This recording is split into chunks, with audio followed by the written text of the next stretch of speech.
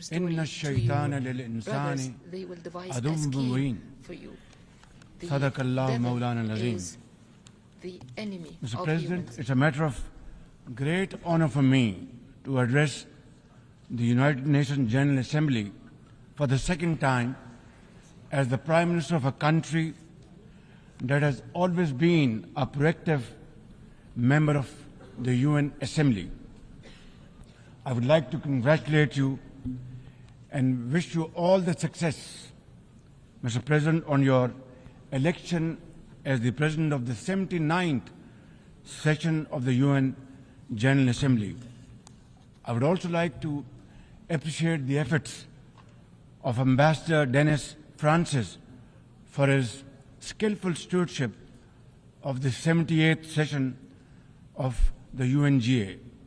Mr. President, the father of our nation, Quaid-e-Azam Muhammad Ali Jinnah, declared in 1947 that we stand by the United Nations Charter and will gladly make our full contribution to peace and prosperity of the world.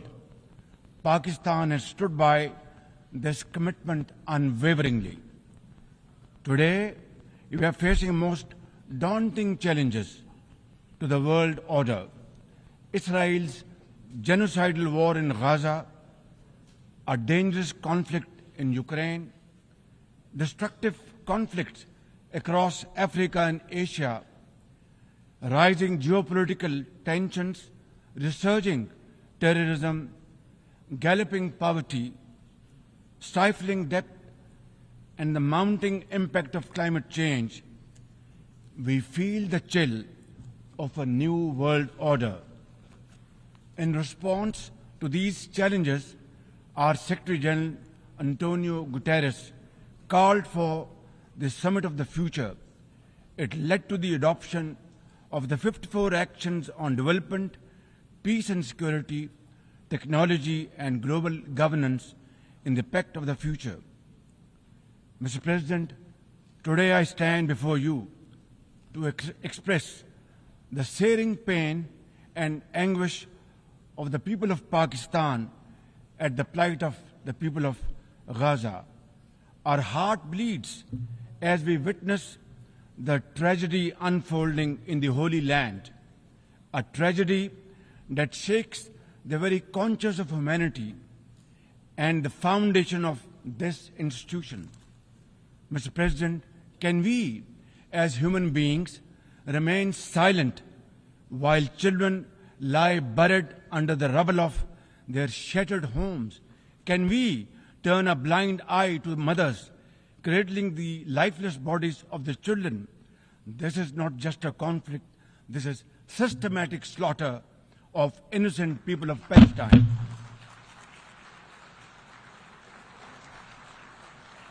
Ladies and gentlemen, an assault on the very essence of human life and dignity. The blood of Gaza's children stains the hands of not just the oppressors, but also those who are complicit in prolonging this cruel conflict. When we ignore their endless suffering, we diminish our humanity. It is not enough to condemn, Mr. President. We must act now and demand an immediate end to this bloodshed. We must remember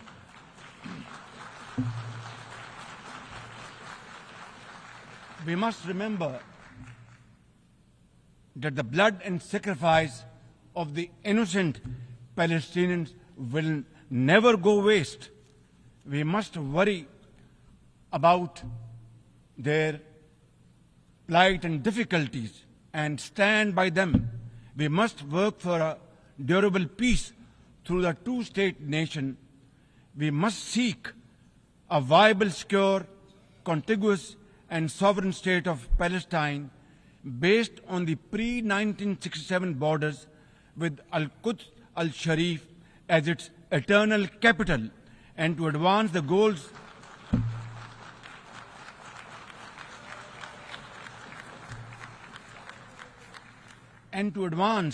these goals, Palestine must also be immediately admitted as a full member of the United Nations. Mr. President, in a span of a few days, Israel's unrelenting bombing of Lebanon has killed over 500 people, including women and even small children. The failure to implement UN resolutions has emboldened Israel. It threatened to drag the entire Middle East into a war whose consequences could be very grave and beyond imagination. Similarly, like the people of Palestine, the people of Jammu and Kashmir too have struggled for a century for their freedom and right to self-determination. Instead of moving towards peace, India has resiled from its commitments to implement the Security Council resolutions on Jammu and Kashmir.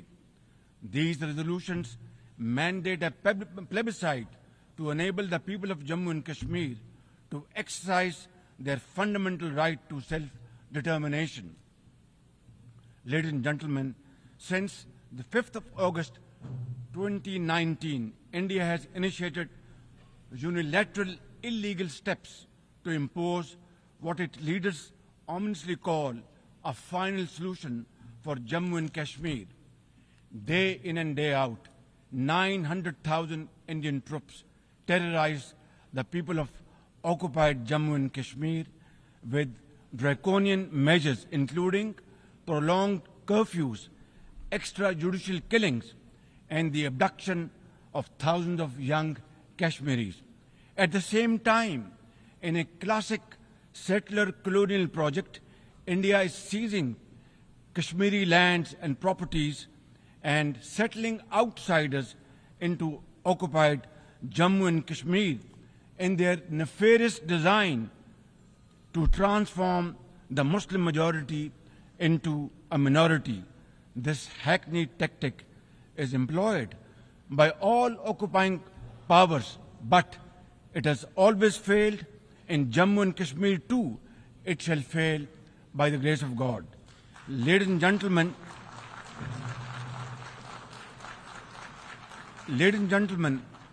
the Kashmiri people are resolute in rejection of the false Indian identity. The New Delhi seeks to impose upon them very, very severe conditions, and atrocities are being committed every hour. India's policy of brutal coercion and oppression in occupied Kashmir has ensured that Burhan Wani's legacy continues to inspire the struggle and sacrifices of millions of Kashmiris. Inspired by the legitimacy of their epic struggle, they remain defiant. Their heart-wrenching stories remind us that behind every statistic lies a human life, a dream deferred, and a hope shattered. Even more worryingly, it is engaged in massive expansion of its military capabilities, which are essentially deployed against Pakistan. Its war doctrines envisage a surprise attack and a limited war under the nuclear overhang. Thoughtlessly, India has spurned Pakistan's proposals for a mutual strategic restraint regime. Its leadership has often threatened to cross the line of control and take over Azad Kashmir. Ladies and gentlemen, Mr. President, let me state in no uncertain terms that Pakistan will respond most decisively to any Indian aggression. Therefore, to secure durable peace, India must reverse the unilateral and illegal measures it has taken since 5th of August 2019 and enter into a dialogue for a peaceful resolution of the Jammu and Kashmir dispute in accordance with the UN security resolutions and the wishes of the Kashmiri people. Mr. President, remember, illegal occupation creates a fresh hell every day in the killing fields of Palestine and in the pristine valleys of occupied Jammu and Kashmir. Apart from conflicts, Mr. President, the 21st century has brought a cascade of crises, including the reversal of development and the mounting impact of climate change.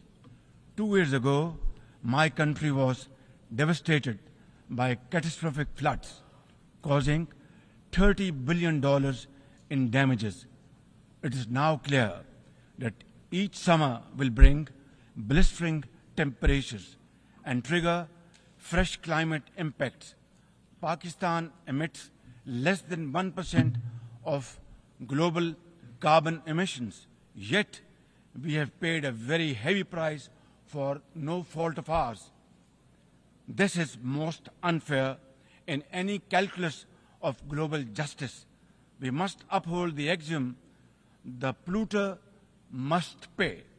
Ladies and gentlemen, Pakistan looks forward to fulfillment of commitments made by our development partners to support the achievements of the SDGs and climate goals, including a new annual goal beyond $100 billion in climate finance. Mr. President, with nearly 100 developing countries trapped in the vicious cycle of debt and liquidity crisis, which I always call a death trap rather than debt trap, achieving the SDGs in these circumstances remain a distant mirage. The international financial architecture, which the Secretary General has described as morally bankrupt, and the world trade and technology regimes must be reformed and aligned to promote development and global equity. Mr. President, since assuming office in March this year, the progress and prosperity of my 240 million people has been my singular focus. We have taken some very difficult but necessary decisions that have rescued our economy from collapse, restored macroeconomic stability, controlled physical deficits, and strengthened our reserves.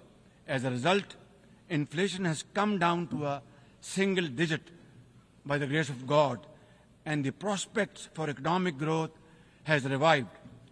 I would like to explain this challenge and the way we are negotiating, Mr. President, by reciting a stanza from a poem which enormously makes me very emboldened, very brave, and hardworking, and commit untiring efforts. And this stanza is a befitting example of hard work and, of course, facing challenges and then pave the way for success stories. And stanza is, when things go wrong, as they sometimes will, when things go wrong, as they sometimes will, when the road you are trudging is all uphill, when things go wrong, as they sometimes will, when the road you are trudging seems all uphill, when the credits are low and debts are high, when the credits are low and debts are high, when you want to smile but you have to sigh, when you want to smile you have to sigh, when care, read health, when care is pressing you down a bit, when care or health is pressing you down a bit, rest if you must, but don't you quit. This is how, Mr. President, we have learned to face our challenges and negotiate the most daunting challenges we have faced. Mr. President, situated at the crossroads of South and Central Asia and the Middle East, we have prioritized geoeconomics and regional connectivity to secure win-win outcomes for our people. The second phase of the landmark China-Pakistan Economic Corridor has been successfully launched through the Apex Special Investment Facilitation Council. We are mobilizing investments in resilient infrastructure, renewable energy, minerals, sustainable agriculture, and technology.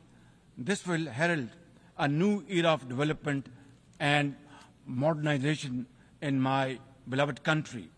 Ladies and gentlemen, for 2 decades, Pakistan has fought terrorism boldly and most successfully, defeating terrorist groups within Pakistan. We have paid a very heavy price. 80,000 of our brave soldiers and civilians have been martyred, including innocent school-going children. And the gory memories of APS school carnage haunt us till date. Our economy has suffered a loss of $150 billion. Unfortunately, today we are again confronted by a new wave of externally financed and sponsored terrorism, especially by the TTP, Fitna al-Khawarij, and its associates. Ladies and gentlemen, make no mistake, inshallah, by the grace of God, we are determined to eliminate this threat as well through our comprehensive national effort by the name of Azm-e-Istehkam, meaning resolve to promote peace and stability. And we will work collectively with the international community to combat all forms of terrorism and reform the global counter-terrorism architecture. Mr. President, Pakistan seeks the earliest possible normalization of the situation in Afghanistan. We join the UN's appeal for $3 billion in humanitarian assistance to the millions of suffering Afghan brothers and sisters.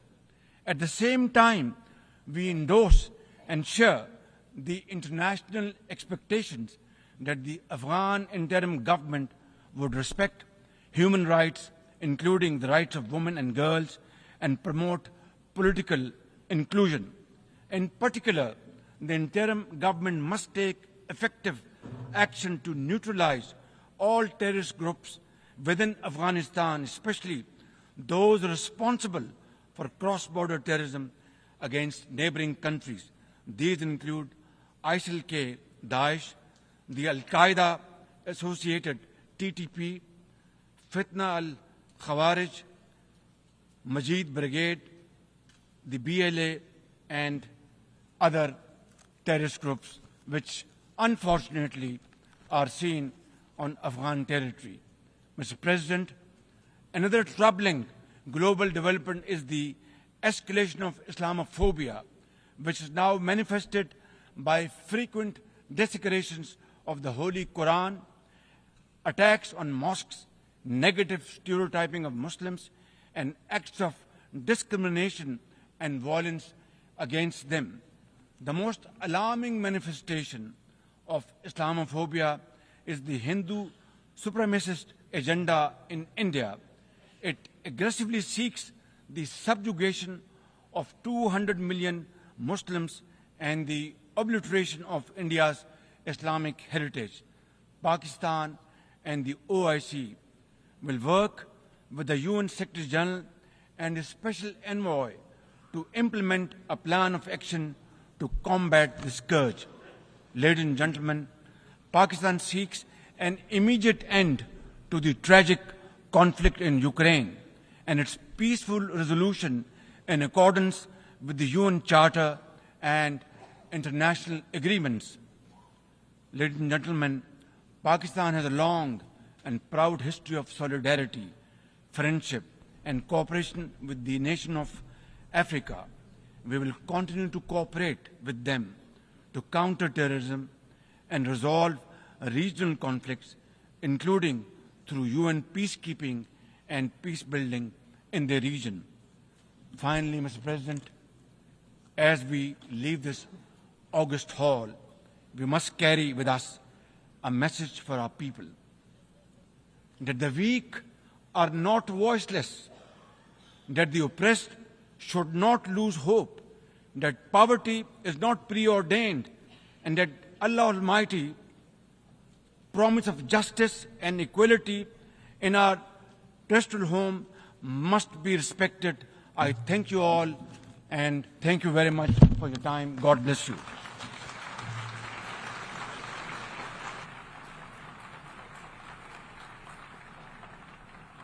On behalf of the Assembly, I wish to thank the Prime Minister of the Islamic Republic of Pakistan.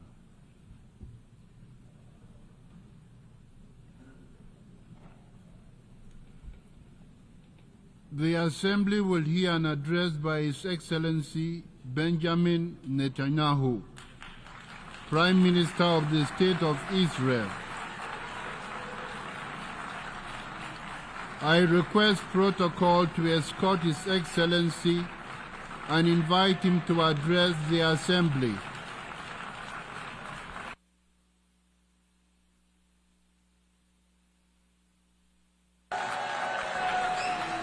Order, please.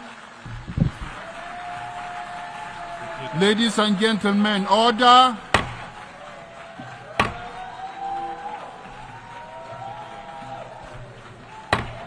Order, please.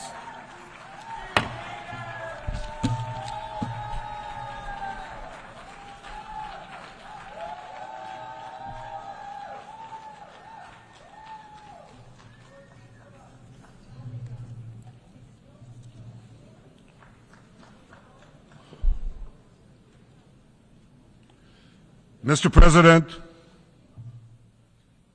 ladies and gentlemen, I didn't intend to come here this year. My country is at war, fighting for its life. But after I heard the lies and slanders leveled at my country by many of the speakers at this podium, I decided to come here and set the record straight.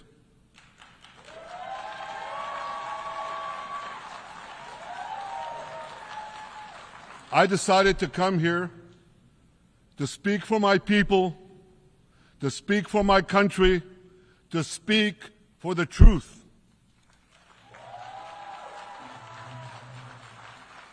And here's the truth. Israel seeks peace. Israel yearns for peace. Israel has made peace and will make peace again.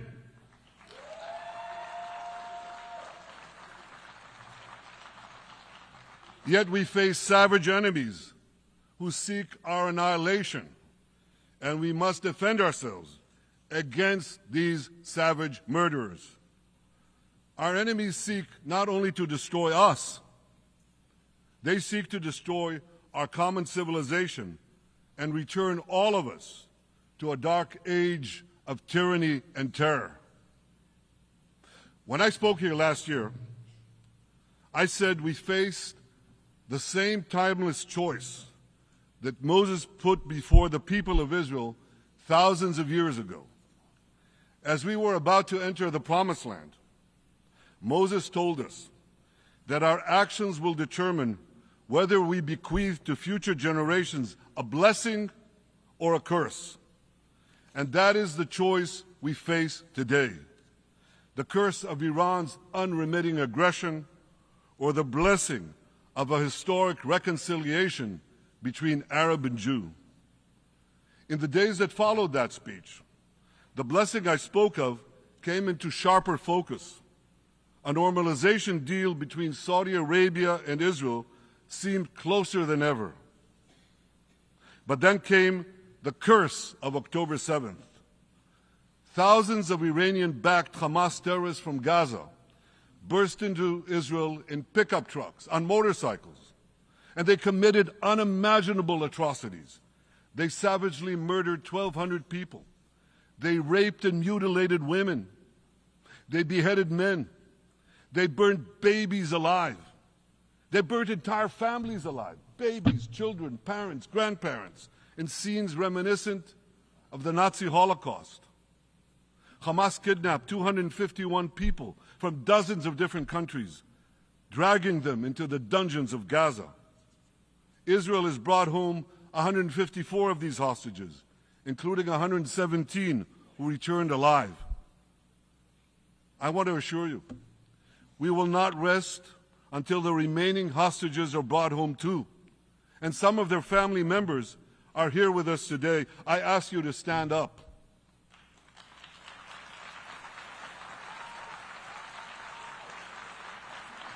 With us is Eli Stevie, whose son Idan was abducted from the Nova Music Festival. That was his crime. A music festival. And these murderous monsters took him.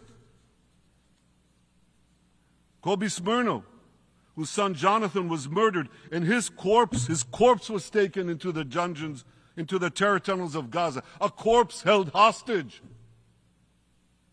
Salim al-Atrash, whose brother Muhammad, a brave Arab-Israeli soldier, was murdered. His body too was taken to Gaza. And so was the body of Ifat Hyman's daughter in Bar, who was brutally murdered at that same music festival.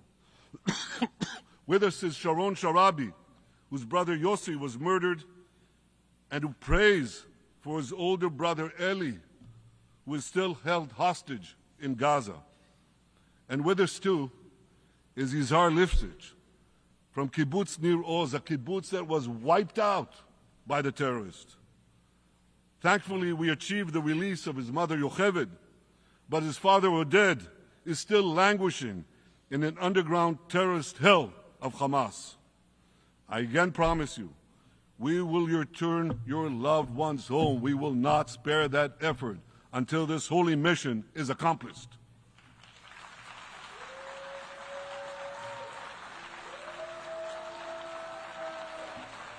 Ladies and gentlemen, the curse of October 7th began when Hamas invaded Israel from Gaza, but it didn't end there.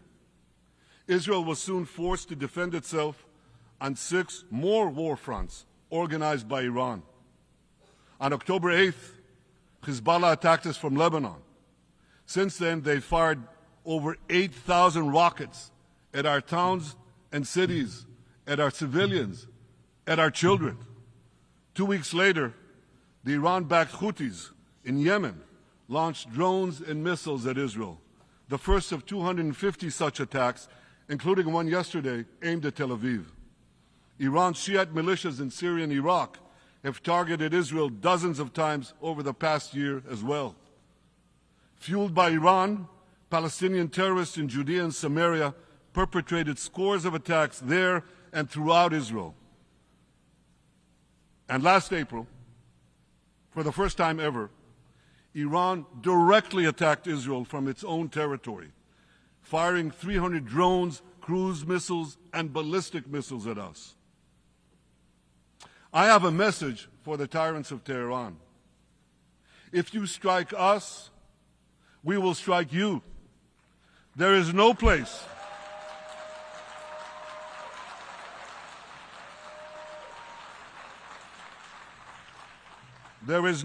in Iran that the long arm of Israel cannot reach, and that's true of the entire Middle East.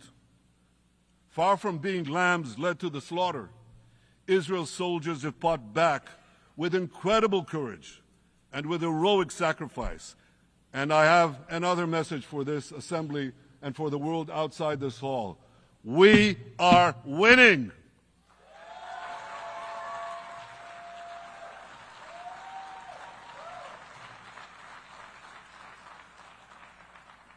Ladies and gentlemen, as Israel defends itself against Iran in the seven-front war, the line separating the blessing and the curse could not be more clear. This is the map I presented here last year. It's a map of a blessing. It shows Israel and its Arab partners forming a land bridge connecting Asia and Europe between the Indian Ocean and the Mediterranean Sea. Across this bridge, we will lay rail lines, energy pipelines, fiber optic cables, and this will serve the betterment of 2 billion people. Now look at this second map.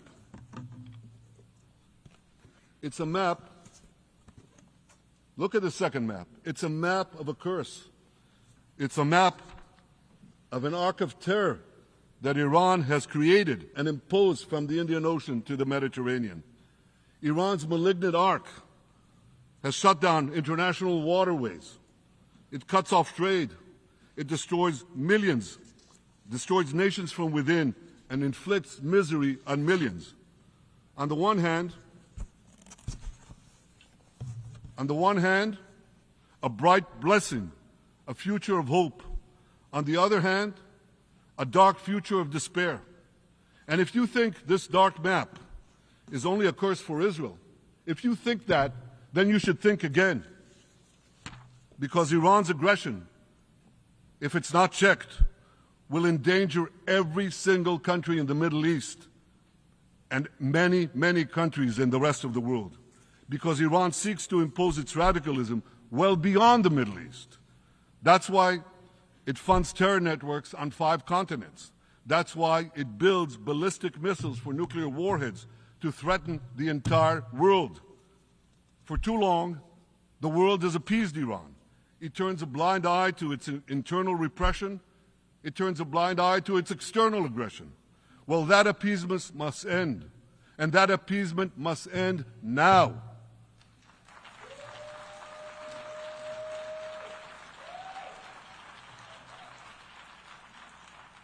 Nations of the world should support the brave people of Iran who want to rid themselves of this evil regime.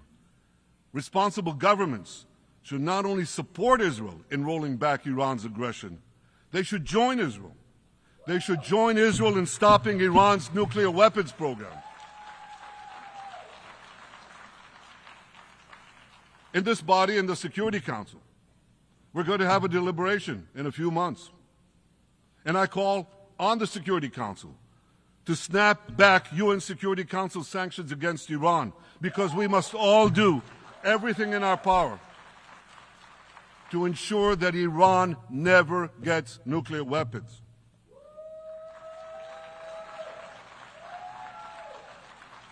For decades, I've been warning the world against Iran's nuclear program.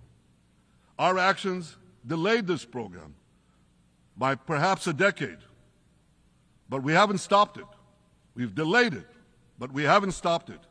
Iran now seeks to weaponize its nuclear program for the sake of the peace and security of all your countries. For the sake of the peace and security of the entire world, we must not let that happen. And I assure you, Israel will do everything in its power to make sure it doesn't happen.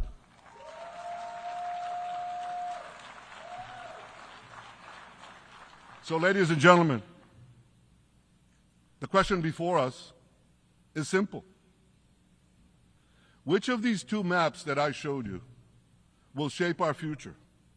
Will it be the blessings of peace and prosperity for Israel, our Arab partners, and the rest of the world? Or will it be the curse in which Iran and its proxies spread carnage and chaos everywhere? Israel has already made its choice. We've decided to advance the blessing. We're building a partnership for peace with our Arab neighbors while fighting the forces of terror that threaten that peace. For nearly a year, the brave men and women of the IDF have been systematically crushing Hamas's terror army that once ruled Gaza. On October 7th, the day of that invasion into Israel, that terror army numbered nearly 40,000 terrorists. It was armed with more than 15,000 rockets.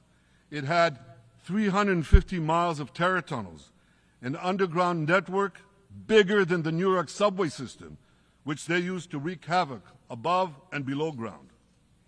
A year later, the IDF has killed or captured more than half of these terrorists, destroyed over 90% of their rocket arsenal, and eliminated the key segments of their terror tunnel network. In major military operations,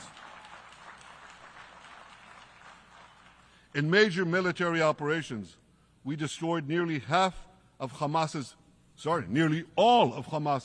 terror battalions, 23 out of 24 battalions. Now, to complete our victory, we are focused on mopping up Hamas's remaining fighting capabilities. We are taking out senior terrorist commanders and destroying remaining terrorist infrastructure. But all the while, and I'll say this one more time, we remain focused on our sacred mission, bringing our hostages home, and we will not stop until that mission is complete. Now, ladies and gentlemen, even with Hamas's greatly diminished military capability, the terrorists still exercise some governing power in Gaza by stealing the food that we enable aid agencies to bring into Gaza. Hamas steals the food, and then they hike the prices. They feed their bellies, and then they fill their coffers with money that they extort from their own people. They sell the stolen food at exorbitant prices. And that's how they stay in power. Well, this too has to end, and we're working to bring it to an end.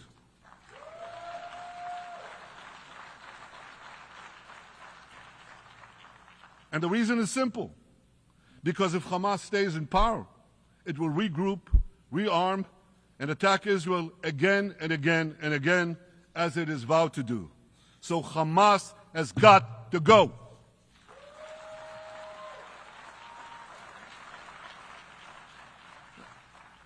Just imagine, for those who say, well, Hamas has to stay, it has to be part of a post-war Gaza, imagine in a post-war situation in World War II, imagine allowing the defeated Nazis in 1945 to rebuild Germany. It's inconceivable. It's ridiculous. It didn't happen then. It's not going to happen now.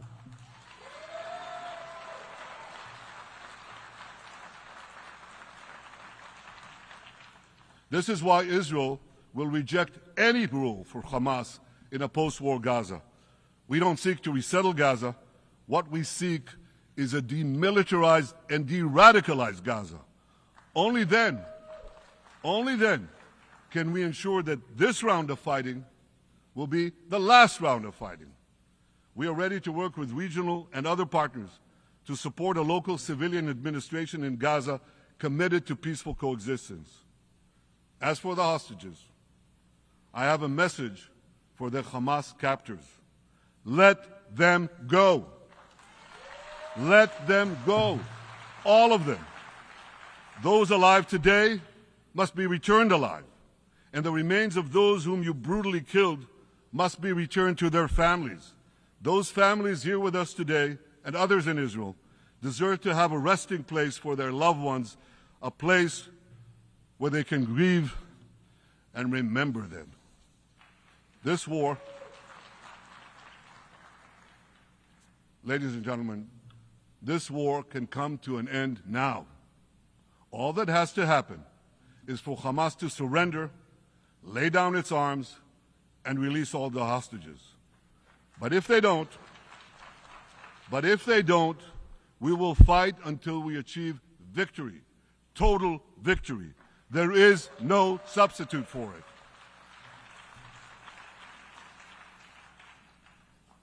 Israel must also defeat Hezbollah in Lebanon. Hezbollah is the quintessential terror organization in the world today. It has tentacles that span in all continents. It has murdered more Americans and more Frenchmen than any group except bin Laden.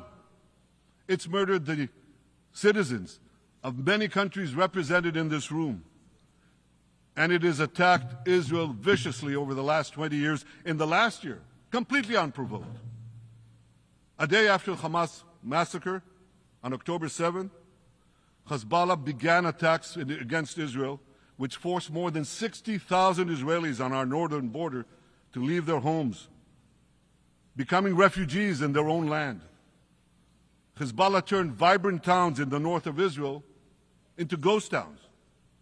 So I want you to think about this in equivalent American terms. Just imagine if terrorists turned El Paso and San Diego into ghost towns. Then ask yourself, how long would the American government tolerate that? A day? a week, a month? I doubt they tolerate it even for a single day. Yet Israel has been tolerating this intolerable situation for nearly a year.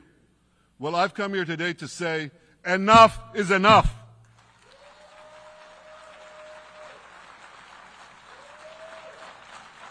We won't rest until our citizens can return safely to their homes. We will not accept a terror army perched on our northern border able to perpetrate another October 7th-style massacre. For 18 years, Hezbollah brazenly refused to implement UN Security Council Resolution 1701, which requires it to move its forces away from our borders. Instead, Hezbollah moved right up to our border. They secretly dug terror tunnels to infiltrate our communities and indiscriminately fired thousands of rockets into our towns and villages. They fire these rockets and missiles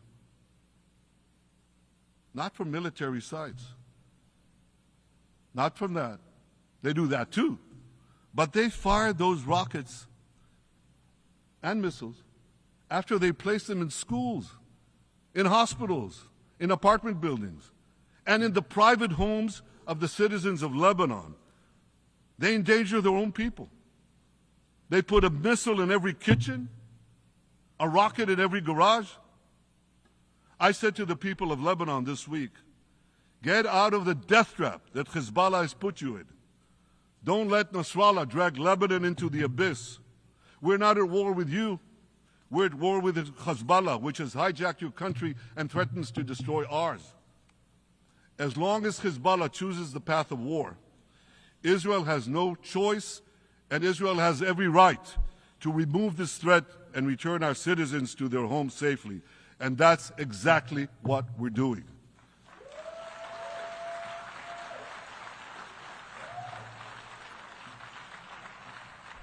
Just this week, the IDF destroyed large percentages of Hezbollah's rockets, which had built with Iran's funding for 3 decades. We took out senior military commanders who not only shed Israeli blood, but American and French blood as well. And then we took out their replacements, and then the replacements of their replacements. And we'll continue degrading Hezbollah until all our objectives are met.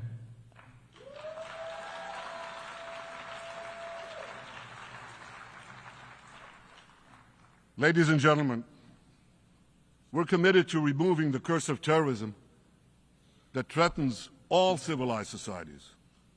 But to truly realize the blessing of a new Middle East, we must continue the path we paved with the Abraham Accords 4 years ago.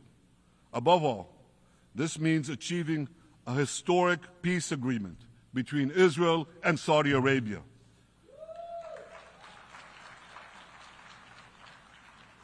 And having seen the blessings that we've already brought with the Abraham Accords, the millions of Israelis who've already flown back and forth across the Arabian Peninsula, over the skies of Saudi Arabia, to the Gulf countries, the trade, the tourism, the joint ventures, the peace, I say to you, what blessings such a peace with Saudi Arabia would bring. It would be a boon to the security and economy of our two countries. It would boost trade and tourism across the region. It would help transform the Middle East into a global juggernaut. Our two countries could cooperate on energy, water, agriculture, artificial intelligence, and many, many other fields. Such a peace, I'm sure, would be a true pivot of history. It would usher in a historic reconciliation between the Arab world and Israel, between Islam and Judaism, between Mecca and Jerusalem. While Israel is committed to achieving such a peace, Iran and its terror proxies are committed to scuttling it. That's why one of the best ways to foil Iran's nefarious designs is to achieve the peace. Such a peace would be the foundation for an even broader Abrahamic alliance. And that alliance would include the United States, Israel's current Arab peace partners, Saudi Arabia, and others who choose the blessing of peace. It would advance security and prosperity across the Middle East and bring enormous benefits to the rest of the world. With American support and leadership, I believe this vision can materialize, and much sooner than people think. And as the Prime Minister of Israel, I will do everything in my power to make it happen. This is an opportunity that we and the world should not let go by.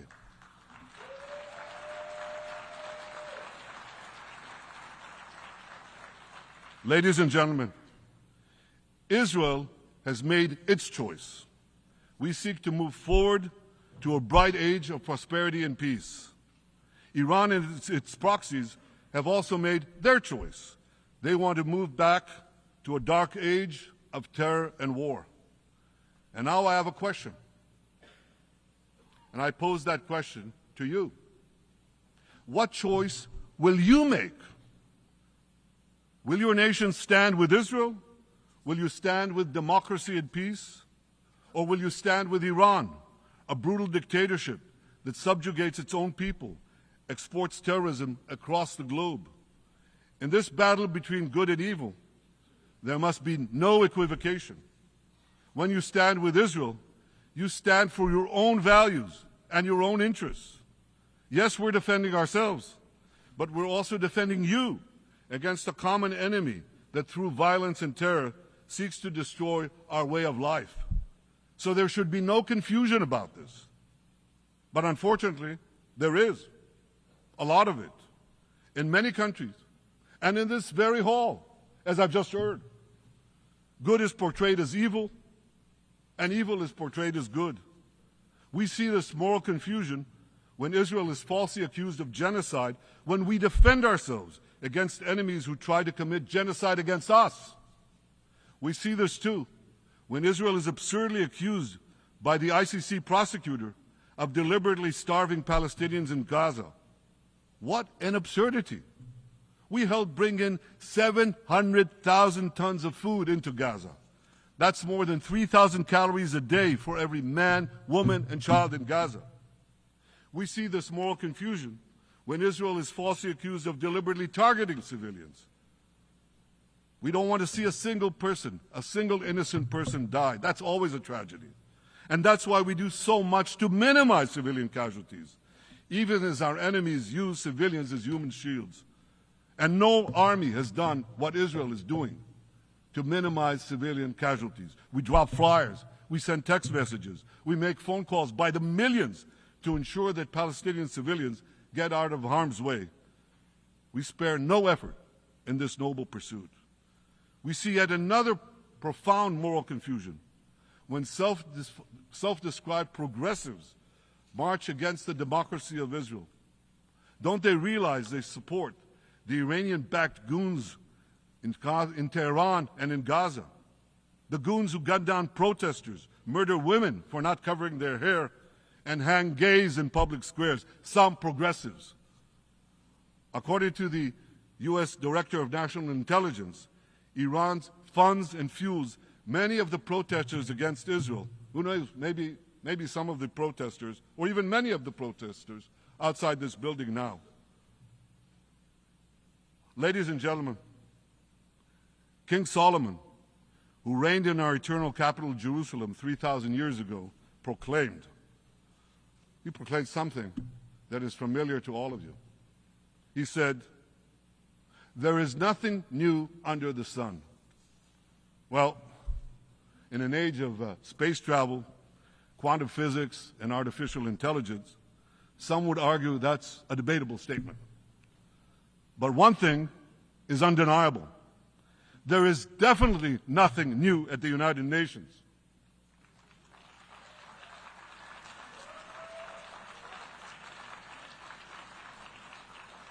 Take it from me.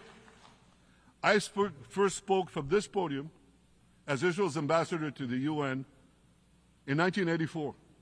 That's exactly 40 years ago. And in my maiden speech here, I think it's the same podium, by the way. In my maiden speech here, I spoke against a proposal to expel Israel from this body. 4 decades later, I find myself defending Israel against that same preposterous proposal. And who's leading the charge this time? Not Hamas, but Abbas, Palestinian Authority President Mahmoud Abbas. This is the man who claims he wants peace with Israel. Yet he still refuses to condemn the horrific massacre of October 7th. He's still paying hundreds of millions to terrorists who murder Israelis and Americans. It's called pay for slay. The more you murder, the more you get paid. And he still wages unremitting diplomatic warfare against Israel's right to exist and against Israel's right to defend itself. And by the way, they amount to the same thing. Because if you can't defend yourself, you can't exist. Not in our neighborhood, certainly, and maybe not in yours. Standing in this podium 40 years ago, I told the sponsors of that outrageous resolution to expel Israel, gentlemen, check your fanaticism at the door. Today, I tell President Abbas and all of you who would shamefully support that resolution, check your fanaticism at the door. The singling out of the one and only Jewish state continues to be a moral stain on the United Nations. It has made this once respected institution contemptible in the eyes of decent people everywhere. But for the Palestinians, this UN House of Darkness is home court. They know that in this swamp of anti-Semitic bile, there's an automatic majority willing to demonize the Jewish state on anything. In this anti-Israel flat earth society, any false charge, any outlandish allegation can muster a majority. In the last decade, there have been more resolutions passed against Israel in this hall at the UN General Assembly than against the entire world combined. Actually, more than twice as many. Since 2014, this body condemned Israel 174 times. It condemned all the other countries in the world 73 times. That's more than 100 extra condemnations for the Jewish state. What hypocrisy, what a double standard, what a joke. So the UN's hostility.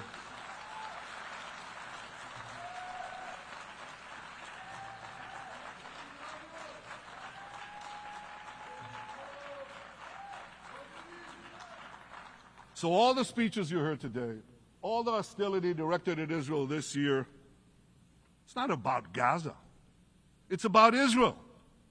It's always been about Israel's very existence. And I say to you, until Israel, until the Jewish state is treated like other nations, until this anti-Semitic swamp is drained, the UN will be viewed by fair-minded people everywhere as nothing more than a contemptuous farce. Now, given the anti-Semitism at the UN, it should surprise no one that the prosecutor at the ICC, one of the UN's affiliated organs, is considering issuing arrest warrants against me and Israel's defense minister, the democratically elected leaders of the democratic state of Israel. The ICC prosecutors rushed to judgment. His refusal to treat Israel with its independent courts the way other democracies are treated is hard to explain by anything other than pure anti-Semitism. Ladies and gentlemen, the real war criminals are not in Israel. They're in Iran. They're in Gaza, in Syria, in Lebanon, in Yemen. Those of you who stand with these war criminals, those of you who stand with evil against good, with a curse against the blessing, those of you who do so should be ashamed of yourselves.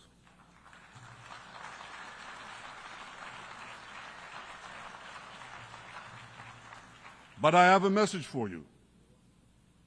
Israel will win this battle. We'll win this battle because we don't have a choice. After generations in which our people were slaughtered, remorselessly butchered, and no one raised a finger in our defense, we now have a state. We now have a brave army, an army of incomparable courage, and we are defending ourselves. As the book of Samuel says in the Bible, Netzach Yisrael lo yishaker. The eternity of Israel will not falter.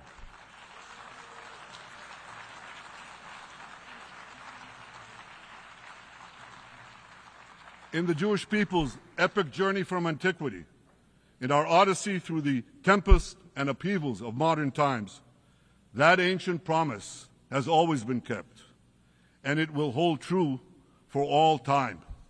To borrow a great poet's phrase, Israel will not go gently into that good night. We will never need to rage against the dying of the light, because the torch of Israel will forever shine bright.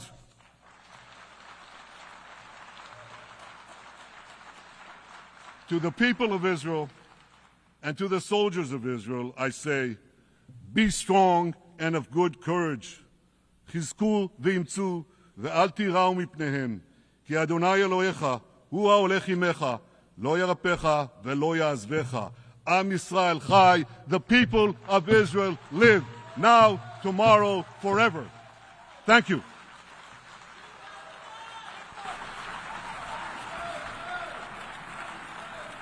On behalf of the Assembly, I wish to thank the Prime Minister of the State of Israel,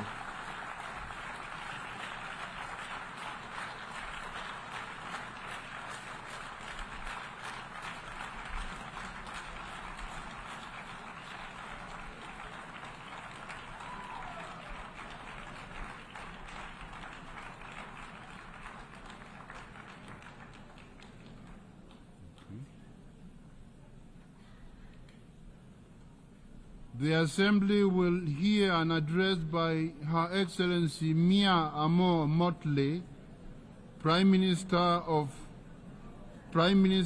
Minister for National Security and the Public Service, and Minister for Finance, Economic Affairs and Investment of Barbados. I request protocol to escort Her Excellency and invite her to address the Assembly.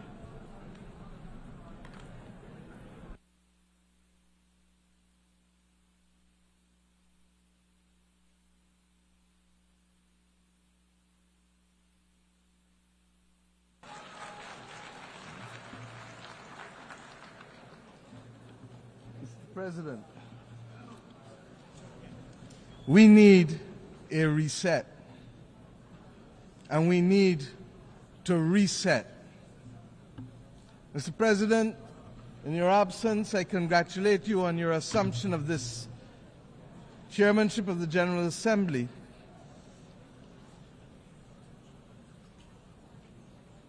We can wait.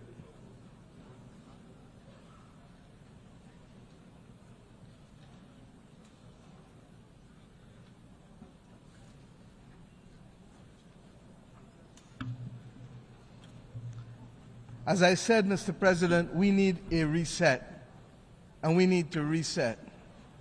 Those of us here today representing our brothers and our sisters the world over have endured 4 years of polycrises. As the children of Mother Earth, we continue to wrestle with the climate crisis. As a human family, we grapple with the legacy of the pandemic. As a digitally connected people, we are now, regrettably, confronted by multiple theaters of war and scenes of horror and famine flowing from that war. Armed conflict instead of pursued development. Citizens of every country as well, struggling to contain the rising cost of living and the implications for them and their families on a day-to-day basis. And Mr. Speaker, Mr. President, we are all now threatened by the second but silent pandemic of antimicrobial resistance, together with a growing incidence of death and disability from chronic non-communicable diseases. We cannot afford the distraction of war. If ever there was a time to pause and to reset, it is now. Collectively as an international community, and individually, as leaders in each of our countries, we must now deliver new opportunities and solutions to these crises which dampen economic growth, which restrict the ambitions of our people and numb our sense of the beauty and goodness that the world ought to be offering because it has it to offer. The reset for which I am calling, and indeed all of our citizens are demanding, must see an end to all forms of discrimination. That rules and institutions today exist which create first and second class citizens, as we have said from this podium year after year, depending on your nation of origin, militate against the trust and the credibility and the hope, and it fosters a crisis of confidence in the existing international order, which must become inclusive and responsive for all. More than any other complaint from this podium has been the disparity in treatment and the inability to be able to have fair and transparent treatment for all that would lead to the trust necessary for us to solve the problems of our times that are truly beyond man-made causes. Neo-colonialist structures that perpetuate and reflect an old world order characterized by racism and classism and misogyny, while ignoring the legitimate aspirations of billions, will not help to foster the hope or trust that is necessary to meet these polycrises. We must ensure that the global institutions give developing countries, especially small vulnerable states like my own, or vulnerable middle-income countries, seats at the table of decision-making where we can be seen, heard, become active agents in our own cause and lead our own development paradigms. My friends, we are reminded that 2024 is the final year of the United Nations Decade for the People of African Descent. Much has been achieved, but the recognition, the justice, and the development for people of African descent that was promised by this decade has, to say the least, not yet been fully realized. And it is for this reason that the Caribbean community joins the growing chorus, and my own country in particular, for the immediate proclamation of a second decade, to complete the unfinished work and address the matter of reparations for slavery and colonialism.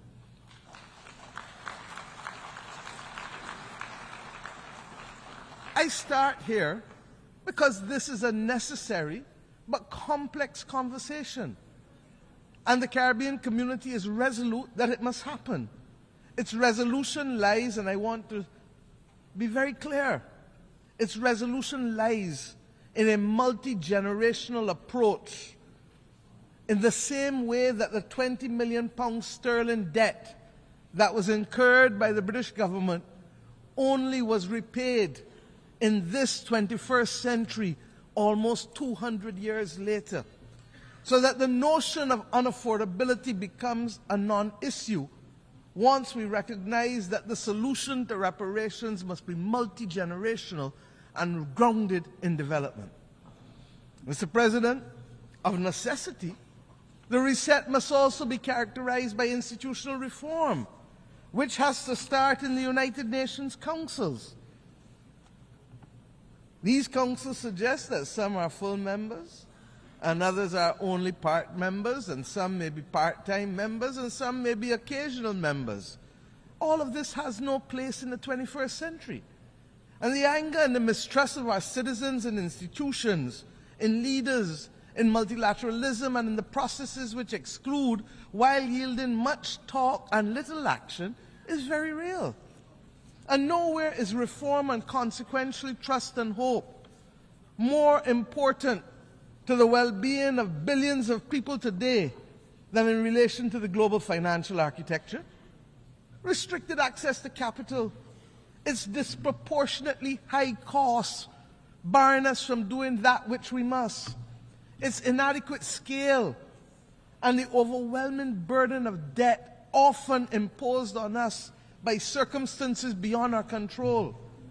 These are all now combining to force governments in the world's poorest countries, and frankly, across many vulnerable middle-income countries, to devote more resources to debt service than to health, and education, and in some instances, even infrastructure. For far too many members of the human family, cold ground is our bed and rock is our pillow.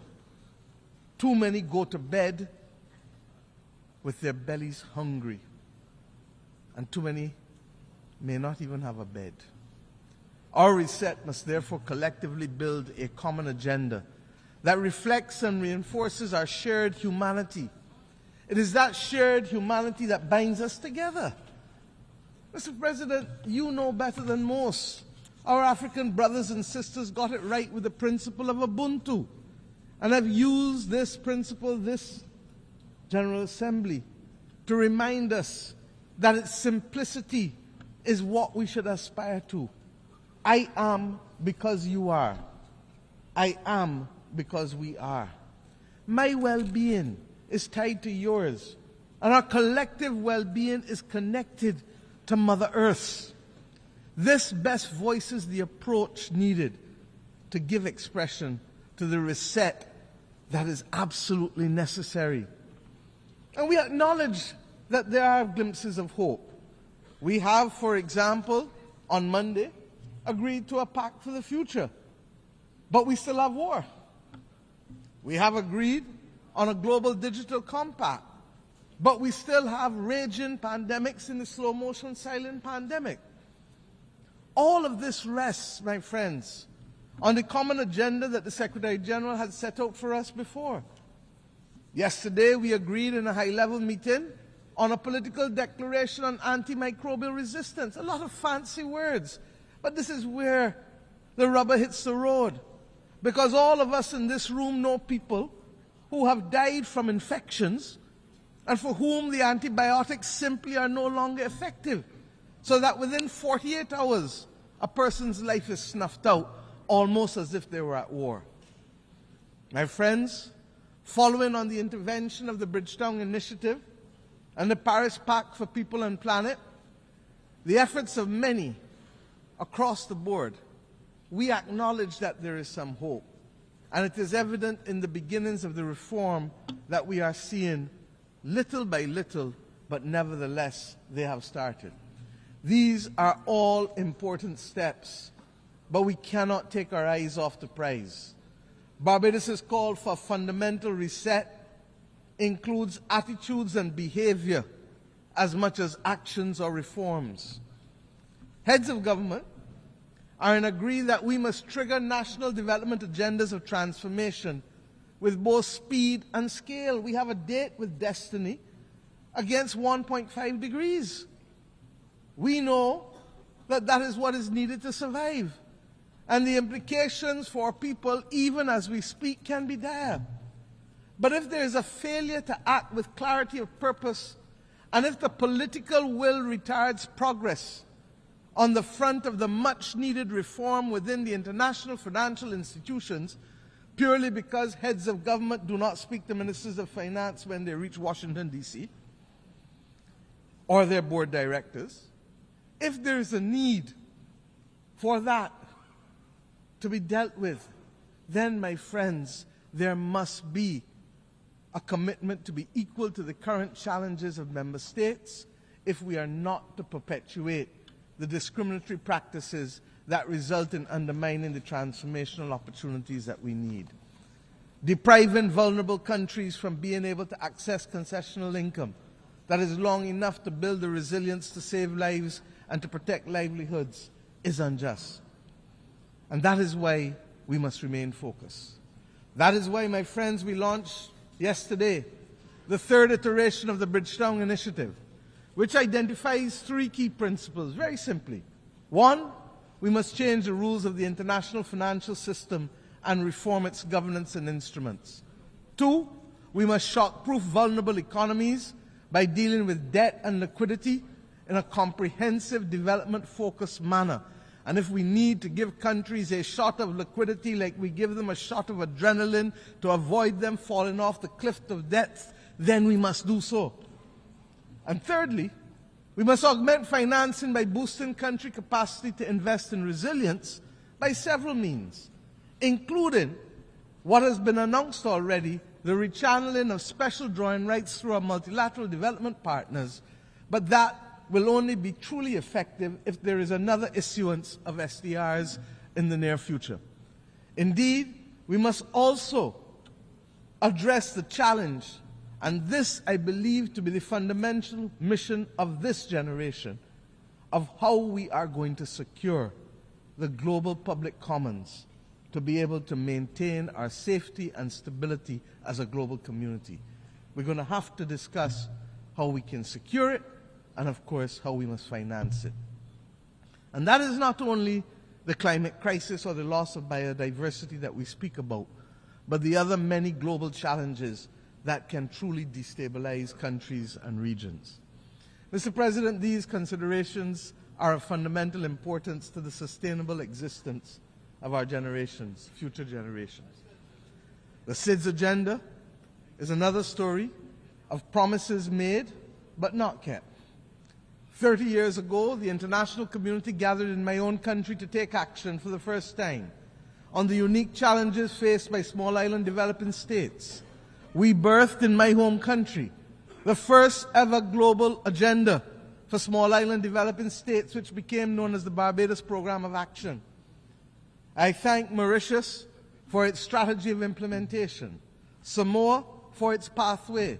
They were carriers of the baton of a development agenda for small island developing states in the intervening years, in the face of multiple global crises from health to climate to finance. The vulnerabilities, yes, of our countries as small states have become more pronounced. In May of this year, we gathered in Antigua and Barbuda for the 4th International Conference on Small Island Developing States. And I call on the international community and the multilateral system to let us work together to ensure that the promise created in Bridgetown in 1994 is delivered and realized through the Antigua and Barbuda Agenda for SIDS 2024, otherwise known as ABBAS. Let me use this opportunity as well to inform you that 2 days ago we took over the presidency of the Climate Vulnerable Forum, the V20 countries of the world, from Ghana, whose president I would like to thank for the excellent stewardship of the group over the past 2 years, and indeed for the strengthening of its institutional capacity. The priorities of our term as chair of the V20 countries will be the multiple dimensions of climate crisis, dealing with them, the impact of the climate crisis on human health, and of course the issue of debt and climate, because if we don't solve that, we cannot take the appropriate actions to deal with climate. I invite all United Nations members who are not yet members of the V20 but who are climate vulnerable to join this group, because it is only through amplification of our voices and consistency of our message and solidarity that we will continue to see the pace and scale of reforms that we need to be able to save our people's lives. I commend to you the declaration of the leaders of the Climate Vulnerable Forum that was adopted this week on Wednesday. Mr. President, above all else, we need a global reset on peace. There needs to be global peace. And those of us who are old enough would have recognized that there are peaks and valleys as it relates to this issue of conflict. There are few areas where the world is more in need of the United Nations acting as the United Nations to secure the objectives of the Charter than in the area of peace and security. The silence that has engulfed Sudan is unacceptable and may well be rooted in the racism that the world still carries as a badge of honor from the victories of the last great war of the World War II. The actions in Myanmar cannot continue. Ukraine has sucked more oxygen out of the global community and the global financial system than any of us can appropriately accept at the very time when the world needs to be applying its resources and efforts to fight in the greatest crisis known to mankind. and the spread of the war, from Gaza to the consequences in the West Bank, to now clearly what is happening in Lebanon as we speak with Israel, all of these are but the tip of an iceberg of death, violence, and instability, and robs the global community of oxygen and resources at the very time when we need it most in a strategic way. We all know, as students of history, that even the longest war in history came to an end.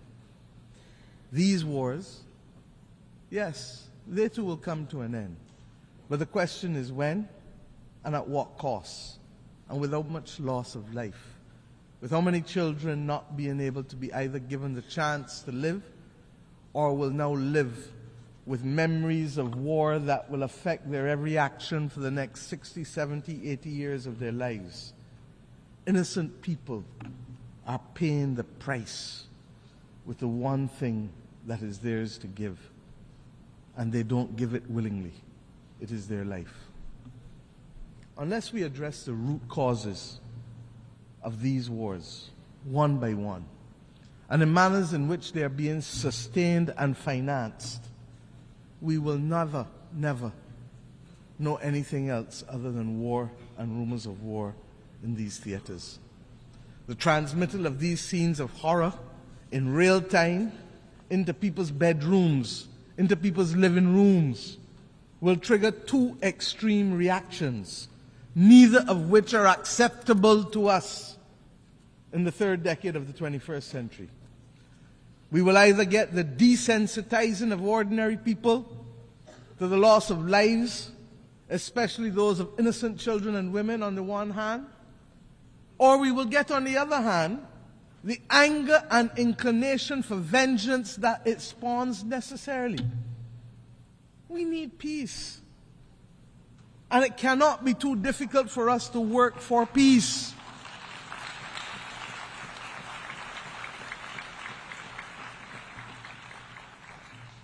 It is the same Bible that tells us in the stories of the Old Testament, much which has guided many people across this world. But when we turn from the Old Testament to the New Testament, it is Romans that says to us, vengeance is mine, saith the Lord, not any country, not any human being. So that the Bible can't be used as a convenient aid when it suits us and rejected when it doesn't. In the midst of this maelstrom, we were very clear. My country took the step this year of recognizing and establishing diplomatic relations with the state of Palestine, in spite of having supported a two-state solution since 1969.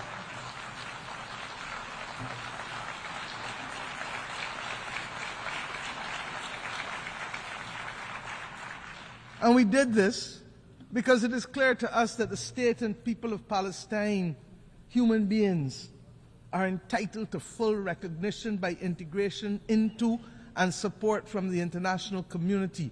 The Charter does not say we the people, with the exception of any one group from any one part of the world. We join with others, therefore, in congratulating the state of Palestine in taking their seat among the United Nations member states as they did on the 10th of September of this year.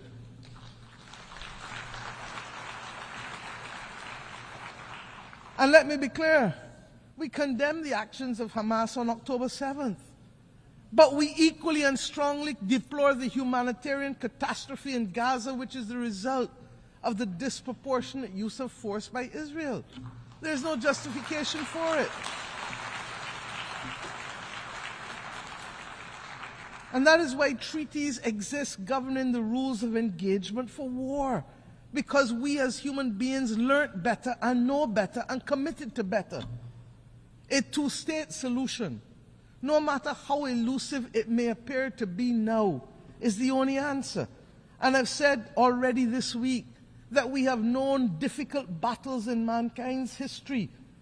But when we were in it, we didn't think we could achieve it, but we did. We abolished slavery.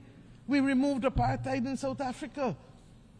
These battles are not beyond our creativity, our capacity, and our resilience to resolve them. Similarly, we insist that the killing in Ukraine really has to stop. The people of Ukraine must be allowed to live within the internationally recognized boundaries of their state in peace and freedom from the threat of use or force. And as I said, it is sucking too much oxygen out of the global financial system, and countries that should be the beneficiary of aid are being told that they may have to wait in the interest of the defense of others because of war. I say to us truly, there has to be a singular commitment to build a peace. Truly. Mr. President, my own region has not escaped the scourge of instability and violence. The Americas do not constitute today a theater of war, but we are today witnessing, for some years now, an unprecedented escalation in the number and caliber of assault weapons which are finding themselves in the hands of criminals who are wreaking havoc on the legal systems and our societies, particularly in the small island developing states of the Caribbean and indeed in the wider states of Central and Latin America. This scourge caused by guns manufactured in the United States of America primarily also requires a fundamental reset. The right of persons to bear arms in countries not engaged in military conflict should not be an opening to accept as legitimate the presence of assault weapons in countries. It is simply not right. There is no place for assault weapons in our societies. I turn now to the fate of the people of Haiti, which continues to be of major concern to our people in the Caribbean region. The global community now has an opportunity for an essential reset with how it addresses its relationship with Haiti, and which has been born in all kinds of semi and partial concern over the course of the last few decades. We continue to have it as a recurring decimal because we have failed to solve the problems and put them on a sustainable path to development for its people. What is needed is transformation of our sister nation. And yes, we must provide first and foremost security, but transformation must be its handmaiden. The government and people of Haiti need the full support of the international community, not just in the short term, but in the long term. And yes, this starts by extending the mandate of the Multinational Security Support Force, escalating the work of the United Nations, deploying all the tools of bilateral, regional, and global cooperation, not excluding countries who want to participate for spurious reasons, ensuring that those of us who can step up to the plate by significantly increasing the pledge funds that we do so, because we know that it takes cash to be able to deploy the forces and the police necessary to help with the restoration, so that Haitian mother or that Haitian child can go about their day-to-day life without fear of being assaulted or killed or being denied the right to work because of their simple fear of walking the streets. The Caribbean community has been working hard this year to support our largest member state. And in the early part of the first few months of this year, we met on Haiti almost 3 to 4 times a week to guarantee the stability that we ask you now to help us secure. We thank the efforts of the Eminent Persons Group of former CARICOM prime ministers who were on the front line of helping to resolve this complex problem day in and day out so that we could find a political consensus for Haiti. That Haiti had at this General Assembly both the interim president of the Transitional Council and Prime Minister Cornille is a remarkable achievement given where Haiti was in February of this year. Let them continue on a path, please, of securing their future. And we cannot be on this podium speaking about Haiti without thanking Kenya and President Ruto for their remarkable leadership After many delays and in what represents now a historical precedent for an African country, they have ensured that an African country has taken the lead in helping to tackle the peace and security challenge beyond its own continent. That is the kind of reset that we need in the international community. And Mr. President, you cannot come on this platform, regrettably, although I look forward to the day when I will not have to say it, when we must ask for reprieve for the people of Cuba. It is unacceptable, it is unconscionable, and that it continues today is a mark on our international conscience.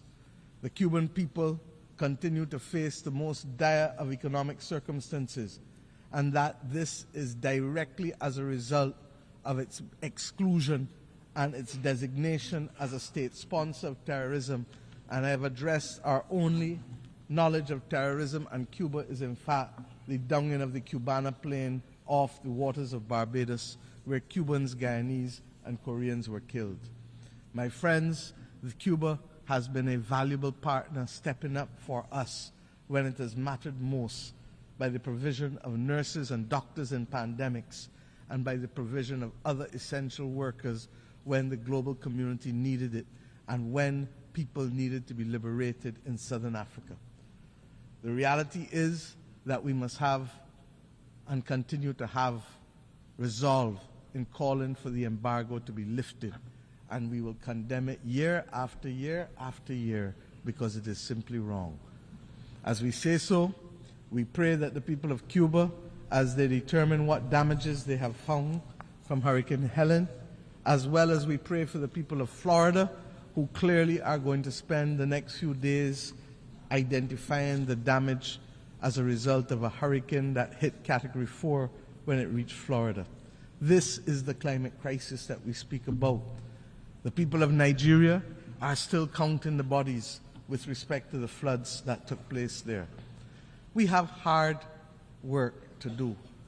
In our own Caribbean region, Beryl literally decimated the islands of Carriacou and Union Island, and indeed would have affected Grenada and St. Vincent more broadly. Jamaica and my own country's coastal infrastructure was significantly affected, with our fishing industry, 90% of it being decimated. This season of superlatives, with its floods and droughts, its hurricanes and fires, will take the lives and livelihoods of too many. The climate crisis is hitting us almost weekly across the globe. The deniers of the climate crisis, they too need a reset that will admit of the absolute necessity of collective action by the global community to save our way of life and our planet. Mr. President, at the start of this week, the skies were much darker. I truly believe so. We are starting to see some glimmers of light.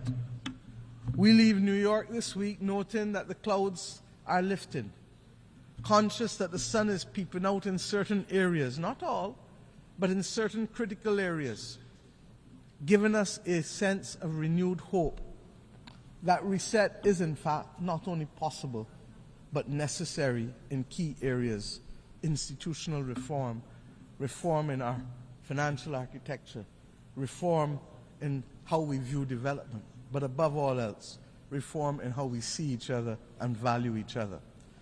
This hope springs from the Pact for the Future and the many declarations that we have made here, the terms in which my fellow leaders spoke from this platform for the most part, the urgent need to recognize reset, reset, reset, even if they didn't call it by that name. It is as if we all truly understand and accept the challenge of rising to solve the major difficulties that are faced by the people of the world, and to recognize that global moral strategic leadership requires of us the commitment to redress the wrongs and to take care of saving people and planet. But recognition of the need for the reset, while it is the first step in any issue, what is now also needed is eternal vigilance as our companion, so that as we take the steps to transform attitudes and institutions and rules, we will not succeed overnight. We will not succeed even in the next decade. But if we don't do the reset to change the legacy of centuries of exploitation and domination, we will not be fit for purpose to meet the needs of our people in the third decade of the 21st century. I can think, therefore, of no better way to conclude than with a song that I had cause to use almost 30 years ago from my own country. Song from Edwin Yearwood. When I first stood on this podium almost 30 years ago in 1995 as a young minister of youth, and I quote, "A voice in my head keeps talking to me. It tells me the road is long. It tells me we must be strong. Roll with the pain and roll with the strife, for today is the rest of the start of your life." Mr. President, may the new hope fostered here this week signal the start of a new deal for people who hitherto were not seen, and even with the existence of this body, whose voice and presence were not felt. These people have been recognized too often, and these countries, as mere statistics, and not with the human dignity that is their birthright, or the human dignity that is the conferred right from these United Nations. Mr. President, I thank you.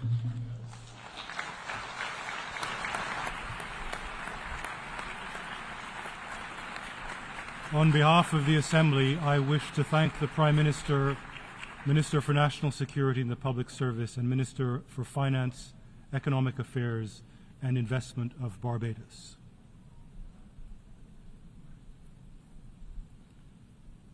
The Assembly will now hear an address by His Excellency Tshering Tobgay, Prime Minister of the Kingdom of Bhutan. I request protocol to escort His Excellency and invite him to address the Assembly.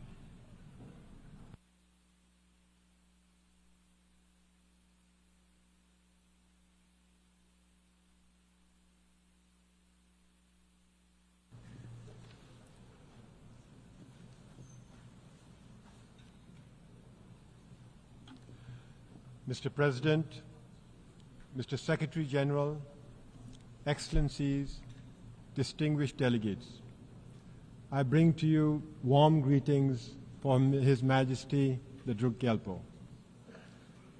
Excellencies, 53 years ago, on the 21st of September 1971, a small Himalayan kingdom was admitted to the United Nations. On that day, after centuries of self-imposed isolation, Bhutan became the 128th member of the United Nations. It was a defining moment for us. When a small, poor, landlocked country nestled in the world's highest mountain joined the global community of nations. That same year, the United Nations created the least developed country category to provide targeted support to the world's poorest nations. Bhutan was among the first to be admitted in that list. Back then, our economy was primarily agrarian, operating largely on a barter system. Our per capita GDP income stood at just $215 US. Life expectancy was barely 40 years. Infant mortality was tragically high, at 142 deaths for every 1,000 live births. And our literacy rate was woefully low. We had only, in fact, less than 300 students in the few scattered schools that had been established to provide modern education. Today, I stand before you with a story of transformation and progress. Our per capita GDP has risen to more than $3,500 US.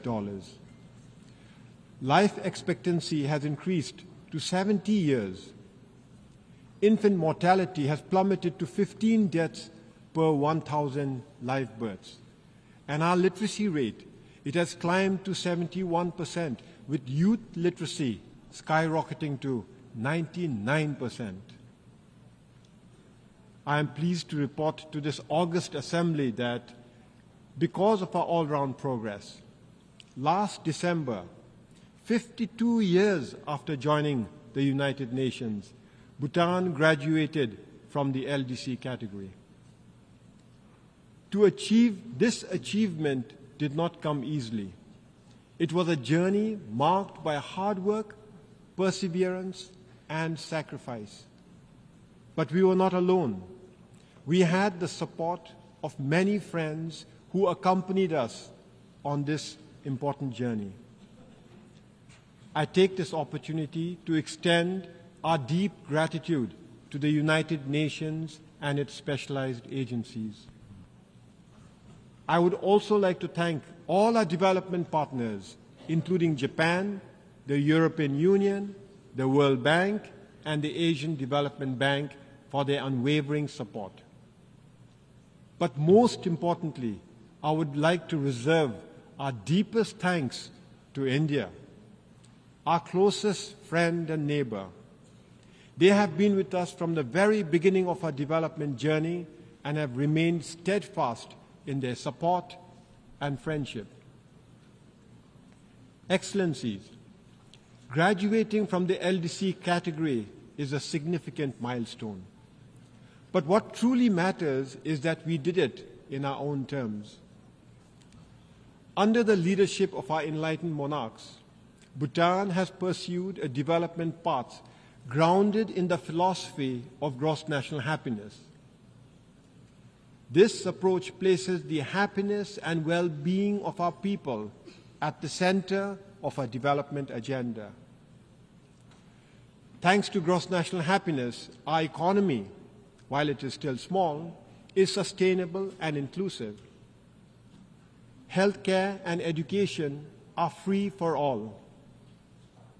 Our unique culture not only survives, but thrives. More than 72% of our land is under forest cover, and we are recognized as a biodiversity hotspot and a carbon-negative country. Our democracy, a gift from our king, has been embraced by a reluctant population. Excellencies, having graduated from the LDC category, it is now our responsibility to ensure that we sustain our hard-earned progress and that under no circumstances should we ever backslide. As we chart a new course for the future, we are faced with new challenges, particularly those arising from our weak economy. Foremost among them is youth unemployment. To address these challenges, we must strengthen our economy. We must provide our youth with meaningful opportunities to grow and to prosper.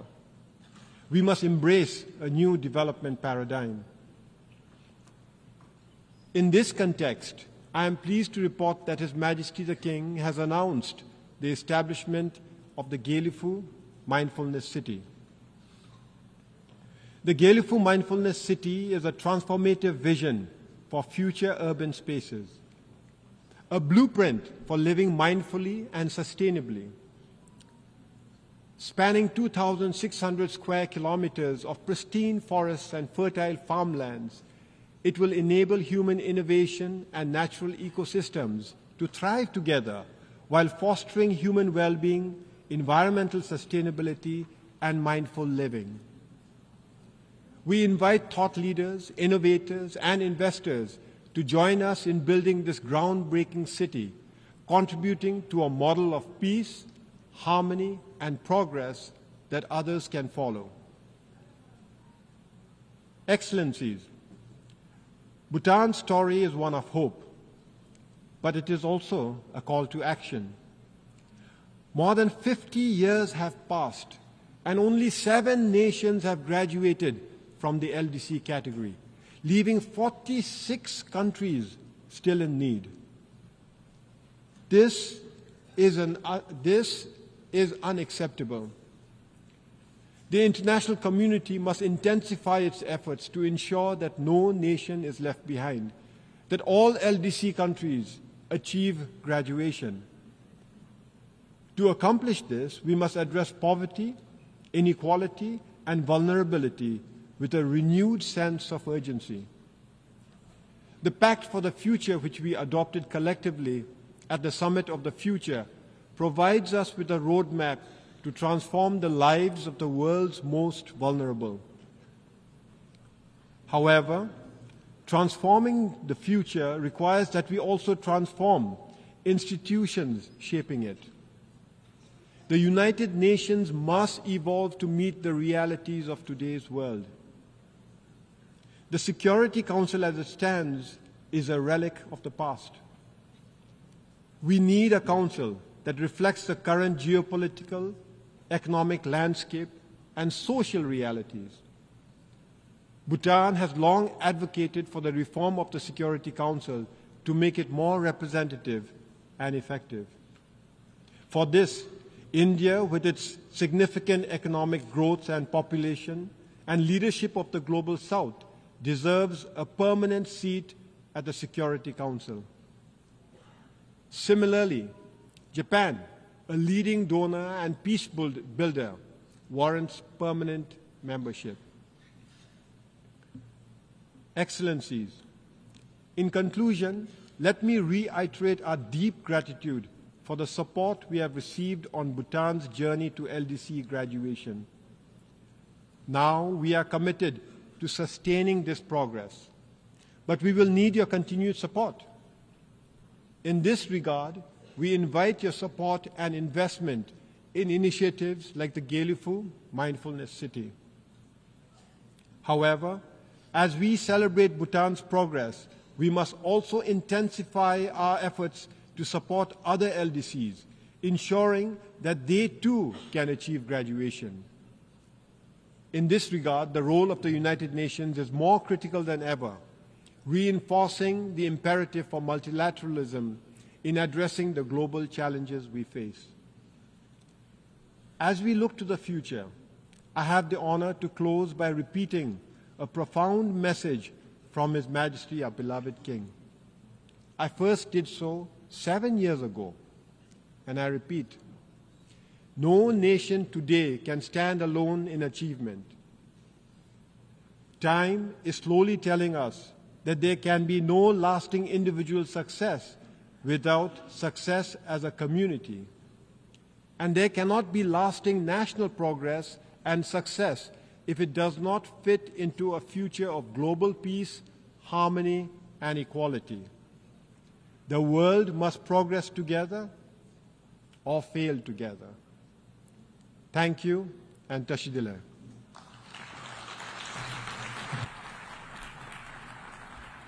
On behalf of the Assembly, I wish to thank the Prime Minister of the Kingdom of Bhutan.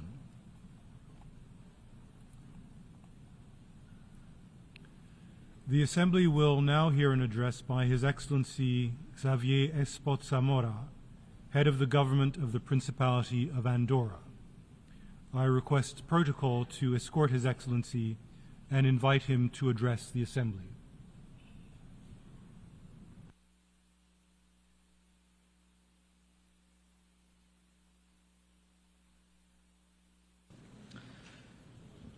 Senyor President, senyor Secretari General, Excel·lències, senyores i senyors.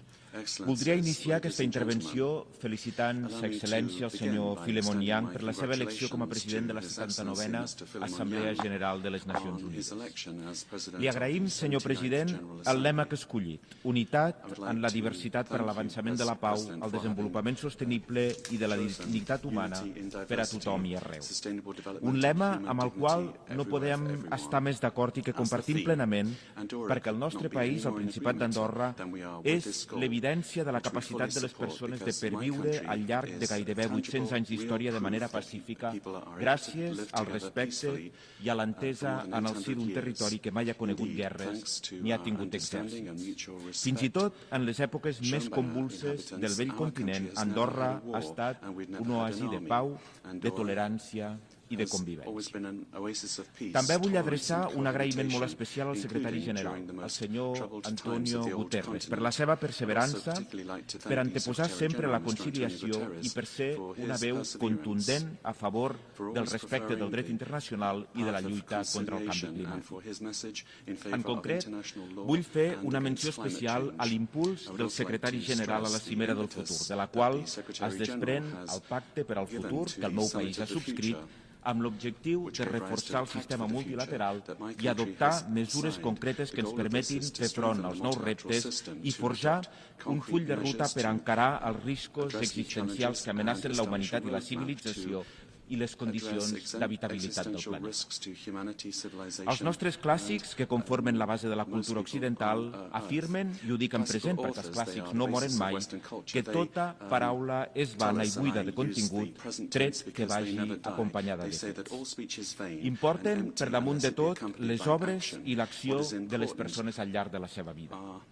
Totes les civilitzacions són filles de les circumstàncies concretes que les han envoltat i molt sovint passen a la història per les seves conquestes. Però quina és la conquesta, quina és la vocació i quin és el llegat que deixarà aquesta civilització? O millor dit, quina és la conquesta, la vocació i el llegat que volem que deixi aquesta civilització. Senyores i senyors, avui, des d'Occident, oblidem sovint que la democràcia és quelcom que va molt més enllà de dipositar una papereta cada 4 o 5 anys. Perquè el que sosté el concepte de democràcia són els valors que se'n desprenen, entre els quals hi ha la dignitat, la tolerància, la igualtat, la llibertat i el respecte, tant per a les persones com per a les nacions.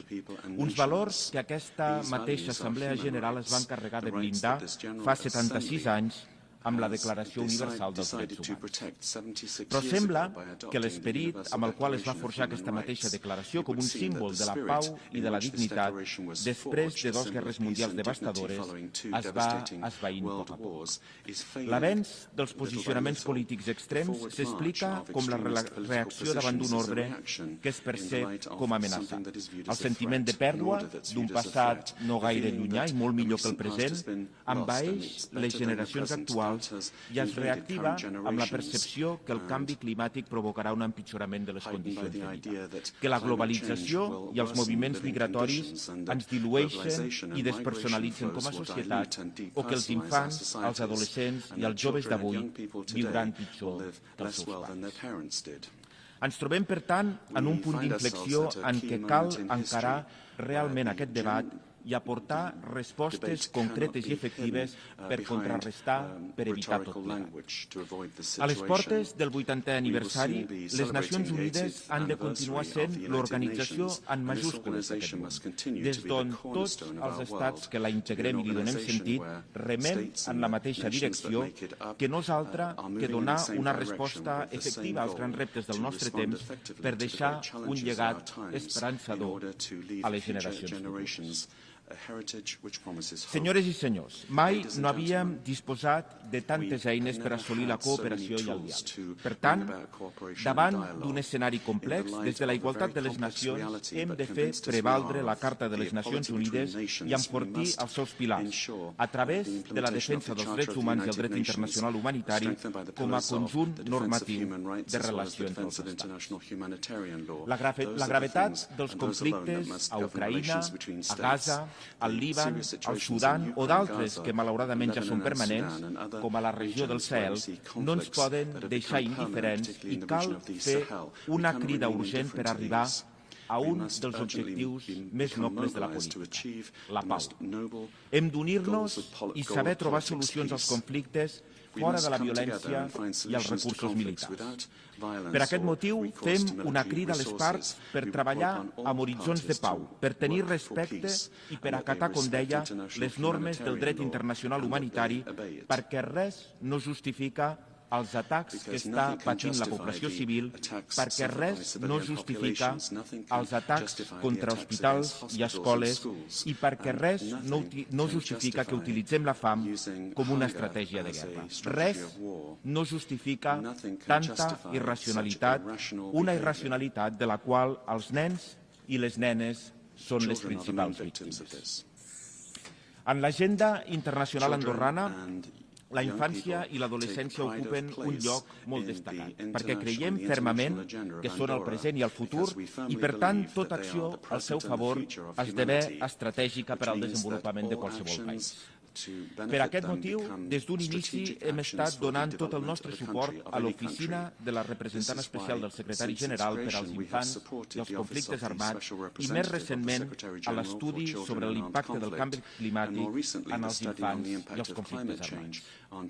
I quan els preguntava a l'inici de la meva intervenció quina és la conquesta, quina és la vocació, el llegat que volem deixar, no hi ha d'haver dubte. Assegurar un món en pau per als infants i per als adolescents i aconseguir que les generacions futures no visquin pitjor, sinó que participin plenament del progrés, tal com ha quedat palès aquests dies a la Cimera. Excel·lències, l'any 1993 el nostre país va entrar a formar part de les Nacions Unides. Ens trobàvem en un context internacional força esperançador, amb una Europa reunificada després de la Guerra Freda. I quan vam fer el pas d'entrar a formar part d'aquesta organització, ho vam fer amb el convenciment que som una societat oberta al món que comparteix amb la comunitat internacional els reptes i les oportunitats globals. Perquè els problemes del món també són els nostres problemes i per això volíem i volem ser partícips de les solucions a aquests problemes.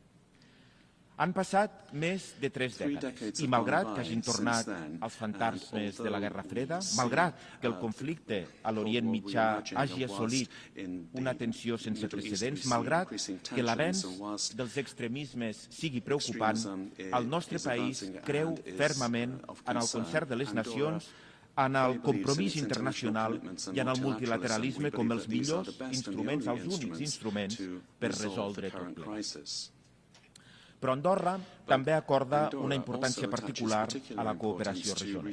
I en aquest cas, amb la Unió Europea, qui ha negociat un acord d'associació que ens ha de permetre accedir de manera progressiva, de manera estructurada, al mercat interior europeu i facilitar la diversificació de la nostra economia, així com participar en la construcció d'una realitat geogràfica, econòmica i política, en aquest cas la de la Unió Europea, des de l'estatus privilegiat d'estat associat.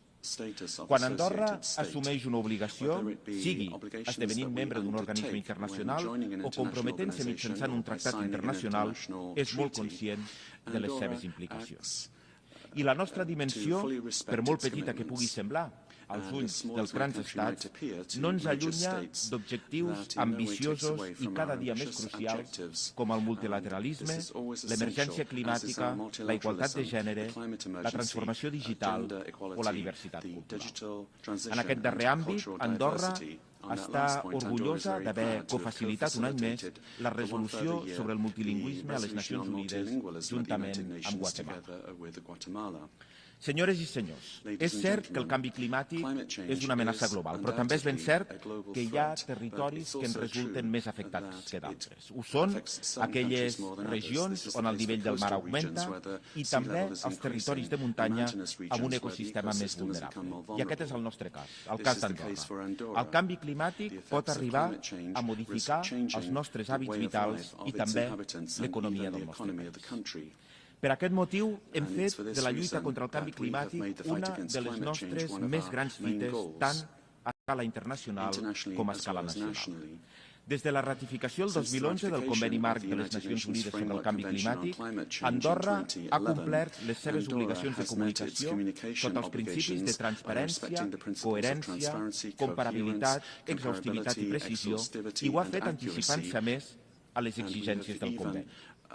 El 2015, Andorra va ser una de les parts pioneres del Conveni Marc a comunicar la seva contribució a escala nacional i a actualitzar-la el 2020 i el 2022 amb la finalitat d'incrementar els objectius a mitjà termini i assolir la neutralitat climàtica al 2050. El 2023 va ser el primer país del món en presentar l'informe bianual de transparència, demostrant així una vegada més la importància del compromís que mantenim amb la lluita contra el canvi climàtic. En l'àmbit nacional també hem fet grans esforços per implementar una nova política energètica amb l'objectiu d'augmentar progressivament la producció nacional d'energia renovable i substituir les fonts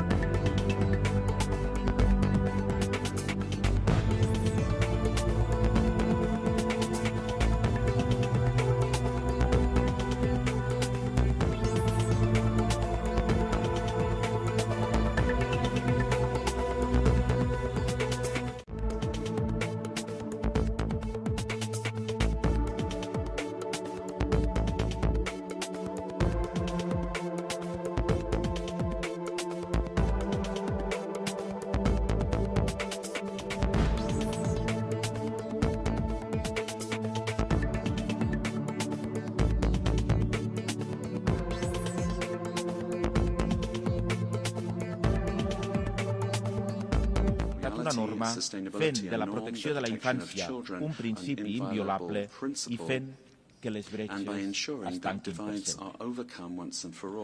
El poeta i novel·lista francès Louis Aragon va escriure que l'avenir de l'homme est la femme. Ho feia el 1963 a les portes de la irrupció de la igualtat jurídica plena entre dones i homes i va ser una autèntica declaració d'amor i d'admiració cap a la seva dona, cap a la seva musa. Encara ens queda un llarg recorregut per fer entendre a una part del món que quan les dones tenen les mateixes oportunitats per créixer, per aprendre, per manifestar-se, per treballar i per guanyar diners, tots, i dic bé tots, en sortim beneficiats.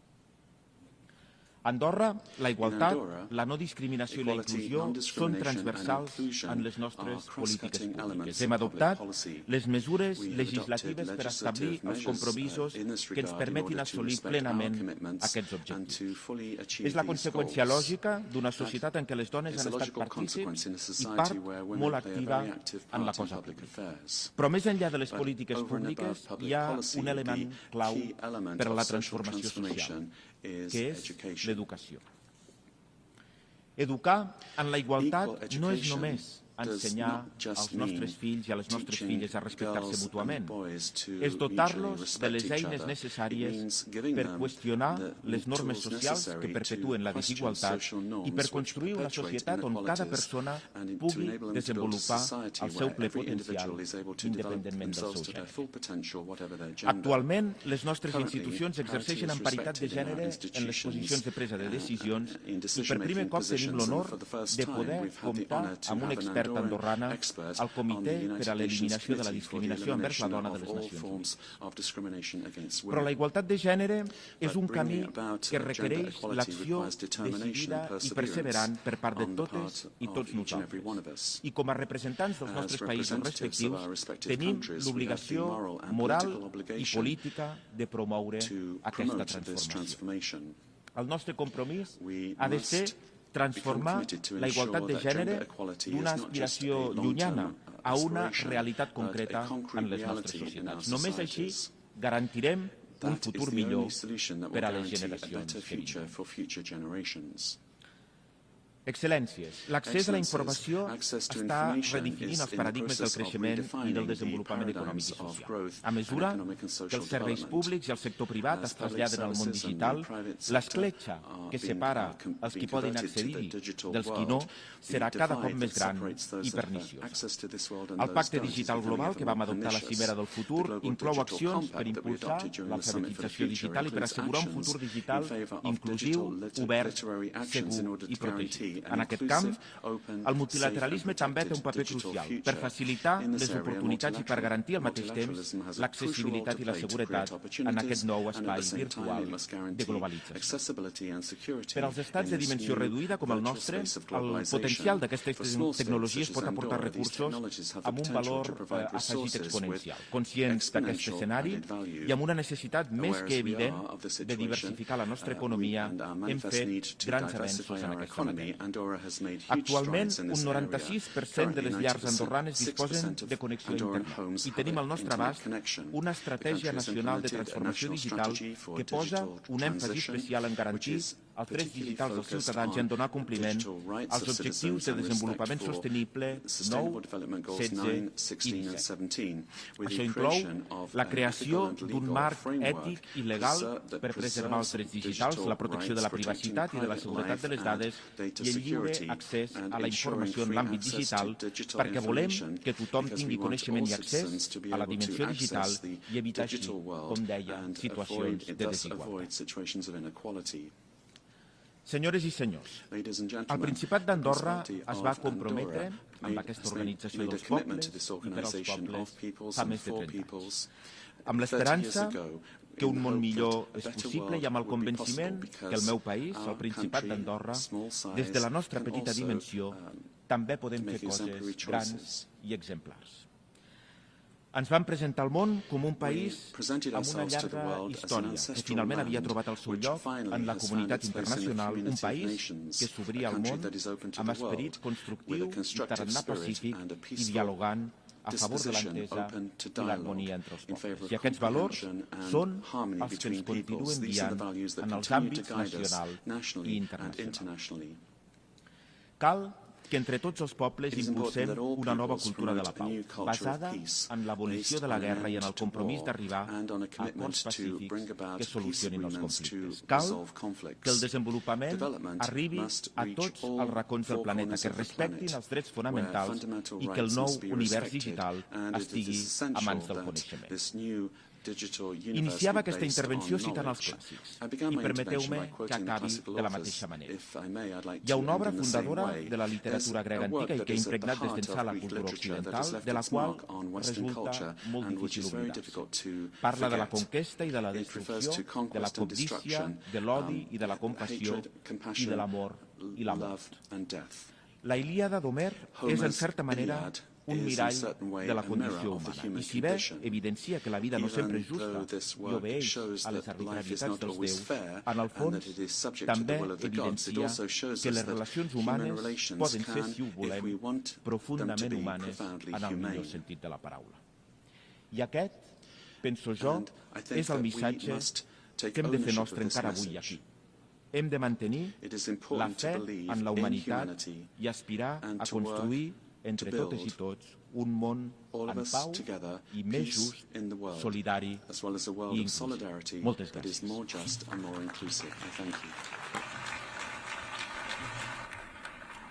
On behalf of the Assembly, I wish to thank the head of government of the Principality of Andorra. The Assembly will now hear an address by His Excellency Mohammed Yunus, Chief Advisor of the Interim Government of the People's Republic of Bangladesh. I request protocol to escort His Excellency and invite him to address the Assembly.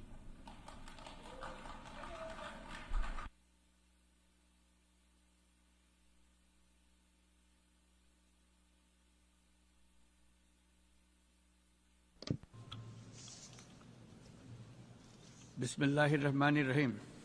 Bismillahirrahmanirrahim. মাননীয় সভাপতি, Mr. President,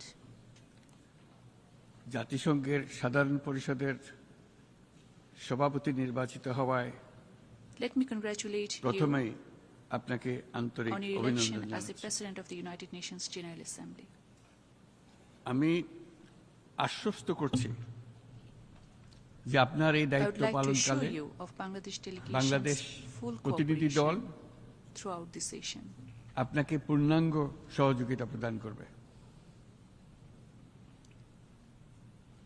জাতিসংঘের ম্যান্ডেটকে সমুন্নত রেখে I'd also বৈশ্বিক place on সংকট record সমূহ our deep appreciation to the নিরসনে Secretary মহাসচিব General অ্যান্টোনিও Antonio গুটারেসের Guterres দৃঢ় প্রতিজ্ঞ for his unwavering commitment সাফল্যমণ্ডিত to deliver নেতৃত্বের on জন্য the UN তাকেও জানাই mandates and আন্তরিক address the সাধুবাদ। global challenges.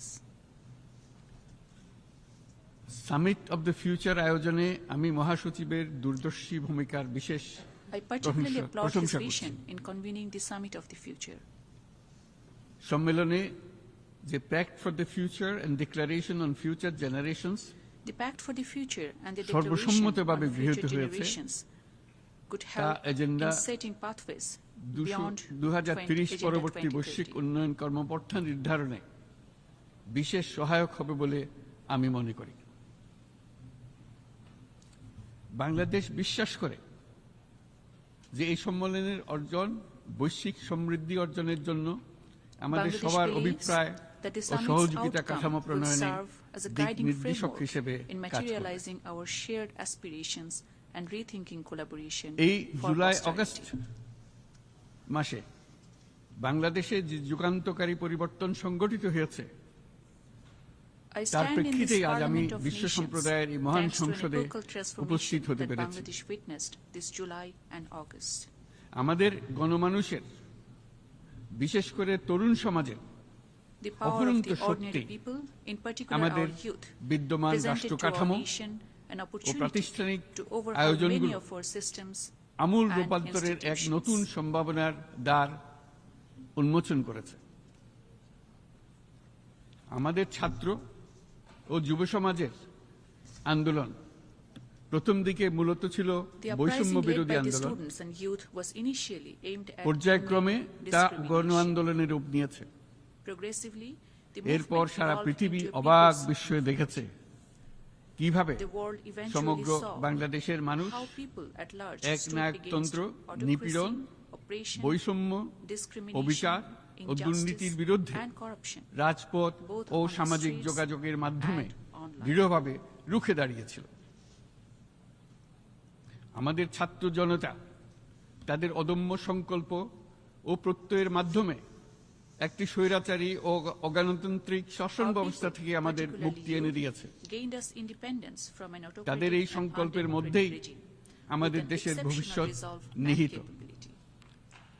That collective resolve should define Bangladesh of যা the এই future. দেশকে বিশ্ব সম্প্রদায়ের মাঝে একটি দায়িত্বশীল জাতির Place our মর্যাদায় nation উন্নত as a করবে বলে responsible state আমি in the বিশ্বাস করি। Committee of the Nations. এই গণ আন্দোলন রাজনৈতিক অধিকার ও উন্নয়নের সুবিধা বঞ্চিত বাংলাদেশের আপামর This was জনসাধারণকে indeed a ঐক্যবদ্ধ movement করেছে। that primarily brought together people বাংলাদেশের who were মানুষ long left উন্নয়ন in কর্মকাণ্ডকে politics and development, অন্তর্ভুক্তিমূলক অংশীদারিত্ব who asked রূপে দেখতে prosperity to চেয়েছিল। be shared, to be inclusive. আমাদের জনগণ একটা ন্যায্য অন্তর্ভুক্তিমূলক The people ও aspired কার্যকর for a গণতন্ত্রের just, জন্য inclusive লড়াই and করেছে, functioning democracy for which যার our জন্য new আমাদের নতুন generations প্রজন্ম made জীবন supreme উৎসর্গ sacrifice. করেছে। আমাদের এই তরুণরা যে প্রজ্ঞা, সাহস ও প্রত্যয় We দেখিয়েছে were moved by the তা wisdom, আমাদের courage, অভিভূত and করেছে, conviction সারা বিশ্ববাসীকে our youth অভিভূত showed. করেছে। বন্দুকের গুলি উপেক্ষা Even করে braving bullets, বুক bare পেতে দাঁড়িয়ে chest, গিয়েছিল আমাদের এই তরুণরা। অবৈধ রাষ্ট্র ক্ষমতার বিরুদ্ধে প্রবলভাবে young সোচ্চার girls হয়েছিল were fiercely আমাদের vocal তরুণ against তরুণীরা, illegitimate state power. স্কুল পড়ুয়া কিশোর কিশোরীরা। তারা নিঃসঙ্গ চিত্তে উৎসর্গ করেছিল তাদের জীবন। School-going teenagers laid down their lives. শত শত মানুষ চিরতরে হারিয়েছে তাদের দৃষ্টিশক্তি। Hundreds lost their আমাদের eyes মায়েরা, forever. দিনমজুরেরা ও শহরের অগণিত মানুষ তাদের Mothers, সন্তানদের day কাঁধে laborers, কাঁধ and মিলিয়ে scores of people নেমেছিল across cities রাজপথে। lent their shoulders for their children. তপ্ত রোদ, বৃষ্টি, মৃত্যু ভয়কে তোয়াক্কা না করে তারা সত্য ও ন্যায়সঙ্গত আকাঙ্ক্ষার Defying বিরুদ্ধে sweat, rain, দীর্ঘকালব্যাপী and fear of রাষ্ট্রযন্ত্রকে death, they পরিচালনা defeated all করার the evil অশুভ designs and ষড়যন্ত্রকে machinations of পরাভূত few করেছিল। who manipulated the state machinery জনগণের এই against আন্দোলনে truth and just আমাদের aspirations জানামতে প্রায় of people 800-এর for বেশি years. জীবন আমরা হারিয়েছি The people's স্বৈরাচারী movement left an শক্তির হাতে। estimated over 800 murders in উদারনীতি, the hands of the autocratic বহুত্ববাদ O regime. ধর্মনিরপেক্ষতার উপর মানুষের গভীর বিশ্বাস থেকেই বাংলাদেশ Bangladesh was রাষ্ট্রের born because of অভ্যুদয় our হয়েছিল। people's profound belief in liberalism, 1971 সালে pluralism, যে and মূল্যবোধকে secularism. বুকে ধারণ করে আমাদের গণমানুষ Decades যুদ্ধ later, করেছিল, our Generation Z সেই is মূল্যবোধকে making বহু বছর us পরে revisit আবার and reimagine the generation very G, values যে that our প্রজন্ম জি people stood নতুনভাবে back দেখতে for আমাদেরকে back in দেখতে শিখিয়েছে। 1971. As our people এরকমটি also আমরা did দেখেছিলাম 1952 in সালের 1952 ভাষা আন্দোলনে to defend our mother বাংলাকে language, মাতৃভাষা হিসেবে Bangla. প্রতিষ্ঠার সময়। বাংলাদেশের এই অভ্যুত্থান আগামী দিনগুলোতে বিশ্বের বিভিন্ন প্রান্তে We believe this মানুষকে মুক্তি evolution ও ন্যায় বিচারের that পক্ষে the world দাঁড়াতে witnessed in Bangladesh প্রেরণা in this span যোগাবে। of few weeks may inspire many আমাদের across মুক্তি communities and countries O to গণতান্ত্রিক stand for আকাঙ্ক্ষাকে freedom and বাস্তবে রূপ দিতে justice.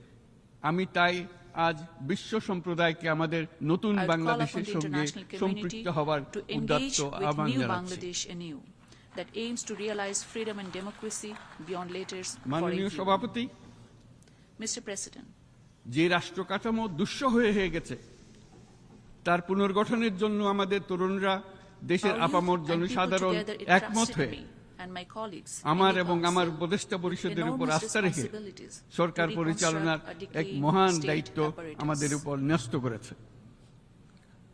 এই দায়িত্ব গ্রহণের পর আমরা গভীর বিস্ময় ও হতাশার সঙ্গে As we took to মুখোমুখিভাবে the office, দেখতে পাচ্ছি to our কিভাবে utter shock and dismay, সর্বগ্রাসী we দুর্নীতি discovered how একটি endemic কার্যকর corruption গণতান্ত্রিক ব্যবস্থাকে brought a ধ্বংসস্তূপে functional পরিণত democracy করেছে। to a farce. কিভাবে রাষ্ট্রের মূল প্রতিষ্ঠানগুলোকে How key institutions নির্মমভাবে were ruthlessly দলীয়করণের আবর্তে বন্দী করে রাখা হয়েছিল, কিভাবে How public জনগণের coffers were reduced অর্থকে to rubble. লুটপাট করা হয়েছিল, কিভাবে একটি বিশেষ স্বার্থান্বেষী গোষ্ঠী সমস্ত ব্যবসা How বাণিজ্যকে oligarchs took over অন্যায়ভাবে business. নিজেদের হাতে কুক্ষিগত করে দেশের সম্পদ অবাধে বিদেশে পাচার করে দিয়েছে।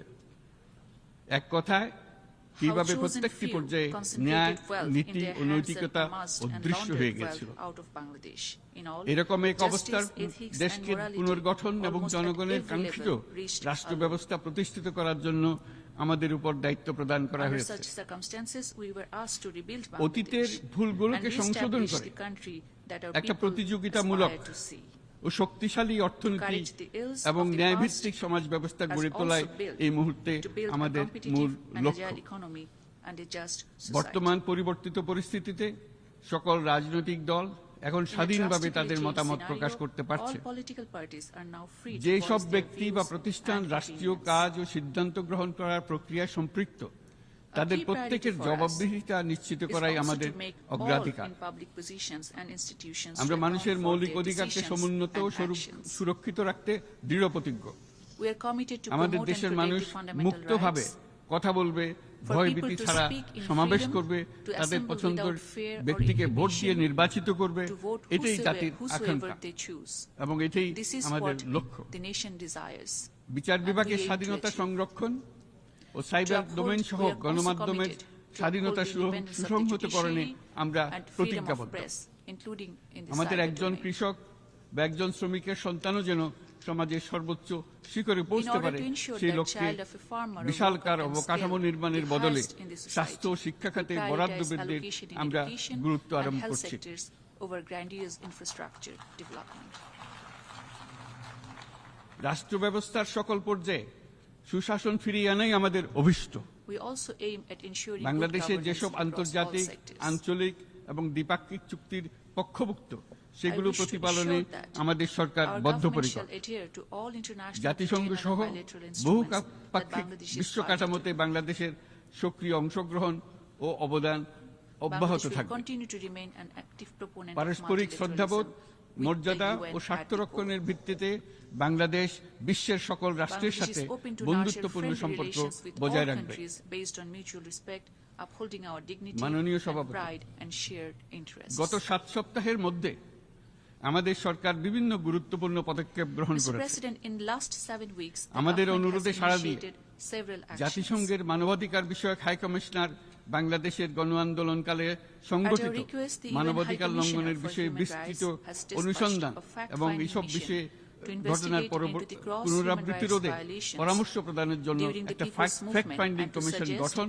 for এবং তার sustainable কাজ শুরু course করার জন্য correction. দ্রুত বাংলাদেশে পাঠিয়ে দিয়েছে। আমি That mission has already তাকে started work on the ground in বাংলাদেশের Bangladesh. পক্ষ থেকে অশেষ I wish to ধন্যবাদ register জানাচ্ছি। my deep appreciation to the High Commission. দায়িত্বভার গ্রহণের 2 সপ্তাহের মধ্যে আমরা গুম প্রতিরোধে যে আন্তর্জাতিক We কনভেনশন have রয়েছে acceded to the তাতে International Convention যোগদান for করেছে। Protection of All Persons from Enforced Disappearance within 2 weeks in office. এর আশু বাস্তবায়নের জন্য প্রয়োজনীয় দেশীয় আইন ও বিধি প্রণয়নে আমরা এখন প্রক্রিয়া শুরু করেছি।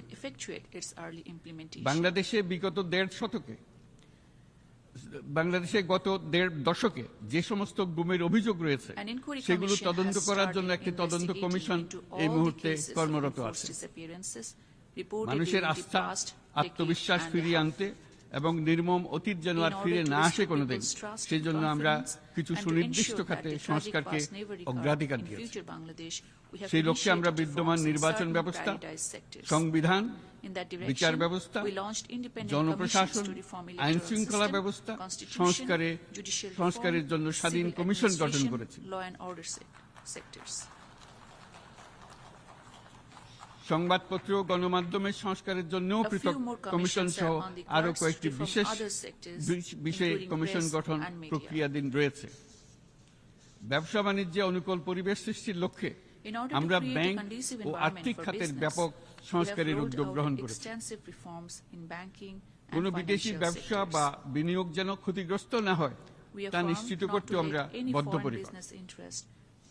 এসব সংস্কার যেন টেকসই হয়, দীর্ঘমেয়াদে নিশ্চিত করতে এবং অবাধ ও নিরপেক্ষ অংশগ্রহণপূর্ণ নির্বাচনের জন্য উপযোগী পরিবেশ সৃষ্টি করতে আমরা কাজ করে যাচ্ছি।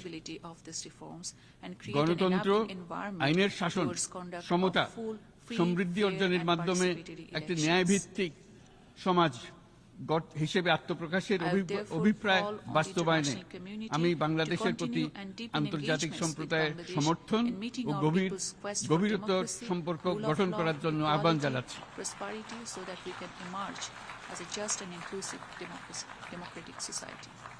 মাননীয় সভাপতি, বাংলাদেশ মনে করে যে শান্তি রক্ষা ও সংঘাত মোকাবেলা জনগণের সমৃদ্ধি নিশ্চিত করার মূল চালিকা শক্তি।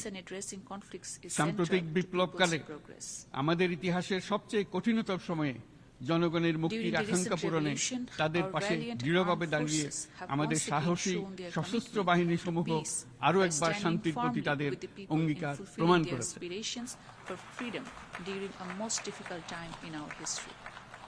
এটা সম্ভব হয়েছে শান্তি রক্ষায় আমাদের অঙ্গীকারের কেন্দ্রবিন্দুতে মানবাধিকারকে স্থান দেওয়ার ফলে।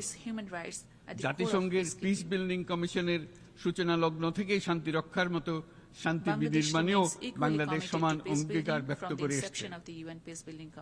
আমাদের দিনগুলোতে আমরা জাতিসংঘের শান্তি রক্ষা কার্যক্রমে আমাদের মূল্যবোধ ভিত্তিক অবদানের ধারাবাহিকতা রক্ষা, সমুন্নত ও প্রসারিত করতে বদ্ধপরিকর।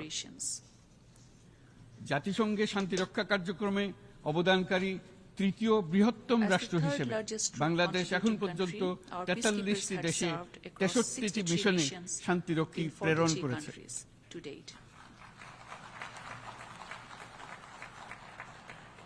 বসনিয়া থেকে শুরু করে কঙ্গো পর্যন্ত বিশ্বের বিভিন্ন প্রান্তে এসব মিশনে দায়িত্ব পালনকালে 168 জন বাংলাদেশি শান্তিরক্ষী নিজেদের জীবন বিসর্জন দিয়েছে।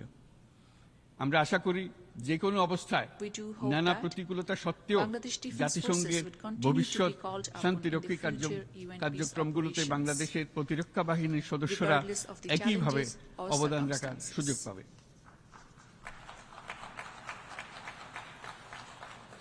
মাননীয় সভাপতি, আমাদের সকলের বাসস্থান এই পৃথিবী। বৈশ্বিক অগ্রাধিকারগুলোকে সঠিকভাবে নির্ণয় করতে আগ্রহী। জলবায়ু পরিবর্তন আমাদের সকলের অস্তিত্বের প্রতি হুমকি স্বরূপ। এই গ্রীষ্মে সর্বকালের রেকর্ড ভঙ্গকারী তাপদাহ আমাদের জলবায়ুজনিত পরিবর্তনের কথা স্পষ্টভাবে স্মরণ করিয়ে দিয়েছে। আমাদের যা প্রয়োজন তা হলো জলবায়ু সম্পর্কিত ন্যায় বিচার, যাতে করে দায়িত্বজ্ঞানহীন সিদ্ধান্ত, উদাসীন আচরণ কিংবা এর মাধ্যমে সাধিত ক্ষতির বিষয়ে যারা সংশ্লিষ্ট তাদের দায়বদ্ধ করা যায়। জলবায়ু পরিবর্তনজনিত দীর্ঘমেয়াদী প্রভাবগুলো অপূরণীয় ক্ষতির কারণ হয়ে দাঁড়িয়েছে। আমরা জীব বৈচিত্র্য হারিয়ে ফেলছি। প্যাথোজেনের পরিবর্তনের ফলে নতুন রোগ বাড়ছে। কৃষিক্ষেত্রে চাপ বাড়ছে ক্রমাগতভাবে। পানি সম্পদ ঝুঁকিতে ফেলছে আমাদের বাসযোগ্যতাকে। সমুদ্র পৃষ্ঠের উচ্চতা বৃদ্ধি, এবং লবণাক্ততা আমাদের ক্ষতি করছে প্রতিনিয়ত। ঘূর্ণিঝড়ের সংখ্যা ও মাত্রা বৃদ্ধির কারণে যে ক্ষতি হচ্ছে তাকে উপেক্ষা করার সুযোগ নেই। ক্ষুদ্র কৃষক, প্রান্তিক পর্যায়ে জীবিকা অন্বেষণকারীরা জলবায়ু পরিবর্তন জনিত ঝুঁকির মুখোমুখি হচ্ছে সবচেয়ে বেশি। আমি আজ এই বিশ্ব সভায় যখন কথা বলছি তখন বাংলাদেশের পূর্বাঞ্চলে 50 লাখেরও অধিক মানুষ তাদের জীবদ্দশায় হওয়া সবচেয়ে ভয়াবহ বন্যা মোকাবেলা করে যাচ্ছে। মহাসচিব গুতেরেস আমাদেরকে দেখিয়েছেন যে বিদ্যমান পরিক্রমা অব্যাহত থাকলে বিশ্বের গড় তাপমাত্রা 2.7 ডিগ্রি সেলসিয়াস বৃদ্ধির দিকে অগ্রসর হতে থাকবে। তাই বাংলাদেশের মতো জলবায়ু ঝুঁকিতে থাকা দেশগুলোতে অভিযোজনের জন্য ব্যাপক বিনিয়োগের আহ্বান জানাচ্ছি।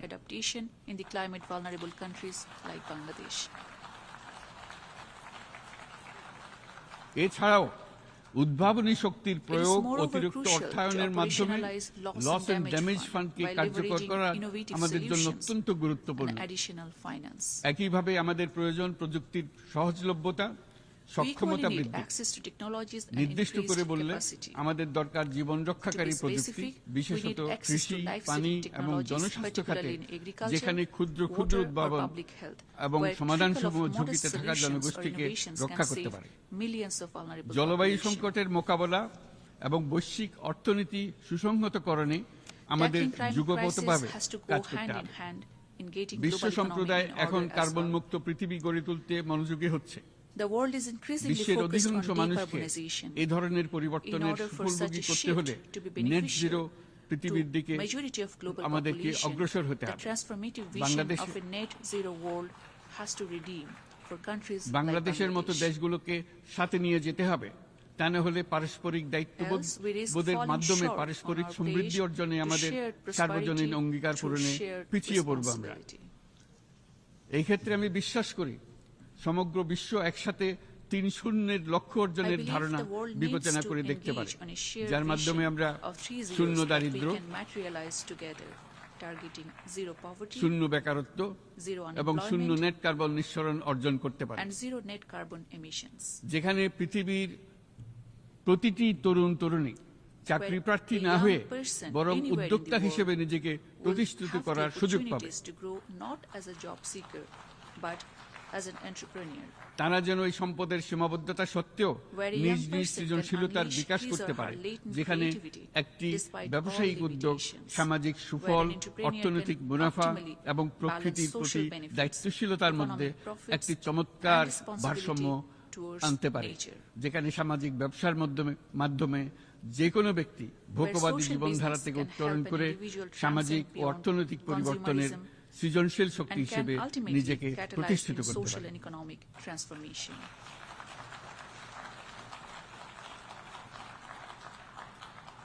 এই সময়ে তাই প্রয়োজন উন্নত উন্নয়নশীল সকল দেশসমূহ এবং বিভিন্ন অংশীদারদের মধ্যে নতুন দৃষ্টিভঙ্গি, নতুন মূল্যবোধ এবং নতুন একতা। সামগ্রিকভাবে এই লক্ষ্য অর্জনে জাতিসংঘ ব্যবস্থা, জাতীয় আঞ্চলিক পর্যায়ে সরকারসমূহ, সকল ব্যবসা প্রতিষ্ঠান, বেসরকারি অংশীজন এবং দাতব্য সংস্থাগুলোকে একসঙ্গে কাজ করতে হবে। আমাদের অর্থনৈতিক কাঠামোতে সামাজিক ব্যবসাকে স্থান দিলেই নিচের অর্ধেকাংশ মানুষের জীবনে তা বিরাট পরিবর্তন আনতে পারে।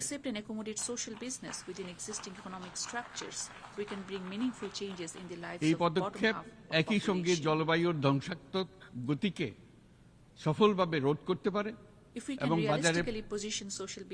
বাজার ব্যবস্থার মাধ্যমে এই মীমাংসা হতে পারে। এ বিষয়ে আমি মহাসচিব গুতেরেসের বিশেষ দৃষ্টি আকর্ষণ করছি। মাননীয় সভাপতি, বহুমুখী সংকটে জর্জরিত বর্তমান বিশ্বে যুদ্ধ এবং সংঘাতের ফলে ব্যাপক ভিত্তিতে মানুষের অধিকার খর্ব হচ্ছে। বিশ্ববাসীর উদ্বেগ এবং নিন্দা সত্ত্বেও গাজায় গণহত্যা থামছে না।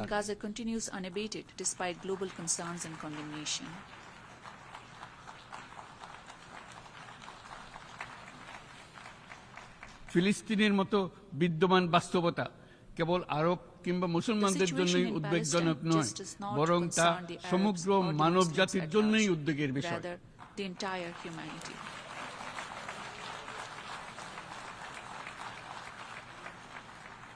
একজন মানুষ হিসেবে প্রত্যেক ফিলিস্তিনির জীবন অমূল্য।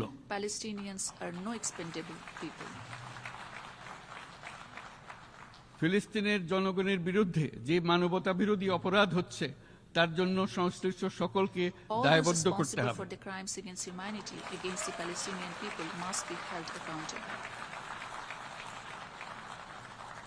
ফিলিস্তিনের জনগণের উপর চলমান নৃশংসতা, বিশেষত নারী এবং শিশুদের সাথে প্রতিনিয়ত যে নিষ্ঠুরতা বিশ্ব দেখাচ্ছে, তা থেকে নিস্তারের জন্য বাংলাদেশ অনতিবিলম্বে সম্পূর্ণ যুদ্ধবিরতির আহ্বান জানাচ্ছে।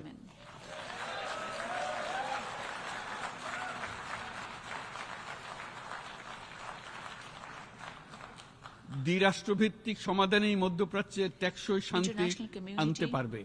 তাই জাতিসংঘ সহ আন্তর্জাতিক সম্প্রদায়ের সকলকে এর বাস্তবায়নের জন্য এখনই উদ্যোগ নিতে আহ্বান জানাচ্ছি।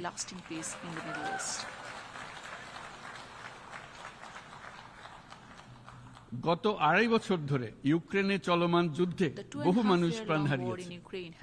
এই যুদ্ধের প্রভাব সর্বব্যাপী, এমনকি বাংলাদেশের অর্থনীতিতেও এর নেতিবাচক প্রভাব আমরা অনুভব করছি। আমরা তাই উভয় পক্ষকে সংলাপে বসে বিরোধ নিরসনের মাধ্যমে যুদ্ধের অবসান ঘটানোর আহ্বান জানাচ্ছি। মাননীয় সভাপতি, বাংলাদেশ গত 7 বছর যাবৎ মিয়ানমার হতে আগত 12 লাখেরও বেশি রোহিঙ্গাদের মানবিক কারণে আশ্রয় দিয়ে আসছে। এর ফলে আমরা বিরাট সামাজিক, অর্থনৈতিক, পরিবেশগত ক্ষতির সম্মুখীন হচ্ছি। মিয়ানমারের অভ্যন্তরীণ সমস্যা থেকে সৃষ্ট এই সংকট বাংলাদেশ ও আমাদের অঞ্চলের জন্য প্রথাগত ও অপ্রথাগত উভয় ধরনের নিরাপত্তা ঝুঁকির কারণ হয়ে দাঁড়িয়েছে। মিয়ানমার থেকে বাংলাদেশে বলপূর্বক বাস্তুচ্যুত রোহিঙ্গাদের সহায়তা করতে আমরা অঙ্গীকারবদ্ধ। আমরা রোহিঙ্গাদের জন্য মানবিক সহায়তা কার্যক্রম চালু রাখা এবং তাদের টেকসই প্রত্যাবর্তন নিশ্চিত করার উদ্দেশ্যে আন্তর্জাতিক সম্প্রদায়ের পর্যাপ্ত সহায়তা অব্যাহত রাখার আহ্বান জানাচ্ছি। রোহিঙ্গাদের সাথে সংগঠিত হওয়া ব্যাপক ভিত্তিক মানবাধিকার লঙ্ঘনের জন্য আন্তর্জাতিক বিচার আদালত এবং আন্তর্জাতিক অপরাধ আদালতে চলমান বিচার প্রক্রিয়ার মাধ্যমে ন্যায় বিচার নিশ্চিত করাও সমানভাবে গুরুত্বপূর্ণ। রোহিঙ্গারা যাতে নিজ দেশে স্বাধীন এবং মর্যাদাপূর্ণ জীবন যাপন করতে পারে, সেই লক্ষ্যে অনুকূল পরিবেশ তৈরিতে জাতিসংঘ অন্যান্য আন্তর্জাতিক প্রতিষ্ঠানের ধারাবাহিক প্রচেষ্টার প্রশংসা দাবিদার। এই লক্ষ্যে রোহিঙ্গারা যাতে পর্যাপ্ত নিরাপত্তা ও অধিকার নিশ্চিত করে তাদের নিজ ভূমি রাখাইনে ফিরে যেতে পারে, তার পথ সুগম করা অত্যন্ত দরকার। মিয়ানমারের প্রতিনিয়ত পরিবর্তনশীল অবস্থা বিবেচনা রেখে বাংলাদেশ আন্তর্জাতিক সম্প্রদায়ের সাথে একযোগে রোহিঙ্গাদের নিজ দেশে মর্যাদাপূর্ণ টেকসই প্রত্যাবর্তনের জন্য পরিবেশ সৃষ্টিতে কাজ করতে প্রস্তুত।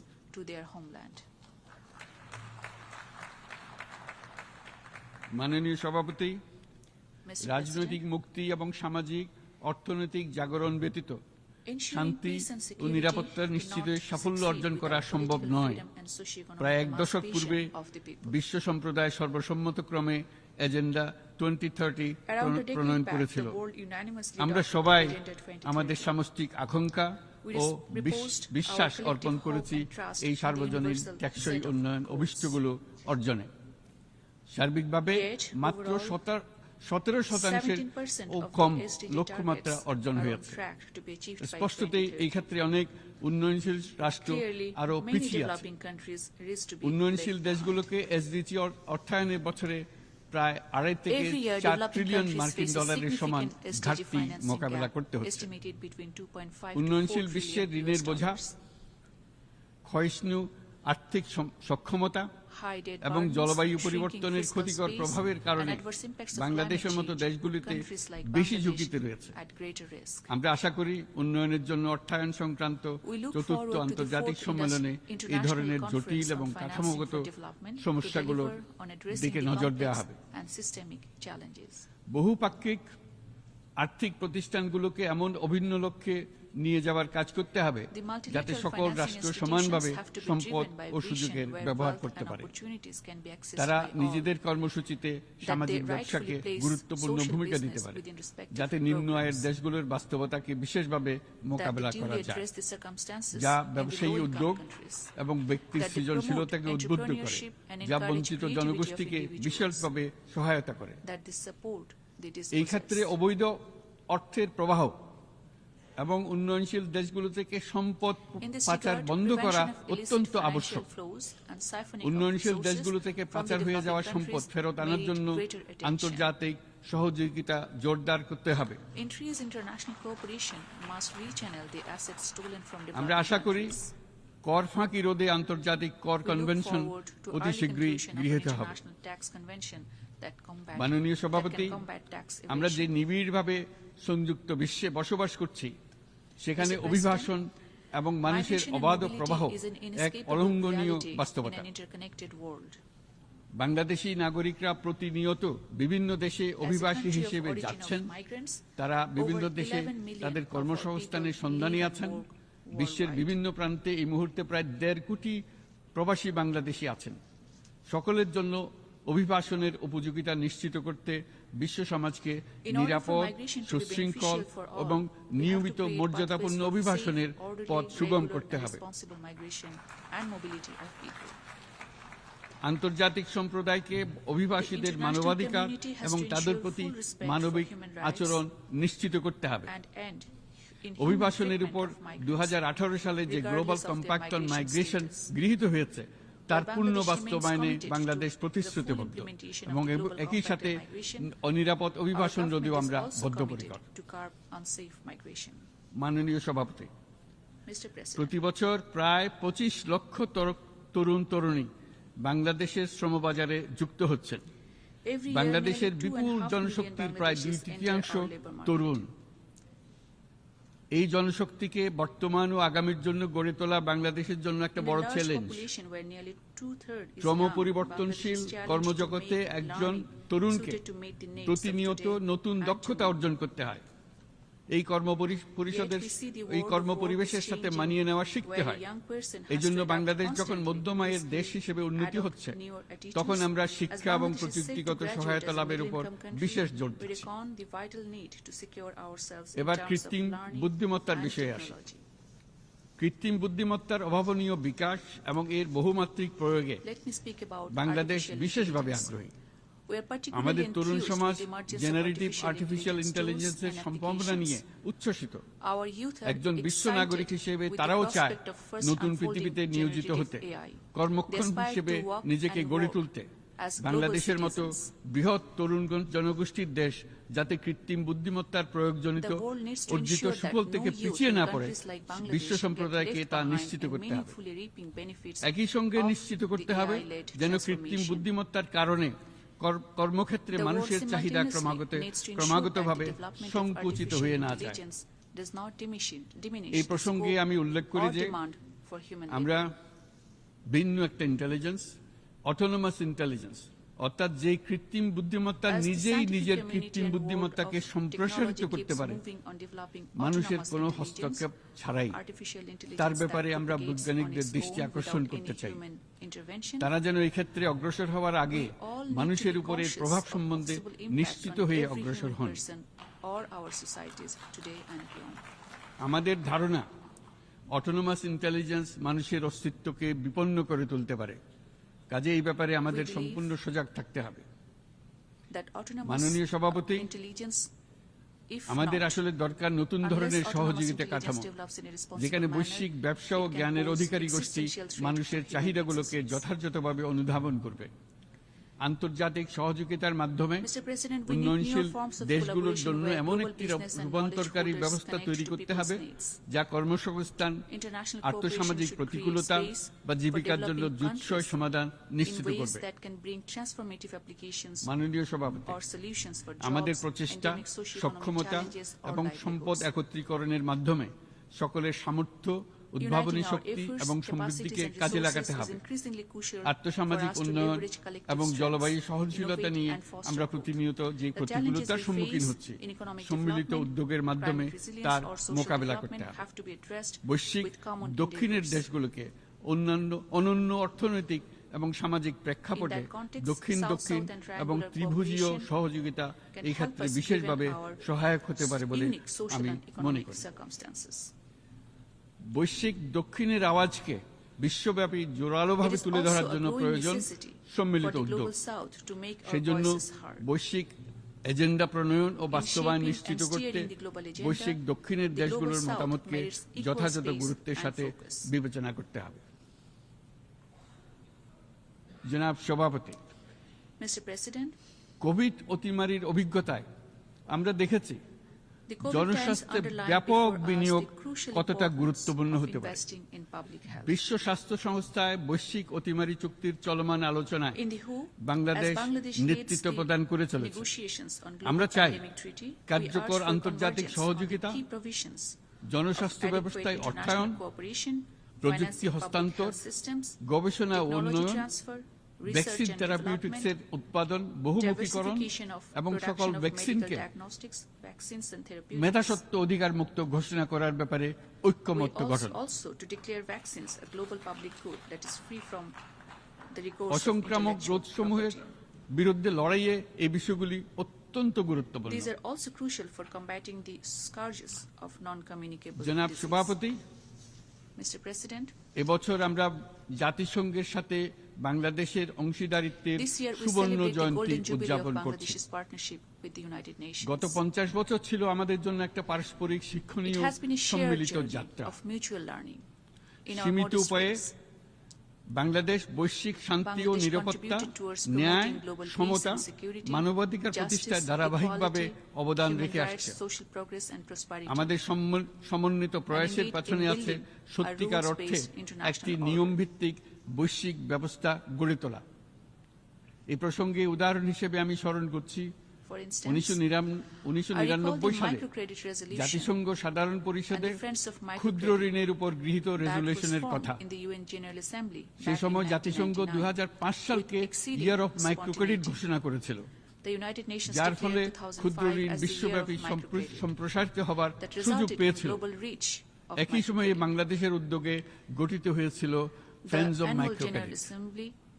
2001 সাল থেকে সাধারণ পরিষদে কালচার অফ পিস সংক্রান্ত বাৎসরিক যে রেজলিউশন গৃহীত হয়ে আসছে, বা নিরাপত্তা পরিষদে নারী, শান্তি ও নিরাপত্তা সংক্রান্ত যে 1325 নম্বর রেজলিউশন গৃহীত হয়েছিল, তা বাংলাদেশের বিশ্বজনীন উদ্যোগগুলোর প্রতিফলন এবং অবদান। মাননীয় সভাপতি, আজ এই মহান বিশ্বসভায় বিশ্ব নেতৃবৃন্দের উপস্থিতিতে প্রতিধ্বনিত হচ্ছে শান্তি, নিরাপত্তা, ন্যায় বিচার প্রতিষ্ঠা এবং সম্পদের সুষম বন্টনের মাধ্যমে সকলের অন্তর্ভুক্তি নিশ্চিত করার আহ্বান। সদস্য রাষ্ট্র হিসেবে আমাদের প্রত্যেককে আজ গভীরভাবে অনুধাবন করতে হবে কিভাবে আমরা নারী, পুরুষ সকলের জন্য ও আগামীর দিনগুলোতে উদ্যোক্তা হবার সমান সুযোগ সৃষ্টি এবং তাদের ক্ষমতায়ন নিশ্চিত করতে পারি। সকল বৈশ্বিক সমস্যার সমাধানের জন্য আমাদের সবার হাতে যথেষ্ট সক্ষমতা, সম্পদ এবং উপায় রয়েছে। আসুন আমরা জাতীয় বা আন্তর্জাতিক যেসব প্রতিশ্রুতি দিয়েছি তা বাস্তবায়ন করি এবং অর্থনৈতিক ক্ষেত্রে সামাজিক ব্যবসার ধারণা প্রতিষ্ঠিত করে সকল প্রকার বৈষম্য, অসমতার অবসানে ঐক্যবদ্ধভাবে আমরা কাজ করি। বাংলাদেশের তরুণরা প্রমাণ করেছে যে মানুষের স্বাধীনতা, মর্যাদা ও অধিকার সমুন্নত রাখার অভিপ্রায় কোনো উচ্চাভিলাষ নয়, বরং এটা সকলের নিশ্চিত প্রাপ্য। cannot just remain aspirational. It is just what everybody deserves. আজ এই মহান সমাবেশে আপনাদের উপস্থিতিতে শান্তি, সমৃদ্ধি ও ন্যায় বিচার নিশ্চিত করতে আন্তর্জাতিক, আঞ্চলিক এবং জাতীয় পর্যায়ে বাংলাদেশে তার ভূমিকাকে ক্রমাগতভাবে জোরদার করার নিশ্চয়তা দিচ্ছে। আপনাদের সবাইকে শুভেচ্ছা জানাচ্ছি, ধন্যবাদ জানাচ্ছি।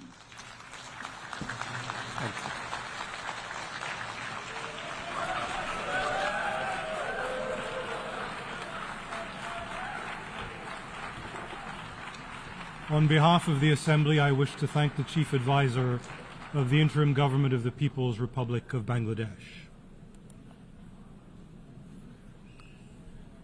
The Assembly will now hear an address by His Excellency Dorin Recean, Prime Minister of the Republic of Moldova.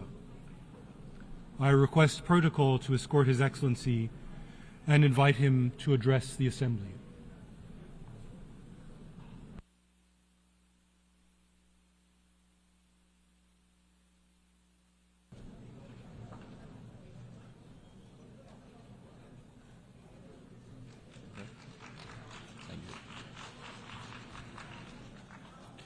Mr. President, Mr. Secretary General, Excellencies, it is an honor to represent my country, Republic of Moldova, at this unique forum where small and large nations alike address core issues on the global agenda.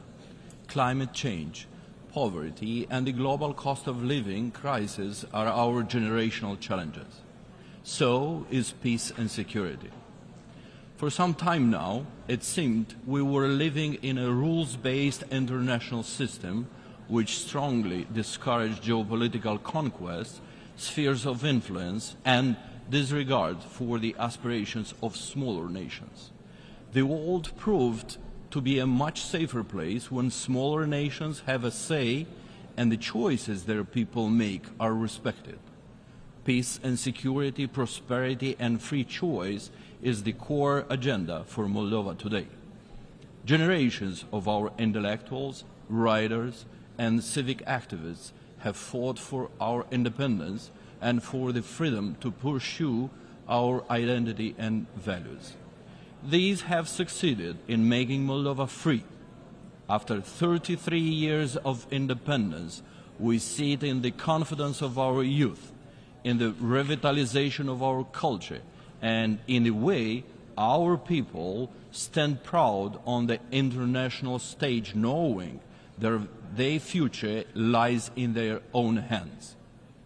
Very next to us, Russia's unprovoked and unjust war of aggression against Ukraine threatens the fabric of our international order. It throws us back to the times of great power politics, when a large state pursues cynical geopolitical designs to divide the region into spheres of influence and annex smaller neighbors, denying them a say in their own destiny. For Moldova, this is not a mere distant memory, it is a looming threat. Moldova knows all too well the consequences, and we are determined to never return to those times. Don't forget, Kremlin doesn't want us at the table. Kremlin wants us on the table. Never mind all the excuses and the circumstances. Compulsion and raw force are perpetuated and complemented now with hybrid warfare, malign influence, and subversion of the democratic state. And these latest developments, ladies and gentlemen, are threatening not only Moldova. We see them escalating throughout the democratic world too. Even mature democracies find it difficult to cope with, witnessing polarization and division. Therefore, Ukraine is now fighting not just for its statehood, nation, and its very existence. It is fighting for each nation's freedom to choose and pursue its own national aspirations. Moldova stands by and in solidarity with Ukraine in defense against Kremlin's aggression.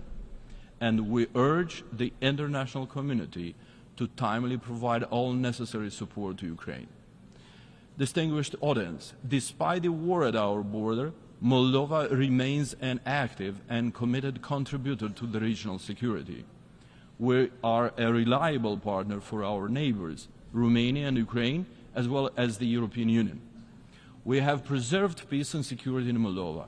At the same time, we have supported humanitarian efforts by welcoming over 1 million Ukrainian refugees and ensuring their safety.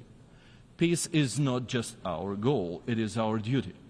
Peace remains our core commitment.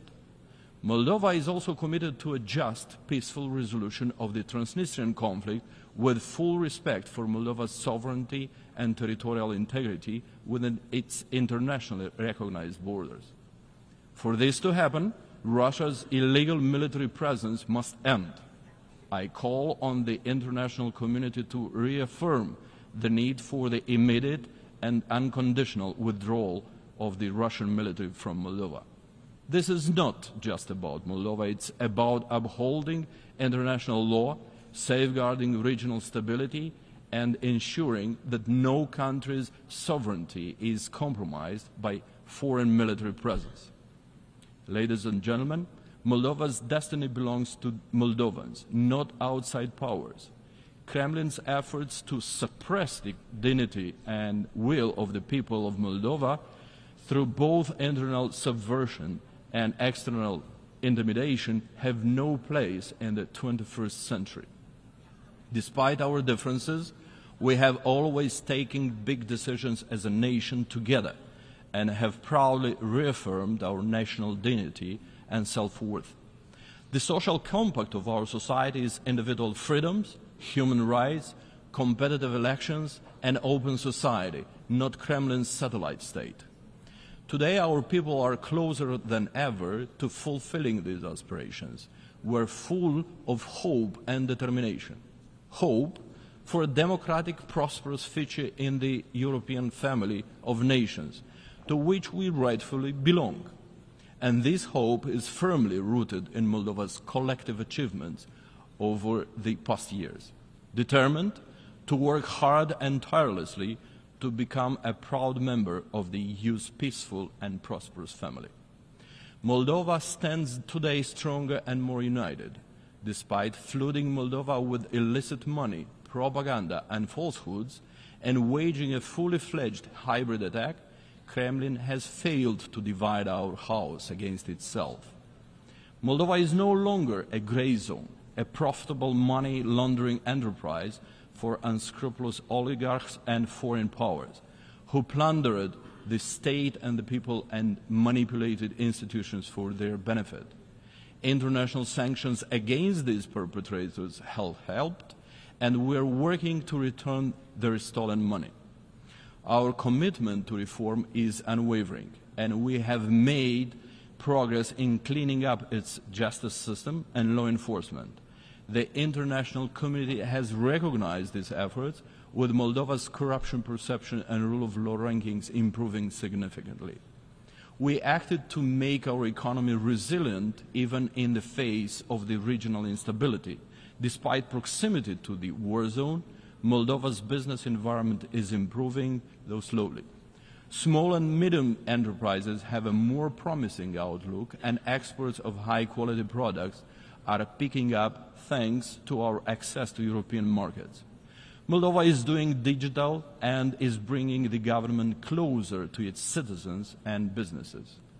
Over the past few years, more has been invested in infrastructure than over 10 years before that. Our energy independence is now a reality. Energy can no longer be used to blackmail and extract geopolitical concessions. Moldova's energy security is ensured by its integration in the regional and international grids and markets, and we proceed to a fast-paced agenda of renewables and energy efficiency. Resilience is not just about security, it is about our institutions, which are stronger today than ever before, thanks to the support received from our partners. Institutions are better prepared to safeguard the choices of the Moldovan people from external interference. Crucially, Moldova has genuinely opened itself to the world. In recognition of the country's progress in December of 2023, EU leaders unanimously agreed to open accession negotiations with Moldova. This is our most significant achievement since independence, and we are committed to be ready to join the EU by 2030. Our European path is a matter of vital national interest and our strongest guarantee of peace, democracy, and development.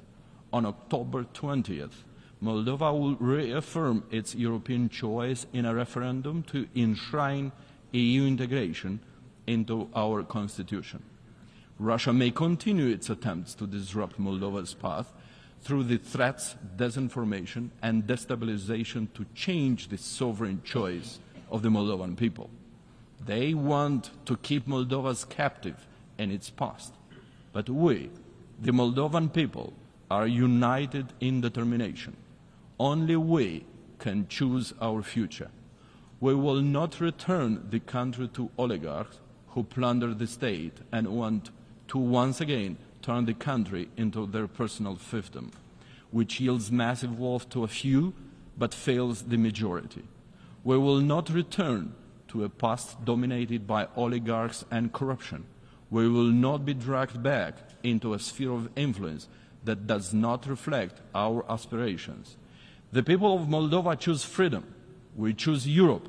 And next month, we will reaffirm the goal of our generation: fully fledged membership in the EU, a union which has supported Moldova throughout our independence. I will touch on climate change issues now. Moldova has long been known for a temperate, welcoming climate and agricultural fertility. But just over the past year, we have aced the most severe weather extremes in our history: devastating snowfalls, unprecedented droughts, and heat waves, and severe floods. They cause massive damages and disruptions like never before in our history. These challenges are not hypothetical.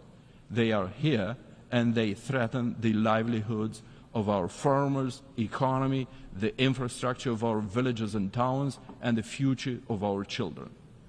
Climate change risks destroying many things we heavily rely on throughout the planet. In this context, we welcome the adoption of the Pact for the Future by the United Nations General Assembly. This is a significant step towards building a more effective, inclusive, and sustainable global order. It reaffirms our collective responsibility to future generations. We are committed to working alongside the international community to turn these pledges into concrete actions that will shape a better, more resilient world. As a final remark, Moldova stands at its historic crossroads, both as a nation and as a member of the international community. Moldovan people will not allow it to be stripped of its agency. Moldova chooses peace, democracy, freedom, and rule of law over war, authoritarianism, and repression. For us, this means Europe. It is our choice, and it strengthens our resolve to move more decisively towards the EU, a peace and prosperity project, while rejecting war, aggression, and any assaults on human dignity. Dragi moldoveni, de acasă și de pretutindeni, acum este momentul să ne unim efortul, să fim consolidați și să aducem Republica Moldova acolo unde este locul, în marea familie europeană, unde pacea și prosperitatea sunt asigurate. Thank you.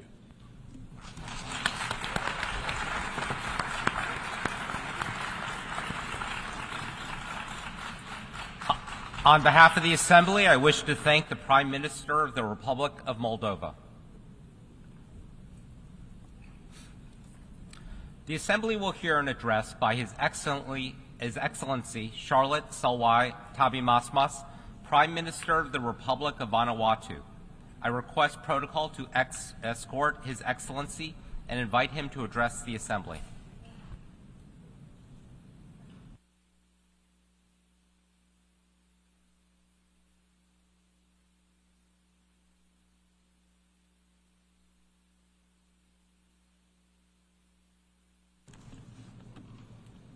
Monsieur le Président, Excellences, chefs d'État et de gouvernement, President, Excellencies, Heads of State and Government, Mr. Secretary General, distinguished delegates, ladies and gentlemen, I have the great honor to address this eminent assembly on behalf of the government and of the people of the Republic of Vanuatu.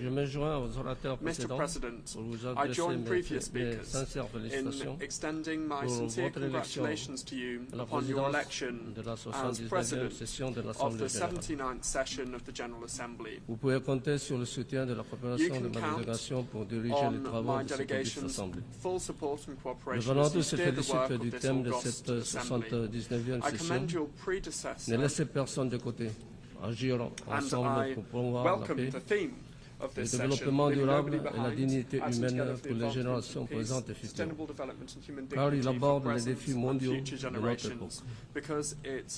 Monsieur le Président, 79 ans après la création des Nations Unies, nos efforts collectifs pour créer un monde meilleur pour les générations actuelles et futures ont tout simplement décevant. Il est alarmant de constater qu'après toutes ces années, nous continuons d'être en proie de multiples crises mondiales qui sapent la promesse de la Charte des Nations Unies et laissent de côté nos peuples, en particulier les plus vulnérables. Le Vanuatu salue le dernier rapport du secrétaire général des Nations Unies qui met en évidence le fait que nous sommes loin d'atteindre nos objectifs en matière d'ODD, d'où la nécessité d'accélérer les actions visant à intensifier la mise en œuvre de l'agenda 2030 et les objectifs de développement durable. Le rapport avertit que nous risquons de franchir un seuil de température dangereux au cours des 10 prochaines années.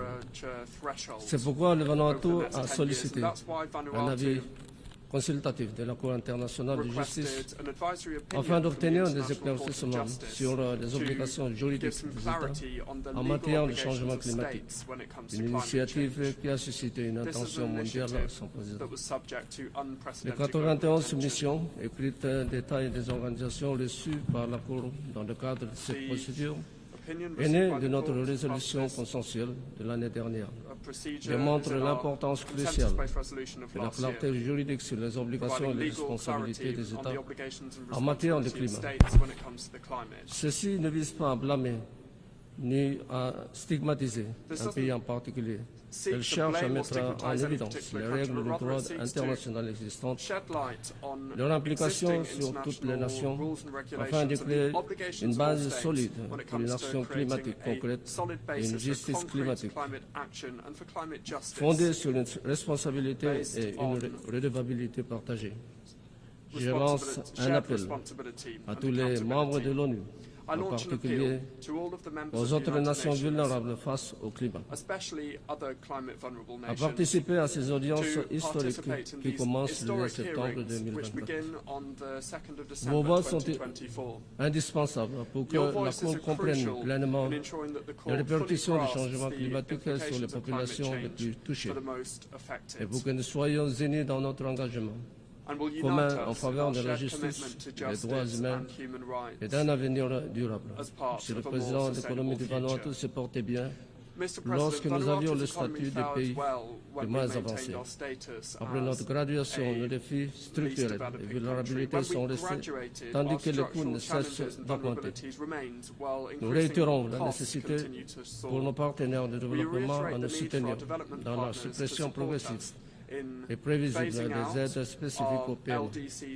Les petites économies insulaires continuent également de faire face à de multiples crises dans un contexte de resserrement des conditions financières et de hausse des coûts d'emprunt. Cela a accru le risque de surendettement et a réduit notre capacité à investir dans la reprise. Le Vanuatu se félicite des résultats du sommet pour l'avenir qui appelle à des efforts mondiaux concertés pour réformer l'architecture économique et financière mondiale afin de la rendre adaptée aux défis de ce siècle. Nous appelons à des réformes réforme profonde des institutions de Bretton Woods pour restructurer le système monétaire et financier international afin qu'il reflète les réalités et les défis mondiaux en évolution, y compris la mise en place d'un mécanisme international de restructuration des dettes souveraines pour résoudre les crises d'endettement actuelles dans les pays en développement et en particulier ceux les plus vulnérables. Le Vanuatu et d'autres pays, d'autres petites économies insulaires luttent contre l'assaut des catastrophes d'origine climatique, alors que nous continuons à essayer de renforcer la résilience et nous adapter au changement climatique, nous reculons trop souvent. Le Vanuatu perd plus de la moitié de son PIB à chaque fois qu'un cyclone sévère frappe. Nous avons connu 5 cyclones violents au cours des 3 dernières années. Le dernier rapport du Fonds d'adaptation estime que le déficit de financement de l'adaptation se situe entre 194 et 366 milliards de dollars par an. En tant que pays en première ligne de catastrophes climatiques fréquentes et croissantes, Vanuatu appelle un nouvel objectif de financement qui accélère la transition vers l'abandon des énergies fossiles, renforcera la résilience et traitera de manière réaliste les pertes et dommages. À la lumière de ces initiatives visant à atténuer les changements climatiques et à s'y adapter, le Vanuatu estimait également qu'il est essentiel de prévenir les dommages les plus graves causés aux écosystèmes vitaux et régulateurs du climat de notre planète avant qu'ils ne se reproduisent. C'est pour cette raison que nous avons pris la décision formelle de proposer à la Cour pénale internationale un crime d'écocide indépendant. Nous remercions les délégations pour leur soutien actuel, en particulier Fidji et Samoa pour leur coparrainage de la proposition. Nous reconnaissons que cette initiative bénéficie d'un soutien large et croissant dans le monde.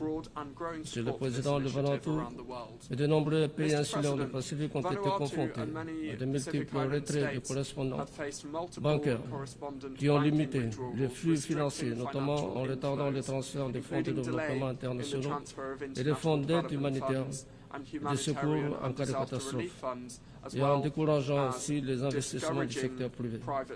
Et ce, malgré de réels efforts pour améliorer et appliquer les réglementations nationales en matière de blanchissement d'argent et de financement du terrorisme. Il est essentiel de préserver un accès ininterrompu aux services financiers internationaux pour accéder les paiements transfrontaliers, y compris les envois de fonds et les recettes d'exportation.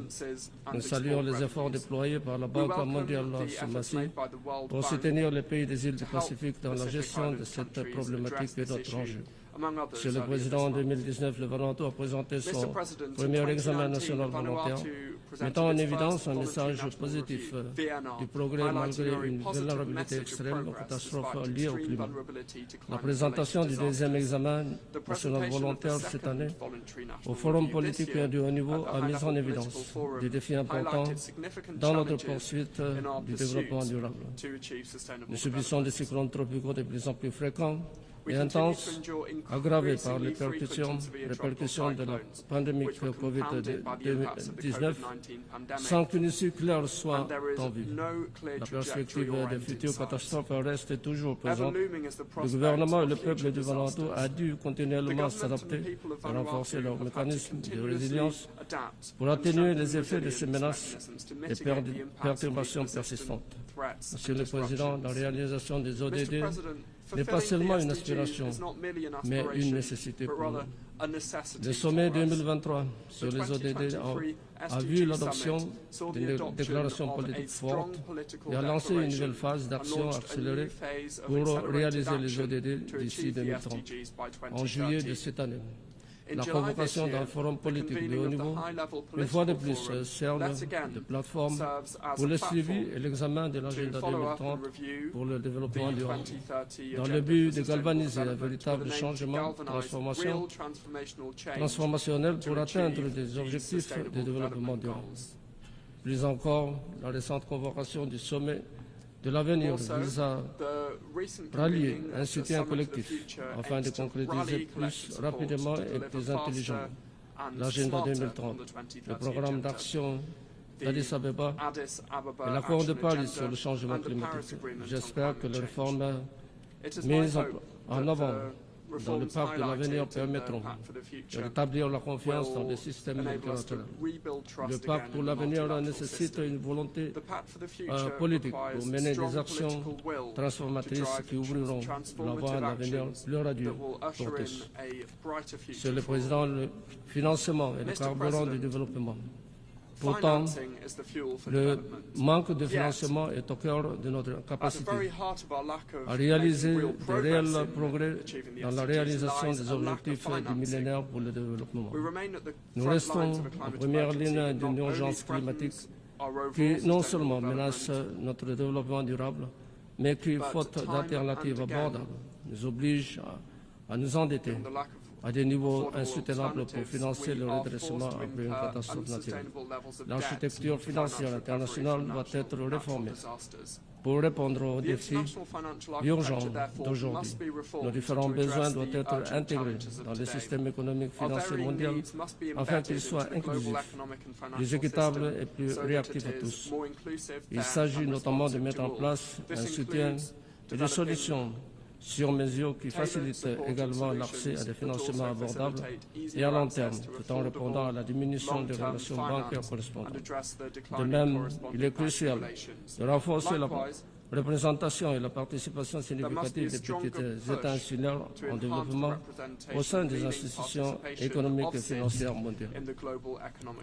Monsieur le Président, Vanuatu, comme bon nombre de voisins du Pacifique, reste confronté à des menaces sanitaires et de développement aigus et existentiels, notamment le fardeau de maladies non transmissibles et à la malnutrition ainsi que des menaces de futures pandémies.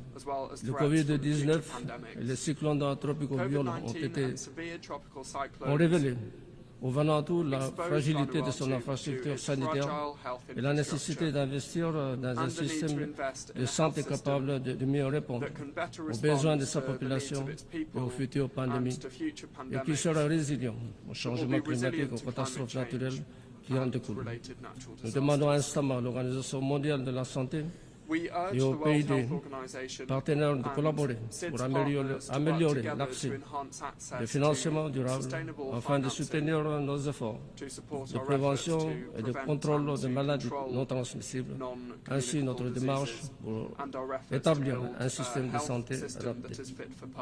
Monsieur le Président, faire avancer l'agenda de ne laisser personne de côté dans le cadre des territoires non autochtones implique que nous devons travailler de manière constructive à l'achèvement du processus de colonisation.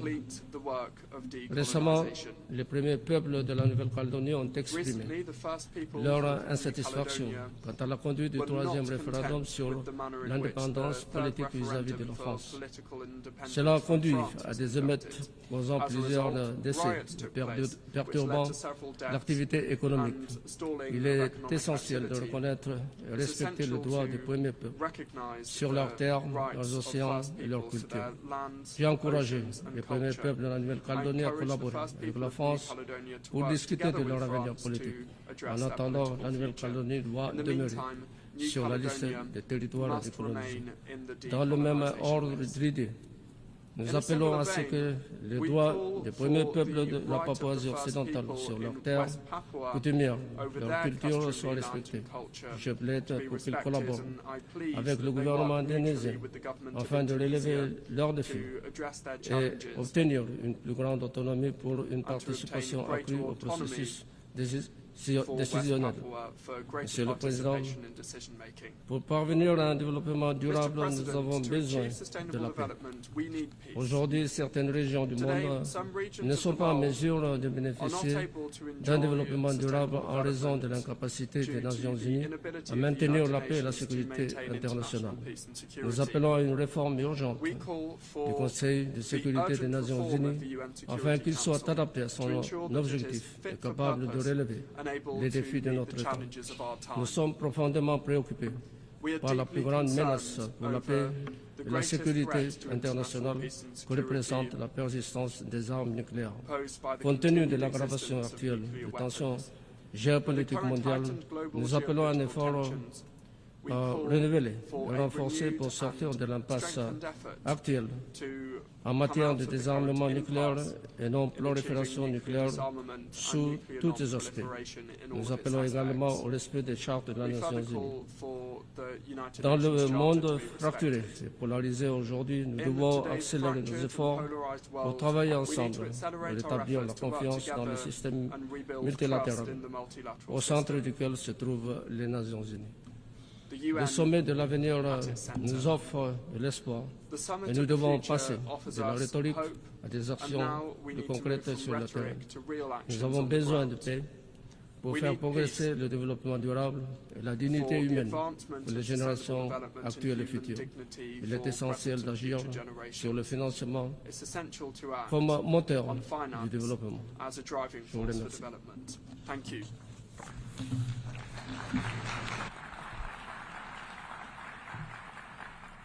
On behalf of the Assembly, I wish to thank the Prime Minister of the Republic of Vanuatu.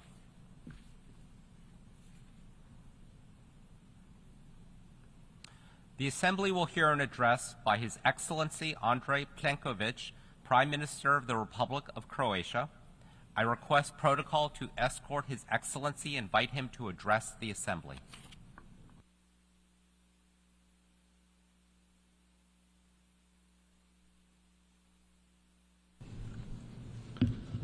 Mr. President, Excellencies, distinguished ladies and gentlemen, today we should stand united in the face of unprecedented global challenges.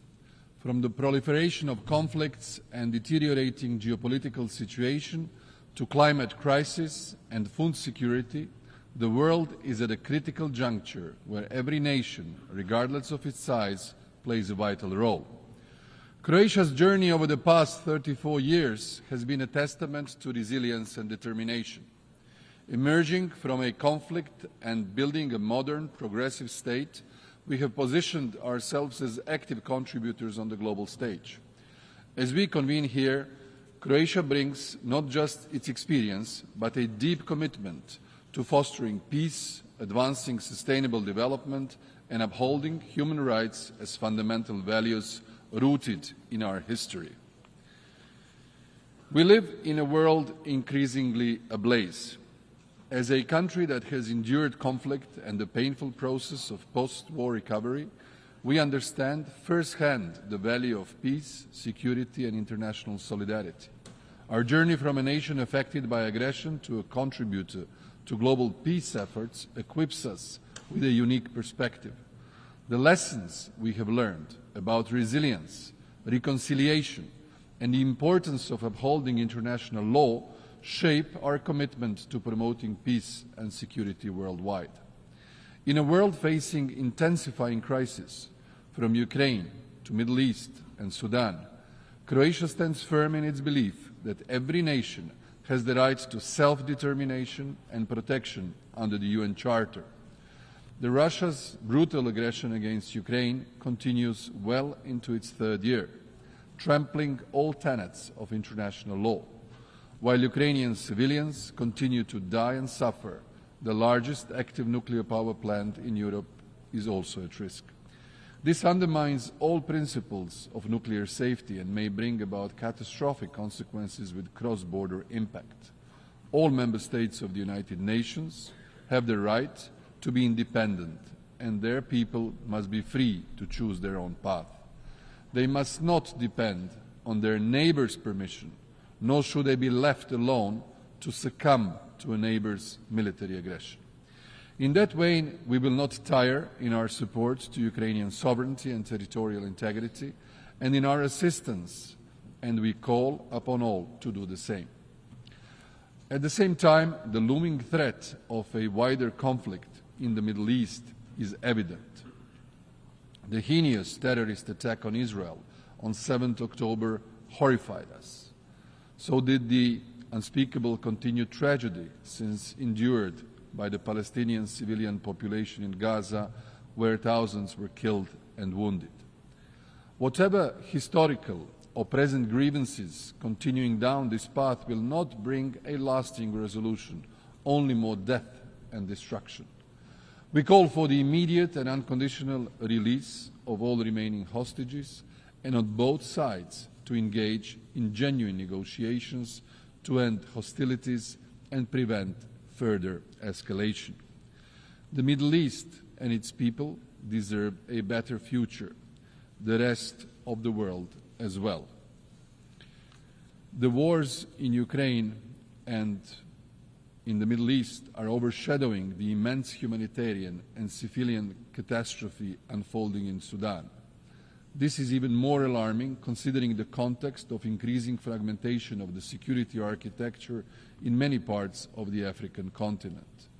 Reversing this trend should be seen as a priority by all of us.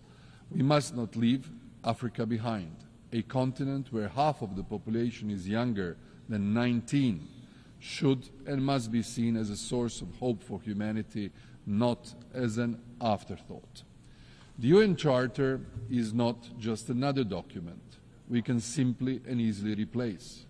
The world's constitution must be upheld more than ever before. Reinvigoration of effective multilateralism with the UN in its center must not be reduced to a phrase we use on the occasions like this.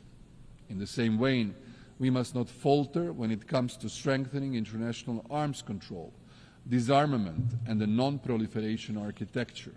This is essential not just to avoid conflict, instability or even greater tragedies, but to reduce the already heightened risks of escalations, either deliberate or as a result of a misunderstanding. Extremist and terrorist groups and their affiliates continue to pose a severe threat around the world, leaving no society safe. Their continued expansion in various regions and the increasing level of violence they resort to only remind us that countering and preventing terrorism requires long-term commitment as well as continued coordinated efforts of the entire international community. As a country that proudly hosted, supported and enabled the success of the United Nations Transitional Administration for Eastern Slavonia, rightly considered by many as the most successful peacekeeping mission in the history of the United Nations, and which Croatia managed to join just a decade ago NATO after the departure of the last UN peacekeeper, we know all too well the meaning of peace building, its significance and the efforts it requires. As this year's Vice Chair of the Peace Building Commission and last year's Chair, Croatia supports strengthening the links between the three pillars of the United Nations: peace and security, development and human rights. There is no peace without sustainable development and no sustainable development without peace. There is little time left to strengthen our focus on prevention at all levels. For the Peace Building Commission, it means to focus more on structural prevention through national prevention strategies and operational prevention by sending flexible civilian missions upon a country's request. The 2025 review of the peace-building architecture will be a crucial moment to strengthening the PBC and to broaden its mandate and give it some decision-making powers. You can count on Croatia's active participation to share its experience and in view of its candidature to be again a member of the PBC in 2026. Croatia is also proud that today a Croatian company is a global leader in robotic demining, and we are actively supporting Ukraine by providing our expertise to assist in the clearance of mines and unexploded ordnance in conflict-affected areas. Ladies and gentlemen, we are committed to sustainable development, which is deeply rooted in its unique position as one of the most biodiverse and nature-rich countries in Europe. Often referred to as the nature park of Europe, Croatia has long recognized the importance of preserving its natural resources. Our achievements in renewable energy, where we rank among the top in the European Union, and our strong performance in meeting the UN Sustainable Development Goals reflect a national strategy that balances economic growth and social stability with environmental stewardship. As we stand at the crossroads of environmental crisis and digital transformation, Croatia's experience offers valuable insights into how we can harness innovation while protecting our planet for future generations. The path we take today will determine our future tomorrow. Therefore, we must choose it wisely. Croatia, in its national development strategy till 2030, espoused a vision of a competitive, innovative and safe country with a recognizable identity and culture, a country with preserved resources, quality living conditions and equal opportunities for all. We have built our strategy on the three main interrelated development pillars: digital transformation, decarbonization and demographic revitalization. The digital transformation of our societies is inevitably changing our way of life and our way of doing business more rapidly and intensively than any transition in the last century. We are transforming our state and public administration, businesses and society, and half of our population is using the digital services of the state. Croatia's IT industry is competitive and booming. At the same time, while new and emerging technologies are unlocking great potential, they also come with risks. To manage these, we need effective, accountable and inclusive institutions at all levels, as well as informed citizens. My government will continue with policies which promote this path. Humanity's greatest challenge of the 21st century is climate change, coupled with loss of biodiversity, reduction of food and natural resources, increase in the number of droughts, fires and floods, as well as the acceleration of the sea level rise. Croatia is located in the Mediterranean, one of the world's regions expected to be hit hardest by climate change. It is not by accident that Croatia got a portfolio for the Mediterranean in the new European Commission. This summer, we saw record-breaking heat waves, followed by torrential rains in our part of Europe only last week. The green transition is therefore pivotal for us all. Promoting nature-based solutions is one of our main national tools for climate change and adaptation and migration. For this reason, we need to strengthen the multilateral system of dealing with climate, biodiversity and sustainable development. We need to put more efforts in dealing with climate as a threat amplifier that endangers security and stability of many regions and countries in the world, especially in Africa. We spare no effort to integrate the 2030 Agenda and the Sustainable Development Goals in our national policies and initiatives and strategies and into the reinforced and reformed global governing structure. We are proud that our reforms and investments have earned Croatia a high 8th place among 193 UN member states, according to the 2024 Sustainable Development Report. Finally, for Croatia, all these measures culminate also in a demographic revitalization as another key national structural priority. We consider it an indispensable element of our resilience, competitiveness, and a prerequisite for a successful, sustainable growth. Ladies and gentlemen, our deep commitment to human rights stems from our own difficult experiences under totalitarian regimes and the horrors of the aggression during the Homeland War. The violations of fundamental rights that we endured as a nation have shaped our understanding of the importance of protecting human rights, dignity, justice and equality. Croatia's journey from a war-torn country to a strong advocate for human rights in the international arena has given us a unique perspective on the necessity of upholding these principles. With this background, we remain steadfast in our dedication to promoting human rights, preventing atrocities, and providing humanitarian assistance to those in need, both at home and abroad. The 2030 Agenda sets out a vision for a sustainable development grounded in international human rights standards, promoting one of the main values of the UN Charter, to leave no one behind. Only through respect for human rights can we achieve a more peaceful, equal and sustainable world. Croatia will continue to champion this cause. As a country still searching for 1,792 missing persons from the homeland war, Croatia spares no efforts to end the anguish of uncertainty for their families. We shall never cease the search for them, and we shall never stop demanding answers from those who know their fate. We contribute by sharing our acquired expertise with interested countries and by advocating for the missing persons everywhere in the world, in our national capacity and as a committed member of the Global Alliance for the Missing. Croatia is today extending its support to Ukraine by offering its expertise in prosecuting war crimes and making its seasoned experts available to assist Ukraine in navigating the complex process of accountability and justice, drawing from its own experience in addressing the aftermath of war crimes committed during the homeland war.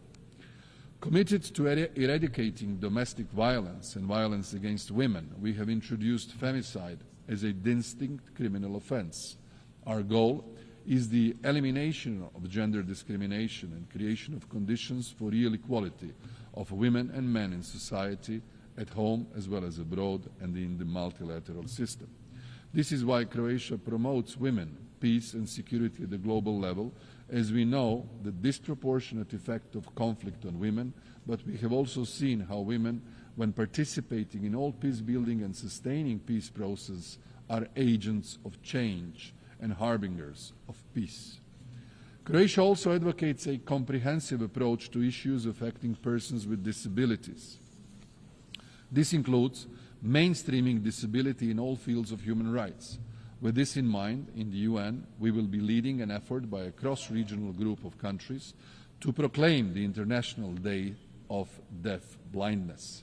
This resolution will hopefully contribute to understanding as well as encourage and inspire national and legal recognition of deaf blindness as a distinct and unique disability worldwide. In the past 3 years, Croatia has also been honored to serve as a co-chair of the Group of Friends of Responsibility to Protect in New York. We still believe more has to be done in terms of atrocity prevention and the operationalization of the responsibility to protect concept. In the humanitarian context, we are facing worse circumstances than ever. Croatia presides this year over the humanitarian affairs segment of the Economic and Social Council. Against the challenging backdrop of unresolved conflicts and eruption and escalation of new ones, climate-related disasters, disease outbreaks, economic shocks and famine for millions of people. Focusing the discussion on the consequences of the erosion of respect for international humanitarian law, clear and strong calls were heard across the board for upholding international humanitarian law, ending impunity, bolstering women's leadership, addressing climate emergency, and for ethical and responsible use of new technologies. Ladies and gentlemen, as one of equal successor states of former Yugoslavia, Croatia is among the founders of the United Nations. Following the dissolution of former Yugoslavia in the midst of defending itself from aggression and invasion, 32 years ago, Croatia reconfirmed its commitment to the UN Charter, this time as a free, sovereign and independent member state of the United Nations. Ours is a journey of liberty and democracy, a pursuit of peace and prosperity, of vigilant defense of human rights and dignity, while honoring the values and principles of multilateralism and international cooperation that UN embodies. Our experience as a small but resilient nation with a deep understanding of peace, security and development underscores the importance of reforming and revitalizing the UN to ensure it remains fit to address the global challenges of today and tomorrow. The Pact for the Future, a pivotal document for strengthening multilateralism that we adopted earlier this week, elaborates about both General Assembly and Security Council reform, and we believe we should further strengthen, reform and revitalize these two institutions. While the role of the GA has been strengthened recently with regard to issues which the Security Council failed to address, more should be done in relation to the maintenance of international peace and security. This relates also to the cooperation of the General Assembly with both the Security Council, the Economic and Social Committee, and the Peace-Building Commission. The UN Secretariat should be made fit for purpose, and the selection of the Secretary General and all other, especially high-level posts, need to be guided by the principles of merit, transparency, inclusiveness, gender and geographic rotation. Finally, allow me to reflect on Southeast Europe, a region in our neighborhood. As a country with deep expertise and a nuanced understanding of Southeast Europe, we stand as a model of successful integration into both the European Union and NATO. This unique position not only gives us Croatia a special status within the region, but also grants its significant authority in advocating for peace, stability, and European aspirations of our neighbors. Croatia consistently encourages our Western Balkan partners to invest even more in fulfilling the established criteria. Regional cooperation and good neighborly relations, along with solving outstanding issues and disputes, remain an essential, indispensable part of the process. The merit-based approach and rewarding individual achievements in fulfilling the standards will accelerate accession to the European family. In this regard, those who cooperate in good faith, align with the EU's, for instance, foreign policy resolutions and positions, and conduct genuine reforms should move ahead on their EU accession path. Of particular importance for us is the stability of our neighboring Bosnia and Herzegovina, with which we share more than 1,000 kilometers long border. In order to achieve security and stability in the country, the constitutional full equality of the three constituent peoples, Croats, Bosniaks and Serbs, must be ensured, and the Dayton-Paris Accords, the peace treaties that ended the war and confirmed the multinational, multi-confessional and multicultural Bosnia and Herzegovina must be upheld. In conclusion, the story of our country is one of transformation from a nation rebuilding after war to a committed partner within the global community. Our journey reflects the power of collaboration, vision, and perseverance. As we look ahead, Croatia is ready to join, to continue contributing to a world where peace, justice, human rights, and sustainable development are attainable for all. Together, through multilateralism, we can overcome today's challenges and build a future where every country, every citizen can thrive. The path may be long and difficult, but by standing united, we can make it a reality. Let us move forward with renewed purpose, ensuring that the foundations we build today will support a prosperous and peaceful tomorrow. Thank you for your attention.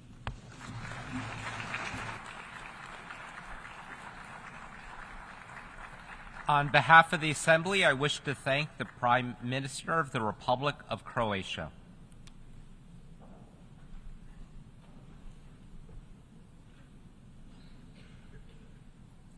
The Assembly will hear an address by His Excellency James Marape, Prime Minister of the Independent State of Papua New Guinea.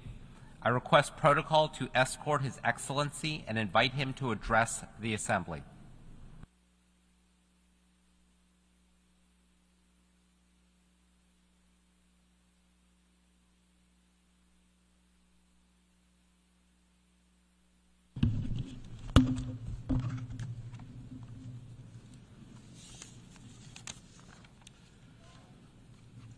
His Excellency Mr. Philemon Young, President of the General Assembly, His Excellency Mr. Antonio Guterres, Secretary General of the United Nations, distinguished Head of State and Head of Governments, Excellencies, ladies and gentlemen, it is my honor to address this august hall once again on behalf of my people of Papua New Guinea.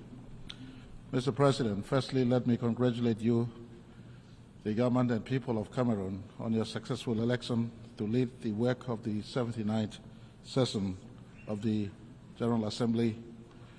I thank your predecessor, His Excellency Mr. Denis Francis, for his excellent leadership during the 78th UN General Assembly. I also extend my gratitude to the United Nations Secretary General for his strong leadership to mobilize the support of the global community on key issues that require our collective efforts, especially in dealing with climate change-related matters. Mr. President, you selected a theme for this debate, leaving no one behind, acting together for the advancement of peace, sustainable development, and human dignity for the present and future generations, I believe is very pertinent. I thank you and commend your foresight in drawing our collective attention to the work we must still do for peace and humanity, considering the vast challenges that continues to threaten our society and what we face today. Mr. President, I speak on three threats to humanity that is complementary to your theme. These threats, in my view, are religious intolerance, poverty induced by climate change, and geopolitical differences and sovereignty contests over territories and people. And I will prefix this statement here with my country as a backdrop. Mr. President, Papua New Guinea is the world's most culturally and linguistically diverse nation, with over 830 languages in a myriad of sub-ethnicities and subcultures that are still authentically indigenous today as I speak. A real-time modern nation of 1,000 tribes. And we embrace this diversity and do our utmost best to function as one people, one nation, and one country in our intention to leave no one behind. In terms of environment, Mr. President, my country hosts up to 7% of world's biodiversity, mostly housed within a tropical rainforest that is the third largest in the world and has a vast marine ecosystem. We sustainably manage our forest, land, and sea because our livelihood depends on them. Papua New Guinea, in a small way, teaches the world on how living in balance with nature, tolerating cultural diversities, and practicing environmental stewardship.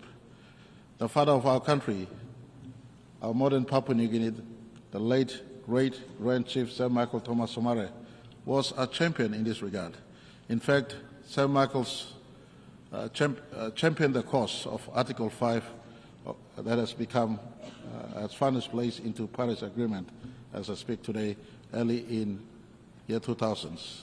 This is a reflection of Papua New Guinea's strong affinity to the forest, land, and sea. In this regard, my country has been contributing to the public or global discourse over the last 2 decades in as far as environmental management is concerned and matters relating to climate change. Unfortunately, this has been met with very little return of action. However, we continue to stand ready to assist the United Nations family in this area. Mr. President, over the last 49 years of our country's history as an independent nation, our challenges has been many, compounded by vast ethno-linguistic diversities and cultural complexities and the small size of our economy. However, we have remained as one people and one nation. We have moved in the last 49 years. We started off as a least developed nation.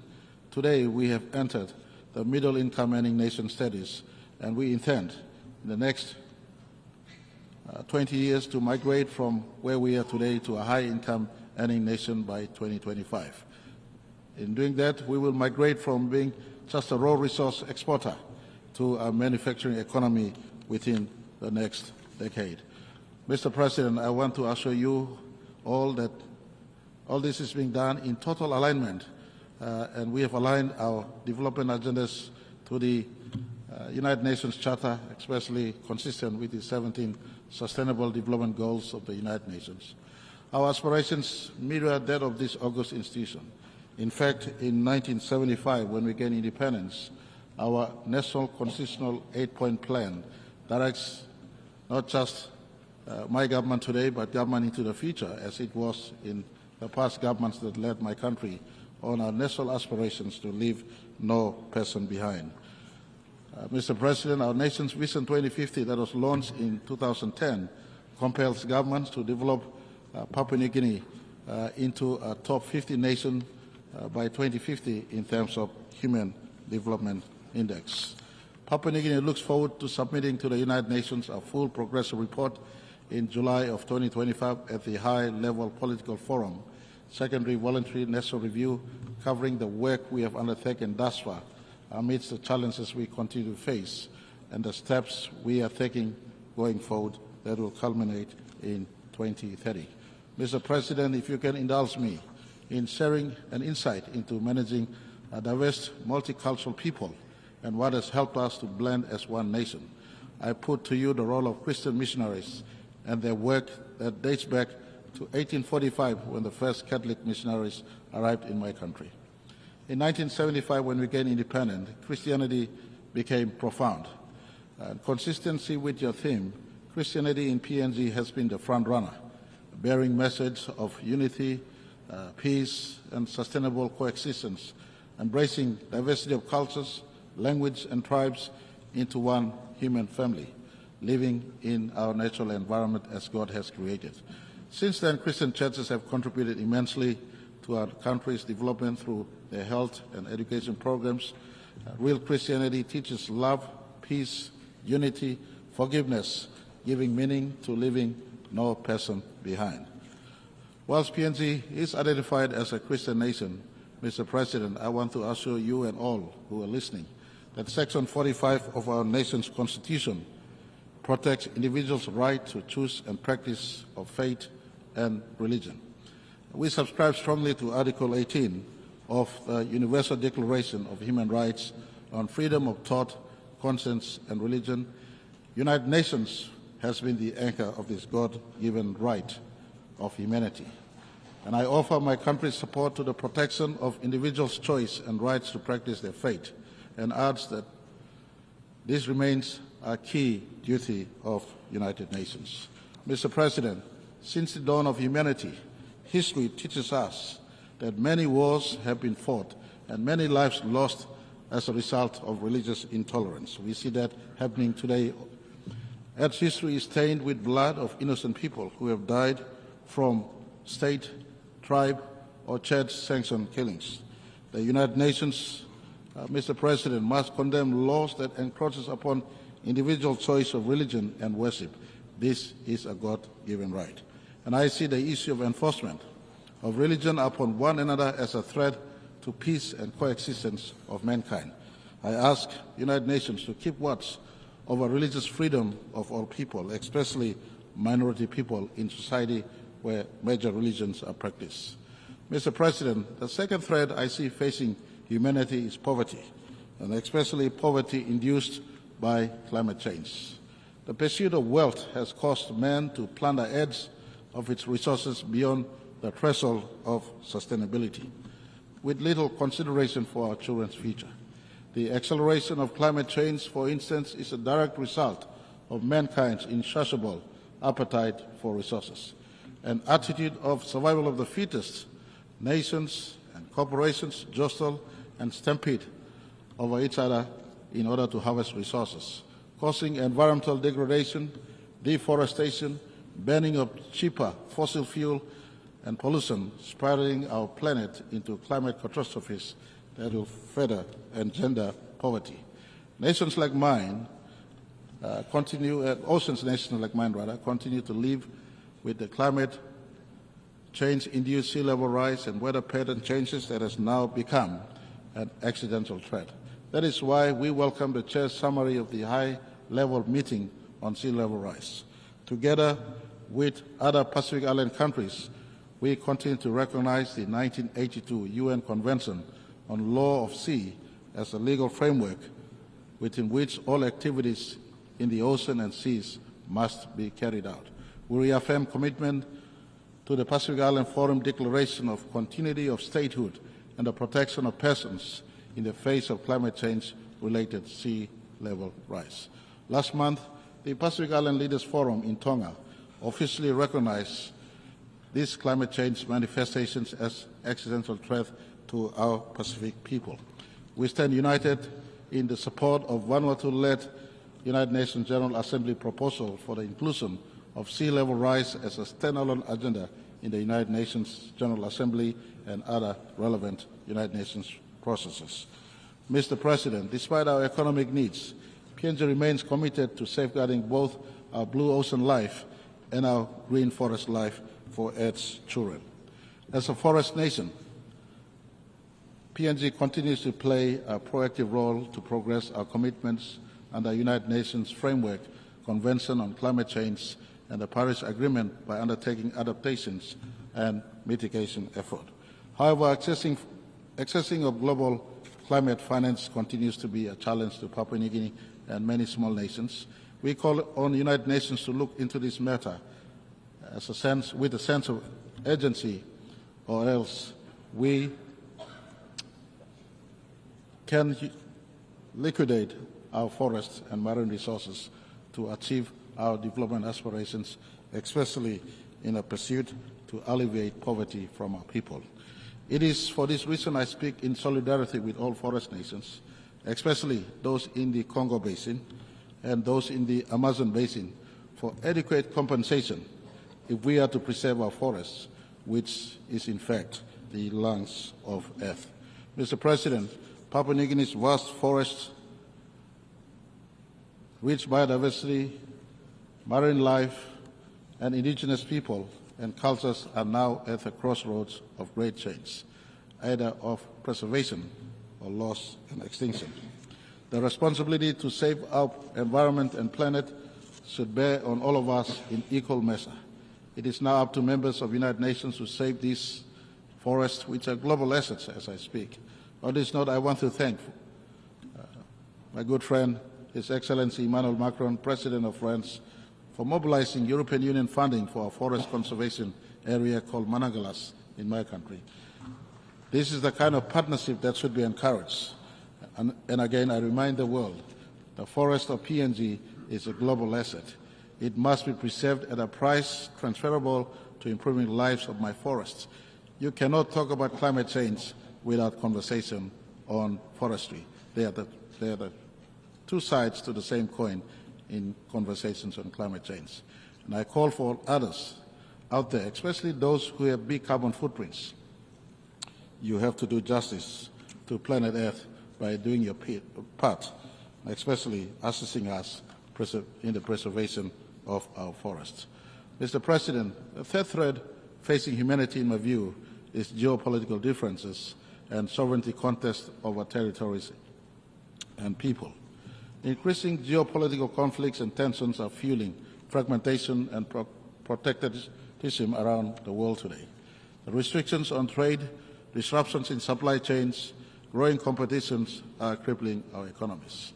We need to examine peaceful strategies and solutions and invest in peace-building initiatives for de-escalation, mutual understanding, cooperation, build trust, and foster peaceful relationships. The United Nations role in this must be respected by all nations, for really it was for this reason that the UN was born.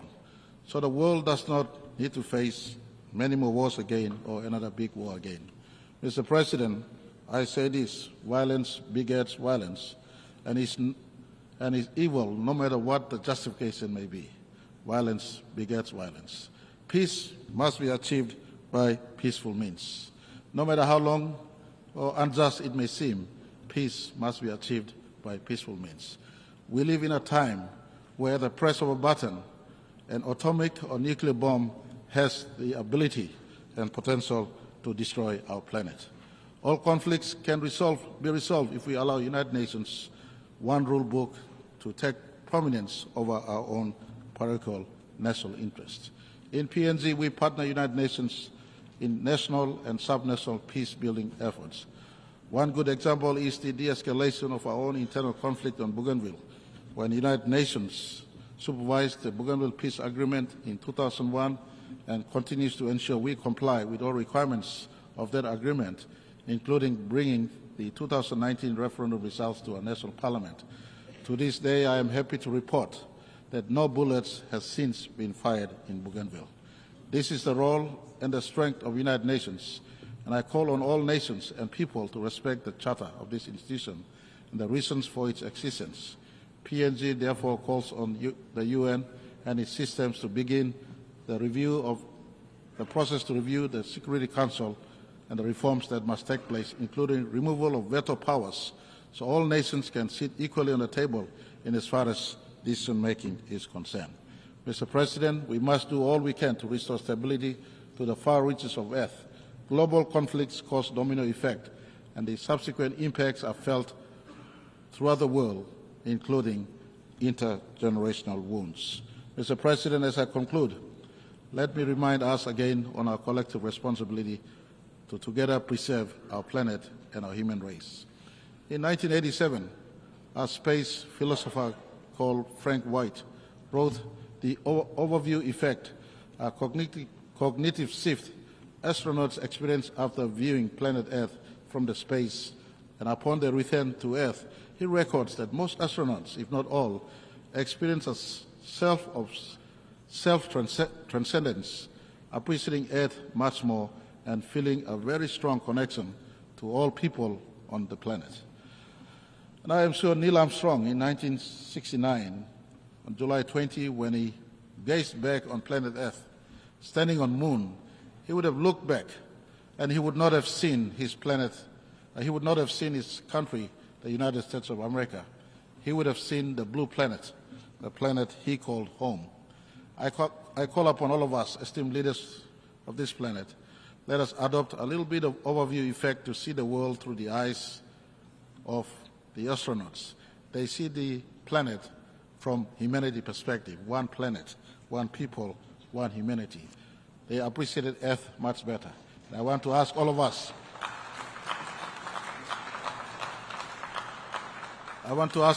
all leaders of planet Earth, let us appreciate Earth. Let us treasure its life-sustaining gifts. Let us do everything within our means to preserve and protect planet Earth. It starts with all of us, leaders, to think and act correctly, because our children's collective future depend on this one. We have but one planet.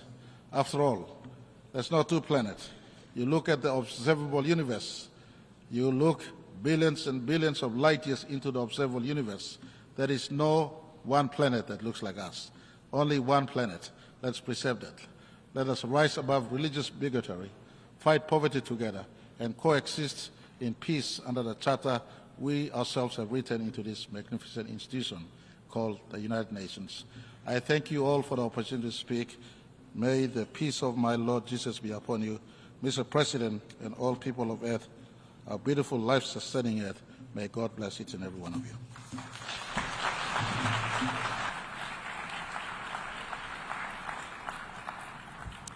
On behalf of the Assembly, I wish to thank the Prime Minister of the independent state of Papua New Guinea.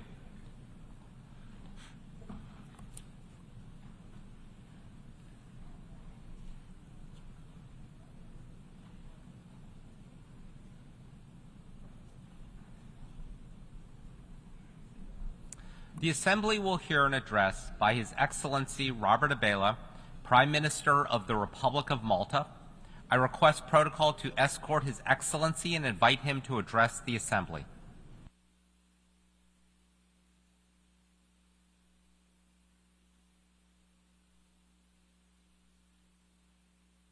Secretary General, President, Excellencies, distinguished delegates, and dear friends. When we gathered this time last year, little could we have predicted that just a couple of weeks later, our world would be plunged into even greater turmoil by the despicable attacks of October the 7th. In the 12 months since, we have seen continued loss of life and a humanitarian emergency on such a scale that it is all too easy to give up hope, all too easy to believe that nothing can be done, all too easy to turn the other cheek. We cannot escape from the stark reality that our world faces the gravest of challenges, and the populations of far too many of these United Nations face the greatest perils. The gravity of these threats is such that we, as leaders from across the globe, are confronted with a choice of two paths. We can choose the path of despair, dejectedly deciding that it is impossible to make a difference, or we can choose the path of persistence.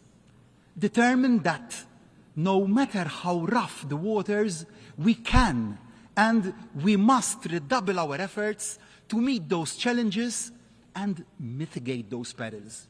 I emphatically believe that we have a moral responsibility to take the path of persistence.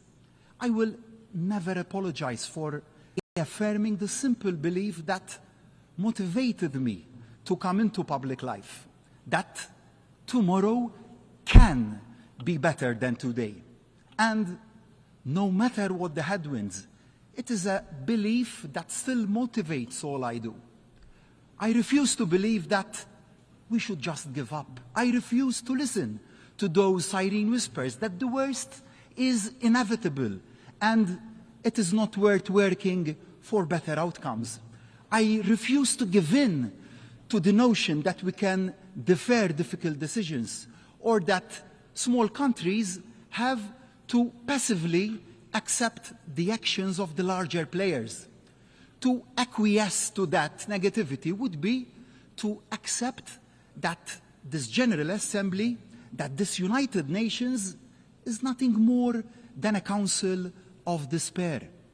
To that, I say a resounding no. This United Nations can and must be a council of hope. Nobody is going to pretend that we can wave any sort of magic wand or deliver instant solutions.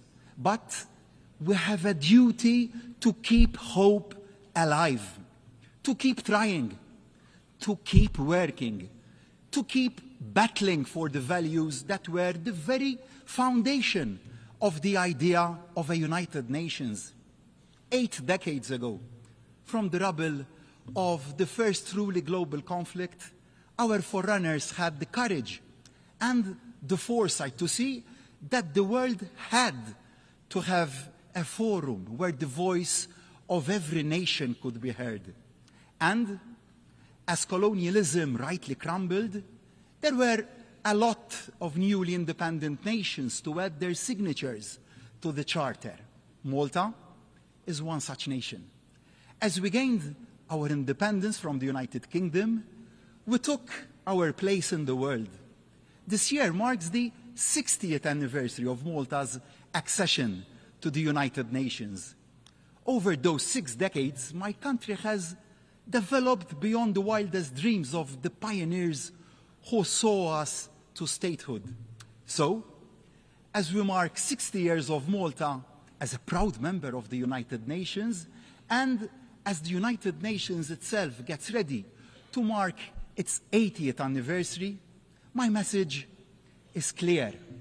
The world needs the United Nations now more than ever. Malta values the United Nations now more than ever. And make no mistake, Malta may be a small country, but we will always be a loud voice against deferring difficult decisions and avoiding difficult conversations. We will never resign ourselves to a future devoid of peace. We will never abandon our commitment to supporting peace processes, no matter how tough those processes may be.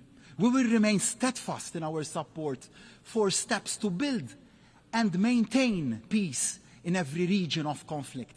We will remain as committed to and confident in this United Nations as that day in December of 60 years ago when the ink dried on Malta's signature. Malta has a unique political and geographical position at the heart of the Mediterranean, a bridge between Europe and North Africa, and the crossroads of Europe and the Middle East.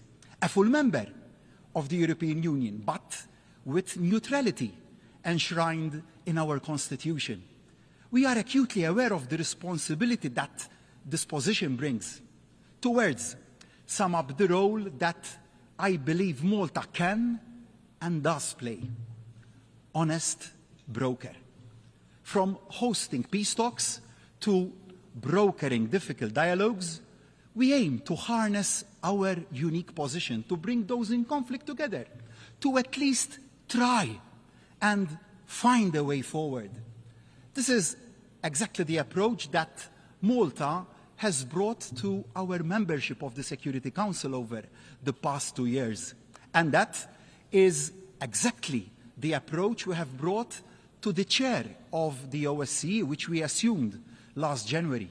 Malta was happy to step up and take the chair as an honest broker, allowing all members to endorse our leadership and ensuring the work of this vital body can continue. Like Malta, the OSCE is a bridge between neighbors across continents. Europe can only be secure and at peace if its neighbors are secure and at peace, which is why both in the Security Council and the OSCE, our guiding watchwords are always promoting sustainability, peace, and security.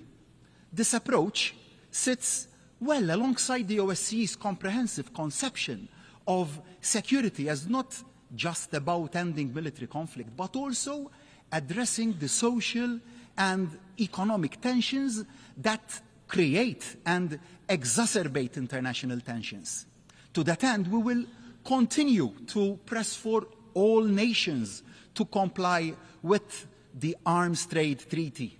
The failure of too many countries to comply with international rules poses too great a threat to too many innocent citizens.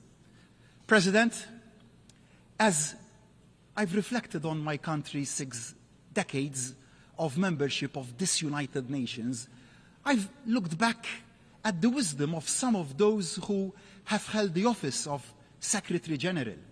Sadly, those words of Ban Ki-moon remain as true and urgent today as ever. The world is overarmed and peace is underfunded.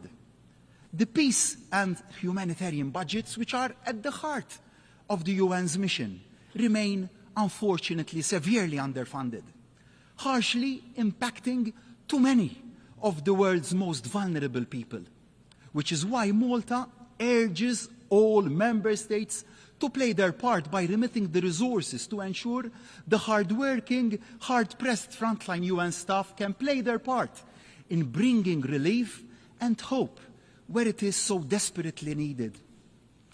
As Malta concludes its current term on the Security Council, I am proud of what we have been able to help achieve. Amidst the tragedy of the events in Israel and Gaza, we have worked with others to prioritize the relief of humanitarian suffering. We used our seat on the Security Council to work for Resolution 2712, which demanded urgent and extended humanitarian pauses and the provision of corridors through Gaza to supply critical supplies needed by so many innocent civilians, not the least children. The resolution also called for the release of hostages held captive by Hamas and other militant groups in Gaza. We are proud that this led to the release of 105 hostages during the negotiated 7-day pause. Similarly, I am pleased Malta played a key role in the Security Council adopting Resolution 2728, which demanded an immediate ceasefire in Gaza for the month of Ramadan, alongside the immediate release of all hostages. This was the first joint motion from the non-permanent members on a geographic situation in the Security Council's history. Understandably, much of the world's attention has been on Israel and Gaza since October the 7th, which has now expanded to a dangerous and deeply worrying escalation in Lebanon. We stand firm in our belief that we must all strive to ensure that the flames of this conflict do not engulf the whole region, and that we all take decisive steps to resolve this conflict before it is too late. Furthermore, it is imperative that we, as a global community, do not lose focus on those other parts of the world where war And the killing of civilians is also all too present and all too tragic a daily reality. Sudan, Yemen, Syria, and of course, Ukraine. So let me now turn to another country in conflict, Malta's southern neighbor, Libya. Helping the Libyan people achieve a genuine and lasting resolution to the institutional crisis for which they have paid too high a price for too long is a key priority for Malta. For such a resolution would not only benefit the Libyan people, it would also benefit all Libya's neighbors and also the wider region. Only with a single functioning government supported by citizens across the whole country can Libya play its full part in addressing the migrant crisis, which puts so many lives at risk, which is why Malta welcomes the initiatives taken by UNSMIL in bringing the parties together to sign an agreement that will hopefully end a crisis at the central bank of Libya, and also to kickstart this stalled wider political process. Malta will continue to stand ready to do anything it can to aid that process. And we will be unstinting in advocating for proactive engagement by the international community to support and enhance those UN-led efforts. Together, we have a duty to aid the mediation needed to create a pathway towards national, parliamentary, and presidential elections in Libya. As friends and neighbors of Libya, we can and must help. But for the process to truly succeed, it must be fully Libyan-led and Libyan-owned, to which end we unequivocally call for the immediate withdrawal of all foreign forces, fighters, and mercenaries from Libya. And Malta re-emphasizes the need for a full completion of the Libyan arms embargo in line with all the relevant Security Council resolutions. Equality is a key value for my government and my country, just as the situation in Libya will only be resolved by all the people of the country knowing that they have an equal voice, so are so many of the conflicts, disputes, and tensions around the world fueled by inequality. Equality isn't some sort of added extra, nice to have but not vital to tackling the world's problems. That view couldn't be more misguided. Equality across gender, age, race, religion, disability, sexuality is not just imperative for its own sake. Equality is also imperative in finding lasting solutions to so many of the challenges that face us all. So, I am honored Malta stands at the forefront of promoting civil liberties globally. We are one of the few countries that has already implemented an anti-racism strategy, and we are now in the process of drafting a second renewed anti-racism strategy. We will never take equality for granted at home, and we will always advocate and support greater equality internationally. All too often, it is women and girls who bear the brunt of conflict, and all too infrequently are the voices of women and girls heard when it comes to solving those conflicts. Without women, there can be no peace. As the world redoubles its efforts to bring peace, so must we all redouble our efforts to ensure the voice of women and girls is heard at the top tables as well as on the ground. During our term on the Security Council, Malta has worked hard to do just that. Malta has chaired the Security Council Working Group on Children and Armed Conflict. In the last 18 months, the working group has issued conclusions on the role of children in the conflicts in South Sudan, Nigeria, Mali, Afghanistan, CAR, Colombia, Iraq, and Somalia.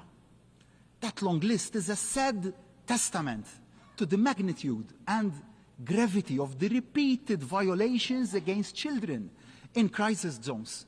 We must never let up in our outrage and actions at these persistent and flagrant abuses of the rights of the child as enshrined by this United Nations. President, we have a saying in Maltese, "Il-Bahar Senor," the sea is wealthy. And indeed it is.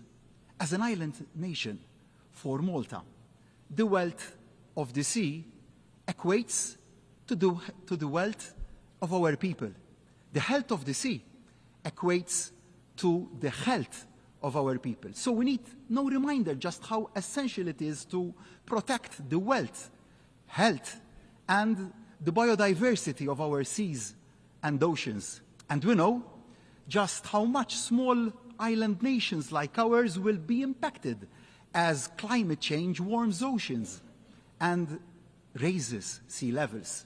We, small island nations, are amongst the lower emitters of greenhouse gases. But we are literally the front line of the climate emergency. The impact of climate change will be felt by all our citizens. It is our duty to them to do all we can to minimize that change and maximize our resilience to the changes which are already being felt. Delay and prevarication simply aren't options. Climate change must remain at the top of the global agenda. Solidarity, standing shoulder to shoulder with our fellow small island nations, is a key value for Malta. Solidarity means actions, not just words. The Islands for Islands initiative is central to our foreign policy, providing concrete, practical assistance to small island developing states, sharing best practice and building capacity. That's why Malta has jointly taken the lead in developing the Climate Vulnerability and Resilience Index, a practical resource to help small islands identify and prepare better for the effects of the changing climate. As sea levels become an even greater concern, so does the health of our seas and oceans become ever greater a priority. Malta remains and will always remain at the forefront of efforts to protect our oceans. In the very first years of our UN membership, we were one of the foremost proponents of the principle of the common heritage of mankind. Thank you, Arvid Pardo. And it remains our lodestar. We have consistently spoken up in the Security Council about the existential threat from rising sea levels, and Malta will always remain unwavering in our support for the United Nations Convention on the Law of the Sea. Malta welcomes the first ratifications of the Biodiversity Beyond National Jurisdiction Agreement, which will provide much needed, much greater protection for the 2/3 of global oceans that lie beyond national jurisdictions. The treaty will only come into force when 60 nations have ratified it. Our oceans need it. Our people deserve it. So I say to my fellow leaders, speed up and sign. To preserve healthy maritime environments, we all need to take practical, innovative solutions and steps. That's why I am delighted at the success Malta's new shore-to-ship initiative is having. The stunning Grand Harbour in the capital city of Malta, which is Valletta, is a magnet for cruise ships. But while docked in berth, they can produce serious amounts of pollution if relying on their engines in the confined space. So shore-to-ship is installing onshore power supply alongside the quays, which are used by cruise ships, meaning that they can switch off their engines and help reduce pollution in this most special of places by around 90%. In Malta, we know that while the sea can yield great gifts, it can also be the host for illicit activity and the breaking of international laws. The high seas must never become the Wild West. The rule of law and the will of the international community must always hold on sea as on land, which is why Malta championed the creation of a unified database of all vessels which are involved in illicit activity, shareable and usable by all participating states. Shipping is central to international trade, so ensuring they are fully applied at sea is central to any successful sanctions regime. And that can only happen if ship owners know that trying to break sanctions brings consequences. But it is essential for reasons of natural justice and to ensure buy-in from member states that the listing of those breaking sanctions is both fair and transparent. So Malta was proud to jointly hold the pen alongside the United States for Resolution 2744 that overhauls the delisting process for the first time in almost 2 decades. By creating a better system for delisting where warranted, we can ward against premature lifting of sanctions which is not warranted. President, we have witnessed how effective global health policies can unite nations, especially when addressing crises that transcend borders and that affect us all. Just yesterday, United Nations member states adopted the political declaration on antimicrobial resistance, which has been diligently facilitated by Malta and the Barbados over so many months. AMR presents a collective threat and demands our urgent attention. We know what must be done to prevent the loss of millions of lives and avert trillions of dollars in additional healthcare costs. This declaration should serve as a strategic roadmap for policymakers, guiding their efforts to tackle AMR in the years ahead. President, when we reconvene in a year's time, we will be marking the 80th birthday of our United Nations. But we mustn't ever be just marking time. We need to always be marking progress. As Dag Hammarskjöld said, the pursuit of peace and progress cannot end in a few years in either victory or defeat. The pursuit of peace and progress, with its trials and its errors, its successes and its setbacks, can never be relaxed and never abandoned. In Europe, the average life expectancy is just over 80 years. United Nations will only have life expectancy longer than that if we all recommit to its future. As the saying goes, I want reports of its death to be greatly exaggerated. Yes, we can't ignore the fact that the architecture of the world's collective security is under stress like never before. Voices of nationalism dismiss the need to work together. Instigators of conflict believe they can escape the rat and writ of the global community. Both couldn't be more wrong. Acting to end conflict, and relieve suffering is never easy.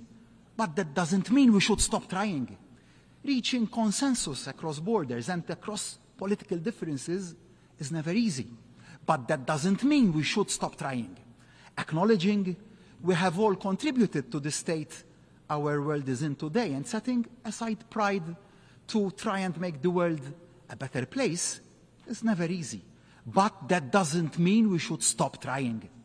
Arguably, the temptation to wring hands and see change as too hard to achieve is greatest for small nations like mine.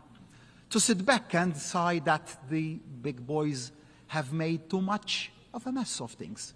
Well, Malta will never sit back. Malta will never wring hands. Malta will never leave it to others. Yes, Malta will always be realistic, but Malta will always remain committed to multilateralism. When the perils are at their greatest, the need to work together is at its greatest. So let us use the next 12 months in the run-up to that 80th anniversary to reassert our collective belief in this United Nations, to redouble our efforts, to resolve conflict, to take the steps the future of the Earth needs, and to deliver the change the people of this planet need and deserve. To raise our game in supporting the Secretary General in delivering the institutional reform the United Nations needs to better fulfill its purpose. In short, and with every fiber of my being, I say to my fellow leaders, now is the time to choose. And we must choose the path of persistence. We must reject the path of despair. Yes, our world faces huge challenges and huge threats. But if we lose belief in the power of collective action, if we lose belief in the ability to work together to we are losing belief in the very idea of a better world. If we fail to persist, we fail to lead. If we fail to persevere, we fail the people who put their faith in us. Failure simply isn't an option. The stakes are too high.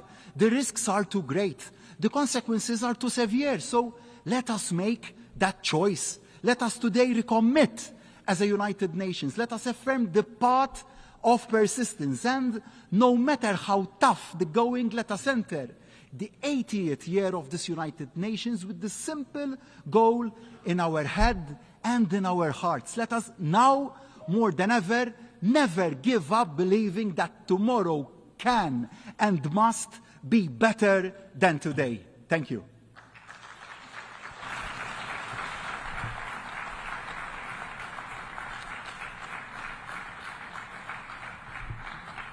On behalf of the Assembly, I wish to thank the Prime Minister of the Republic of Malta.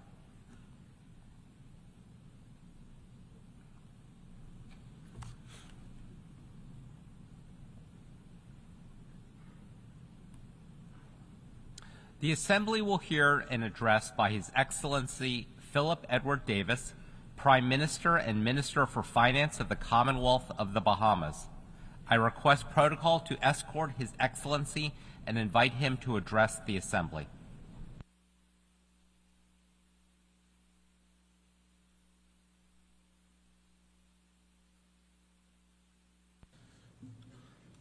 Mr. President, Mr. Secretary General, Your Excellencies, I wish to congratulate Ambassador Yang on the session to the presidency of the General Assembly for this year coming, and give my best wishes to outgoing Ambassador Francis for leading us in the last year. Over the past 3 years, the Bahamas has been pleading with member states to engage in urgent action in respect of climate change. Along with other small island developing states, we have highlighted our vulnerabilities and our predicament.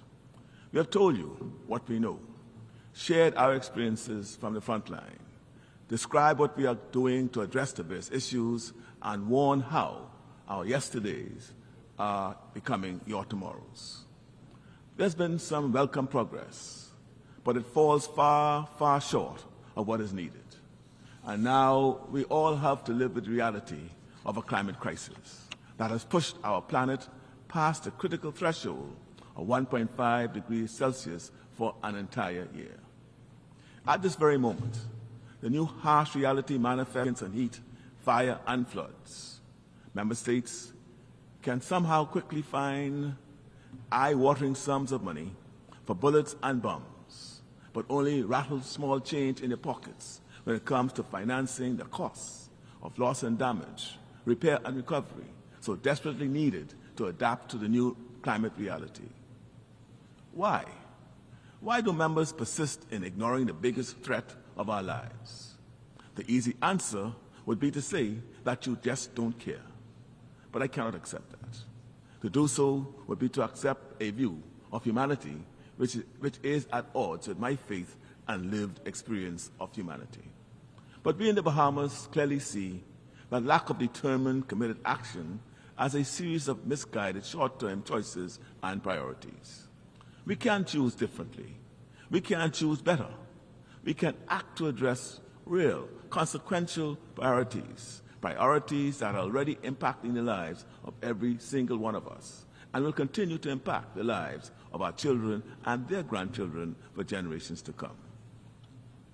The irony is that generations before us did not have an established forum such as this, a place to come together as a whole world to work together for the common good. The genocidal crisis of the Second World War gave birth to the United Nations, and ensuing wars of independence and regional conflicts means that we have in place the structure for real, effective action. And so today, as the Bahamas celebrates 51 years of membership of the United Nations, we offer our service to the international community as we bid for non-permanent membership of the Security Council for the term 2032-2033. We do so because the present crisis of today, the looming crisis of tomorrow, requires even greater degrees of ingenuity, effort, multilateral cooperation, and sacrifice than the world needed in the aftermath of the Second World War.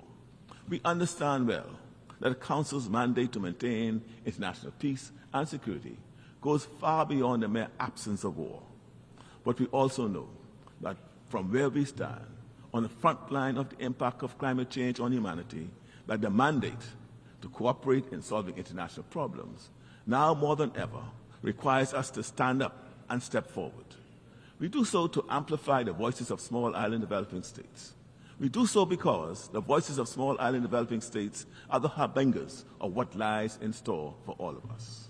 The Security Council of the future will not be equipped to deal with the biggest crisis of our time without voices like ours at the table. The link between climate change and global security is undeniable. Things are bad now, and they're going to get a lot worse before they get better. Climate considerations must be integrated into all aspects of the Security Council's work. Because of this, the Bahamas stands ready to advocate and support whatever reforms are needed to help maximize the effectiveness of the work of the Council. Membership for countries like ours was not what the Charter members contemplated when the UN was established, but it is countries like ours which will help the Council with inclusive, truly representative decision-making needed to help address the greatest crisis of our time. Friends, aspirations to lasting global peace and security will remain empty dreams if not supported by economic security. For too long, the global financial system has been skewed against developing nations. It is a cruel irony that industrialized nations who bear the greatest responsibility for the climate crisis often perpetuate another form of injustice in the form of our current global system. We have been instrumental in exposing the hypocrisy of unilateral blacklisting and advocating for a framework that prioritizes fairness and inclusivity. The present system, with its dark rules and uneven playing field, drains resources from developing countries, leaving us to grapple with the consequences. The Bahamas refuses to accept this double standard. We are raising our voice to demand a fairer and more equitable international framework, one where the voices of all countries, regardless of population or GDP, are heard and respected. The Bahamas will continue to be a leading voice in championing this issue for as long as we need to do so, no matter how lonely or how long the journey may take. Even among small island developing states, the Bahamas is uniquely vulnerable. We are not waiting for solutions. We are creating them. We have created a National Youth Guard, empowering our young people to become environmental champions because we know that future generations will have an enormous burden to shoulder. We are embracing innovation, particularly in the realm of ocean technology, to find solutions to the climate crisis. The Bahamas may be small in size, but we are not short on ambition or ingenuity. We have said it before, but we can never say it often enough. Countries like the Bahamas contribute so little to the problems of the world, and yet we are among the first and greatest affected. Over 40% of my country's national debt is as a direct result of the impacts of climate change. Locked as we are into an annual cycle of severe hurricanes, repair and rebuild, how can we fulfill the reasonable aspirations of our people for national development? We need to stop thinking of climate change merely as an environmental threat. It is a threat multiplier, exacerbating existing tensions, creating new ones, and undermining the very foundations of global security. If we think we have refugee challenges now, do we really want to wait until millions are forced to cross borders just to survive? As resources become scarcer, as livelihoods are lost, the potential for conflict, for instability, and mass migration becomes inevitable. And so we ask you to take note of your own self-interest. Your Excellencies, in our Caribbean region, the Republic of Haiti is facing a multidimensional security crisis. It is born of gang violence and resource scarcity, made worse by massive earthquakes, hurricanes, and other natural hazards. In accordance with UNSC Resolution 2966, passed in 2023, and in coordination with the government of Haiti, member states are contributing to a multinational security support mission. The Bahamas government is strongly of the view that any mission in Haiti ought to be Haitian-led and aim to build the capacity of the Haitian National Police to counter gangs and improve security conditions. The Bahamas reiterates the importance of continued and sustained financial support from donor countries to ensure that UN Trust Fund is able to fund the MSSM operations now and in the future. The CARICOM region in and of itself cannot do it alone, and so we urge you to take note of this important aspect of the MSSM mission. Looking beyond our region, in 2024, the Bahamas has looked to South-South cooperation to fill the gaps in development support. We continue to be active participants in CARICOM. We value the support of the Commonwealth and the solidarity between Caribbean and Pacific Commonwealth states, and look forward to meeting this year in Samoa. We value the deepening relationship between CARICOM and the African region. We see renewed value in the Group of 77 and the non-aligned movement. Our concerted efforts to collectively focus on climate reparations have resulted in new pathways to climate justice at the International Tribunal for the Law of the Sea and at the International Court of Justice. We remain determined to protect and preserve our climate and our precious biodiversity through the progressive development of international law. COP29 must be a turning point. It is estimated that by 2050, climate-related damage is projected to rise to an almost unimaginable $38 trillion per year. My friends, in some respects, it is already too late. Where we are is not good enough, but there's still time just enough if we act and act now. Let's revitalize the stalled negotiations on a new collective quantified goal on climate finance.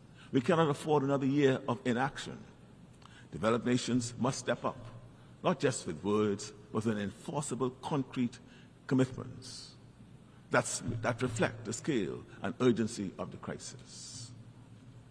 While global military expenditure soared to an unprecedented $2.4 trillion last year, the Loss and Damage Fund, painstakingly established at COP28, has secured a mere $800 in pledges. This is a drop in the ocean compared to the trillions needed to address the escalating costs of the negative impacts of climate change. This is not just an issue of funding. It is fundamentally an issue of sustainability and survival. Without it, peace and security mean nothing. The Loss and Damage Fund must be fully operationalized. This is about responsibility, accountability, and building a future where those who have polluted the most contribute the most to cleaning up the mess. The rise in global temperatures of more than 1.5 degrees Celsius this past year has put us in a new reality. But we must do more than roll the dice. Real effort, serious action, tangible progress. These are the only paths to sustainable solutions. And the same truths remain. We must prioritize energy solutions around sources of renewable energy. Redirecting the vast subsidies given to the fossil fuel industry towards renewable energy and climate adaptation and mitigation would be a powerful start. We must reform the global financial institutions and systems. We need multilateral development banks that are fit for purpose, providing accessible finance and prioritizing climate-resilient investments. We must continue to work to strengthen international cooperation. We need a renewed commitment to collective multilateral action. But friends, within this global emergency, we also see a glimmer of hope. The 1.5 degrees Celsius threshold cannot be an end point, but a turning point, an opportunity to reject complacency and chart a new course, one grounded in innovation, collaboration, and a resolute commitment to a just and sustainable future. We're not asking for a handout, but for a hander. Even the strongest swimmers drowns if left alone in a raging sea. I'll be remiss if I had to leave this podium without joining my sister, Prime Minister of Barbados, in calling and renewing my call for the removal of the blockade in Cuba. It is hurting the people of Cuba, and though it is said that the blockade is against Cuba, it is the people in Cuba who suffers daily. It has not worked. It's been in place now for how many years? Over 70 years. So why should it still remain? And we call upon all of us here present to seek to persuade those who have the blockade to remove it and move it as soon as possible. Thank you for listening.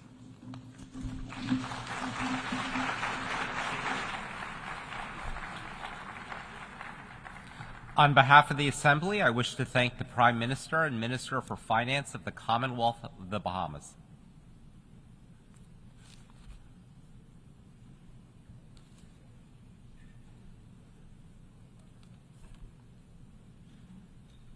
The Assembly will hear an address by His Excellency Kassim Majaliwa Majaliwa, Prime Minister of the United Republic of Tanzania.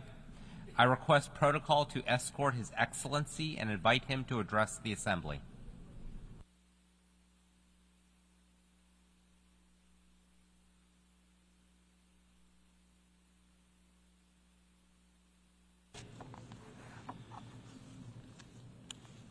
Your Excellency, Philemon Yang, President of the 79th Session of the United Nations General Assembly, Excellencies, Heads of State and Government, ladies and gentlemen.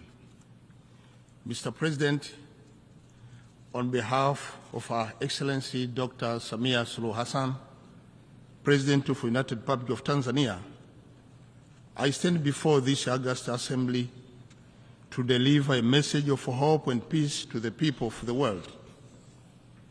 In doing so, I wish to convey warm and fraternal greetings from the President and the people of the United Republic of Tanzania. Her Excellency Dr. Samia Suluhu Hassan, President of the United Republic of Tanzania, wishes this assembly every success in its important deliberation. I would also like to join the previous speakers in commending you, Mr. President, for the excellent manner you are steering the work for the Assembly. Tanzania endorses and supports the theme chosen of this session, that is, leaving no one behind, acting together for the advancement of peace, sustainable development, and human dignity for present and future generations. This theme aligns well with the United Nations Charter and builds on the efforts of your predecessor, His Excellency Dennis Francis, whose remarkable leadership is truly appreciated. Tanzania recognizes and thanks the Secretary General for his great work and the important message he shared with us at the opening of this general debate. Mr. President, the participation in the 79th General Assembly has been a unique opportunity for us to share perspectives regarding to the pledge and the commitment made for addressing global challenges such as pandemics, extreme poverty, climate change, and the conflicts. I would like to share some of Tanzania's perspectives as follows. Sustainable development, Tanzania's path to inclusive growth. Mr. President, the Sustainable Development Goals are a beacon of hope in addressing global challenges. Tanzania's journey towards sustainable development reflects that of many nations facing significant challenges for the determined impact of COVID-19 on health and economic systems. Climate change, marked by extreme weather patterns like torrential rain and droughts, has deteriorated health issues and strained infrastructures. We are concerned about the slow pace in attaining these goals, whereas of 2023, only 17% of targets were on track, with over one-third regressing or stalling. Urgent action and global solidarity are needed to overcome barriers such as economic imbalances, climate change, conflict, and gender inequality. Mr. President, our commitment toward the realization of SDGs is focused on sustainability economic growth through strategic investment in agriculture, aquaculture, livestock, fisheries, infrastructure development, energy, and digital economy. Our goal is to improve food security, reduce poverty, ensure job creation, and drive inclusive economic growth. There are many success stories in Tanzania emanating from this investment, such as the empowerment of youth through the Building Better Tomorrow agriculture initiatives in mainland Tanzania, and empowerment of local women in Zanzibar through seaweed farming. On the other hand, Tanzania implements policies to ensure access to quality healthcare and education for all citizens, including the Universal Health Insurance Act and the free basic education. The government also invests in vocational training and STEM education to prepare youth for job market and digital economy. Defending human dignity, inclusivity, and equality.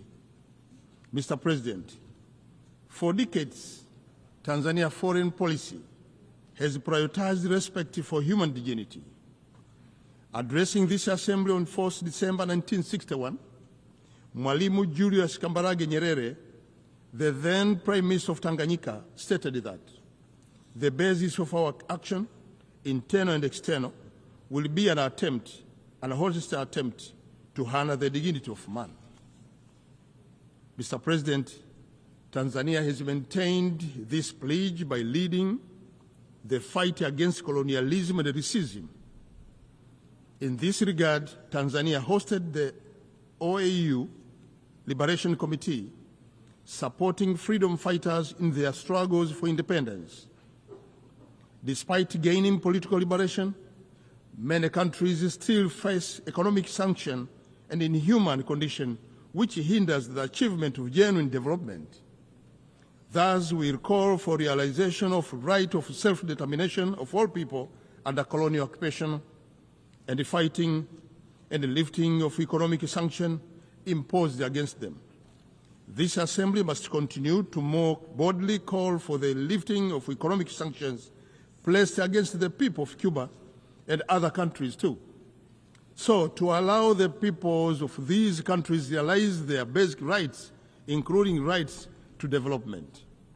Mr. President, global humanitarian crisis due to war, conflict, and natural disaster requires unrestricted access to humanitarian aid, fair treatment of victims, accountability to actual sites, and the United Nations commitment to uphold human dignity for a peace world.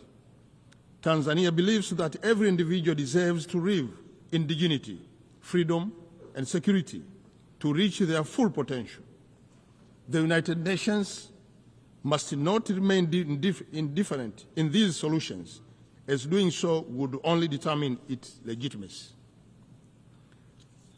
Mr. President, let me talk about peace and security. Security is indivisible. In the face of global health insecurity characterized by the pandemic such as COVID-19 and current mpox, the saying no one is safe until everyone is safe truly gathers meaning. It is imperative that we should invest more in peace, foster unity, and rebuild trust. In this regard, Tanzania welcomes the adoption of General Assembly Resolution 78/312, which proclaimed July 7th as World Kiswahili Language Day. Kiswahili is a language spoken by over 200 million people in all continents of the world. It is an important tool for advancing peace, unity, and cultural diversity. While Tanzania and other Kiswahili-speaking countries looking forward to commemorate this day in 2025 and beyond, we also call on this Assembly to explore the possibility of recognizing Kiswahili as an official language of our esteemed organization or as this Assembly. Tanzania, East African Community, South African Development Community, and the African Union have already led the way to Kiswahili speaking, and it is again important that we invest more in peace initiatives because there is no development without peace and unity. Your Excellency, Mr. President, in recognition of this requirement, Tanzania has several decades participated in peacekeeping, peace building, and mediation efforts. Tanzania has and continues to contribute towards world peace through its membership in the United Nations Security Council and the African Union Peace and Security Council. This contribution is also evident through its leadership in regional arrangements, such as International Conference on the Great Lakes region of Africa, and currently the chair of the organ on politics, defense, and security of Southern Africa Development Community. I wish to reassure this August Assembly that Tanzania's commitment towards peace will not weaken. Tanzania will continue to diligently dispense the obligations emanating from the culture of the United Nations. Mr. President, let me talk about climate and change.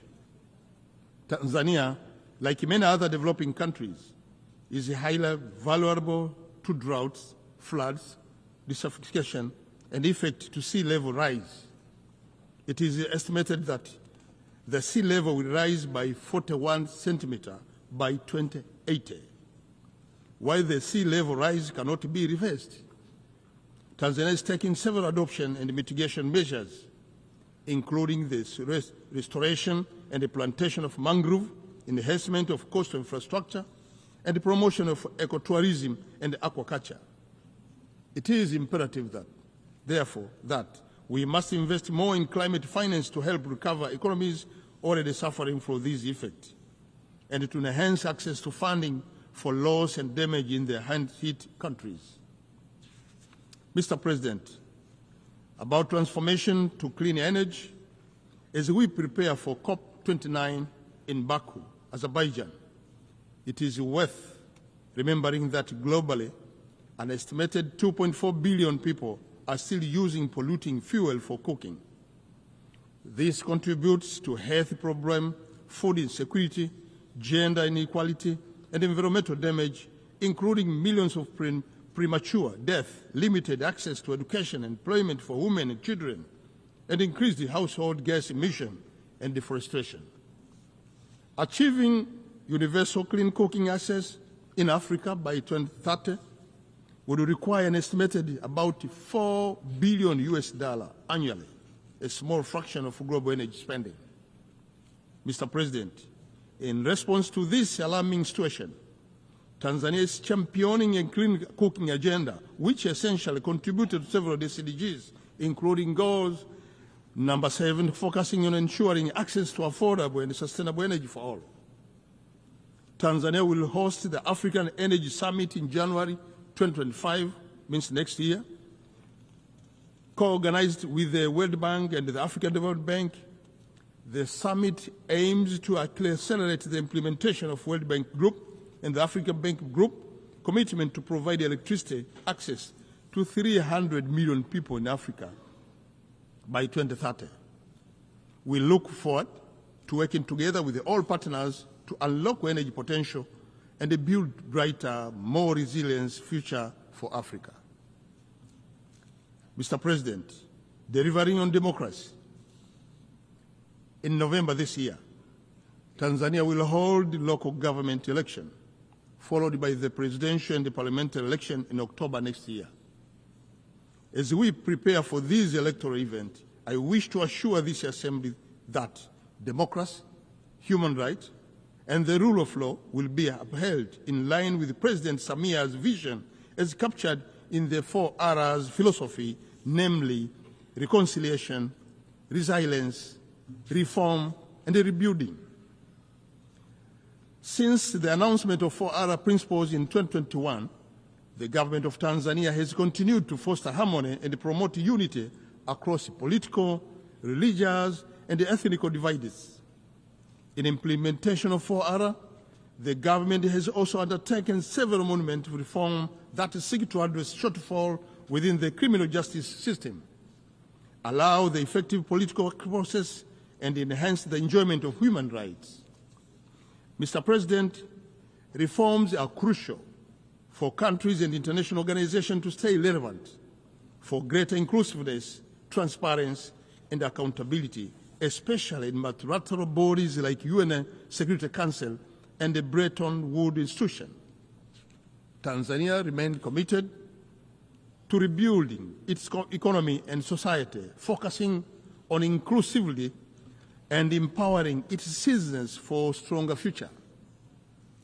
Mr. President, when I go to conclude my speech, Tanzania argues all the world leaders to unite against international threats that undermine unity, peace, and human dignity.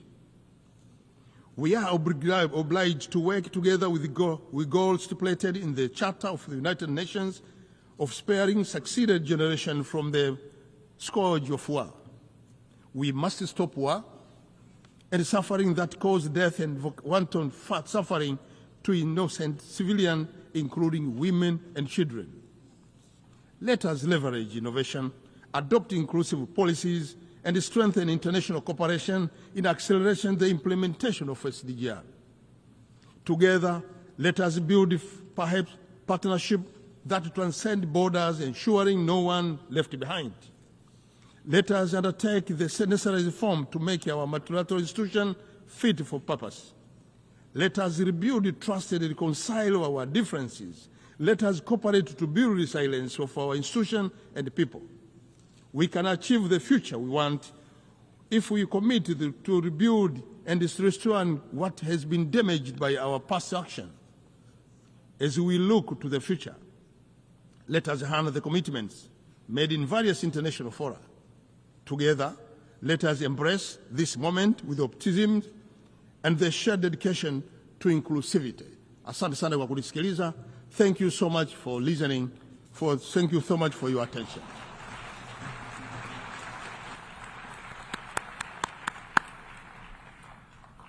On behalf of the Assembly, I wish to thank the Prime Minister of the United Republic of Tanzania.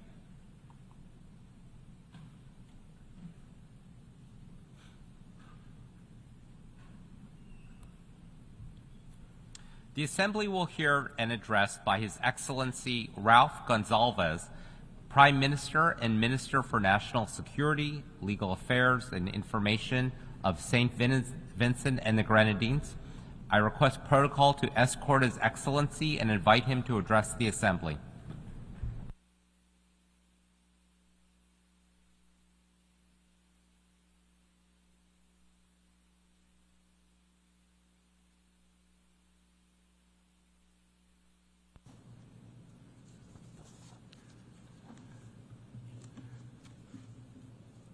Mr. President, Your Excellencies, St. Vincent and the Grenadines is a magnificent exemplar of our Caribbean civilization. Despite the quarter century of analysis, advocacy, and prescriptions set forth by leaders of small island developing states and international institutions charged with advancing the interests of SIDS, our travails are enduring in a global community largely disinterested in our well-being and that of small states generally. We in SIDS remain unequally yoked in a global community motivated by the baser instincts of the untrammeled power of money, ideology, guns, lethal weapons, territorial and global dominance. To be sure, the SIDS have made incremental advances in the global community and in the architecture of international relations. Nevertheless, for us in SIDS, it has been a situation akin to going up a dung escalator, in which the dung escalator is moving at a faster pace than the upward baby steps. Frequently, it appears as though much of the powerful would wish the SIDS not to exist. But here we are, stubborn as the heavens. We are not going anywhere despite our massive vulnerabilities. Our people have a permanence in this world. Even if some of our lands wash away, we have a voice and we will continue to use it. We demand, as of right, a special support from the international community to address efficaciously the unique social, economic, and environmental vulnerabilities of SIDS in the interests of the nearly 70 million people who permanently occupy the seascape and landscape of the SIDS, and in the interest, too, of all the other 8 billion or so persons who inhabit Mother Earth. Small island exceptionalism ought to be a category embedded formally in international law and accorded most favorable treatment. Rather than securing a most favorable treatment, the SIDS are required to fight to maintain the special considerations which providence or serendipity has bestowed upon them. A case in point is the attempt currently by the International Development Association, IDA, to pit the most vulnerable, the SIDS, against the poorest countries in its quest to tighten the terms under which qualifying SIDS of a particular income level, such as St. Vincent and the Grenadines, obtain soft loans through the World Bank IDA nexus. In any event, why is the World Bank persisting with the single, anachronistic, and ill-designed metric of average per capita income in respect of vulnerable SIDS in the age of the Anthropocene, as against a more comprehensive and sensible measure of a multi-dimensional vulnerability index? Your Excellencies, the unvarnished truth is that the developed countries have not kept their promises to the SIDS, except the most marginal ones. Importantly, the countries of the developed world, the major historic and contemporary emitters of greenhouse gases, have failed and or refused to keep their solemn commitments of restricting the global temperature at below 1.5 degrees Celsius above pre-industrial levels. Unless there are drastic alterations in the patterns of consumption, production, life, and living in developed and large emerging economies, our planet is inexorably on a path to a proverbial hell in a handbasket. In the process, countries of an island or seaboard civilization are likely to be inundated by raging seas and enveloped in searing heat. On the matter of the financing of climate change, the developed countries which have the means and the major historic responsibility to contain this existential threat have been parsimonious and less than responsible in practice. Even today, the cynicism and doublespeak of several major developed countries is breathtaking in response to the quest of most of the global community to transform the international financial institutions as fit for purpose in today's world, and for responsible, reasonable alterations in the actual modalities of climate financing. High representatives of most of these developed countries pay lip service in general to the innovative proposals, the Bridgetown 3 proposals endorsed by the Caribbean community, only to nitpick and delay in the particular on the progressive essentials. Brazenly, when these developed countries make a marginal concession, they trumpet it as a major advance so as to send the proverbial fool a little further. The Antigua and Barbuda Agenda for SIDS, adopted earlier this year, encompass an action-oriented framework for the way forward. The recently adopted Pact for the Future by the United Nations General Assembly provides a wider and promising buttress. In our advocacy for the 39 SIDS, we embrace too the cause of the least developed countries and the landlocked developing countries, all 92 vulnerable countries in the United Nations system. Your Excellencies, growing material dissatisfaction grips increasingly large numbers of people in both the metropoles and the hinterlands in this highly interconnected world. Noticeably, the ceremony of innocence is drowned. Things are falling apart.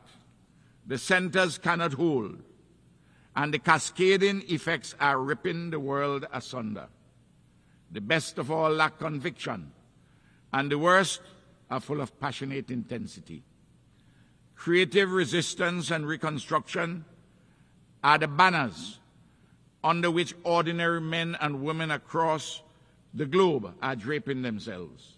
Sadly, in the North Atlantic countries, there is a growing and dangerous constituency for an illiberal, even a neo-fascist option of looking forward to an illusory past in search of making again their countries unalloyed, mythical paradises of unrivaled dominance. They are looking forward to a past that never was. At the same time, even a modest middling social democracy is on the retreat because this old political shell of the post-1945 global order can barely contain the erupting contradictions within and outside it. A search for new modalities is emerging, but not yet fully formed, in part because the old order is unprepared to relinquish, cede, or share power, even as it realizes that it cannot continue to rule in the old way, but the new is yet to be born, and the forces of change lack a sufficiency of strength to deliver satisfactory alterations. Your Excellencies, the war in Ukraine, the genocide in Gaza, the conflicts in the Yemen, Sudan, and the Democratic Republic of the Congo, the threats across the Taiwan Strait, and empires' designs on revolutionary Cuba and Venezuela, the violence and more in Haiti, and such like disruptions of the peace globally, all have specific origins and contexts. But they are all reflective, too, of a failure of multilateralism, a hamstrung United Nations framework, and a derogation from the fundamental precepts of the Charter of the United Nations.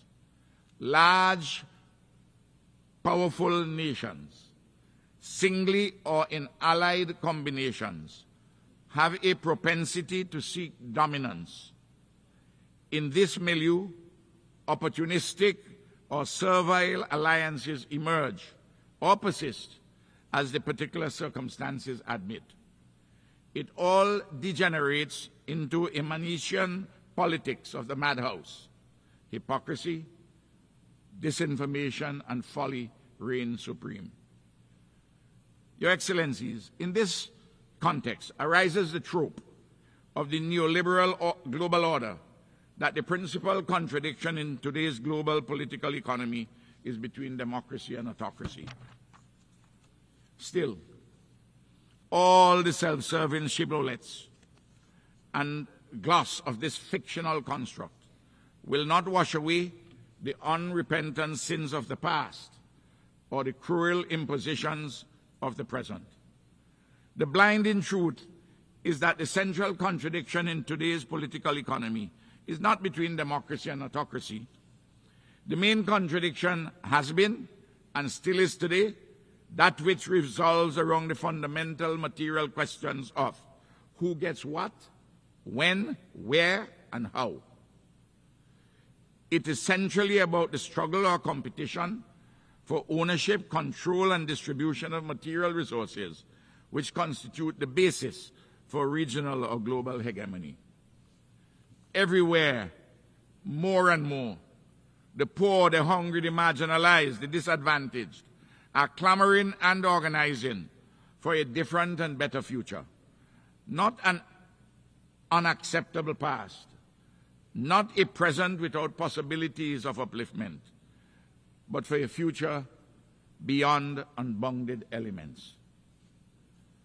Your Excellencies, sadly, in our region, we have been experiencing the lived reality that the imperial ghost of Monroe still stalks the marbled halls of the citadels of a neighboring great country of extraordinary possibilities to the detriment of countries in Latin America and the Caribbean. No country in our hemisphere can reasonably be considered a security or other threat to this great nation. Yet St. Vincent and the Grenadines and other Caribbean countries have been damaged collaterally and directly in significant material ways by the weaponizing of the financial system and the unjust unilateral coercive sanctions against Venezuela and Cuba, which are in breach of international law.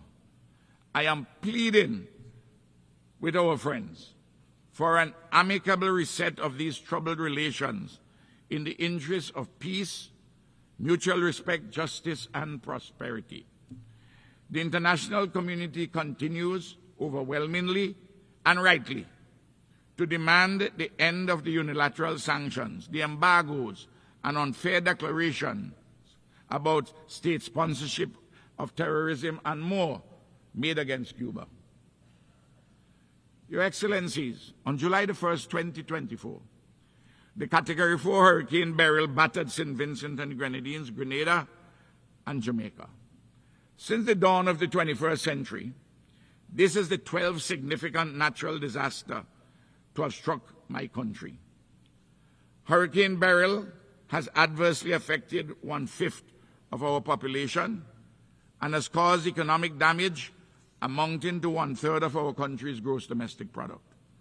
The relief, recovery, and reconstruction processes are underway.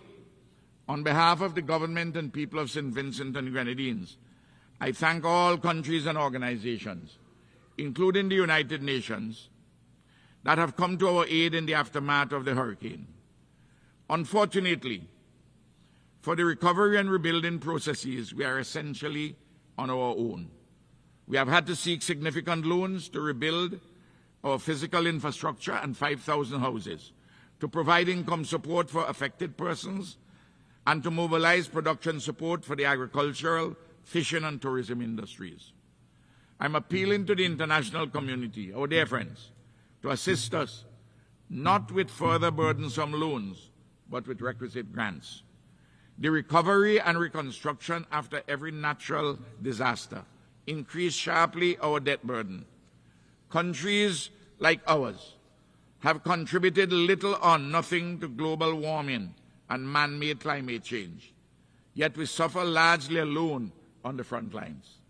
This cannot be fair. It cannot be just.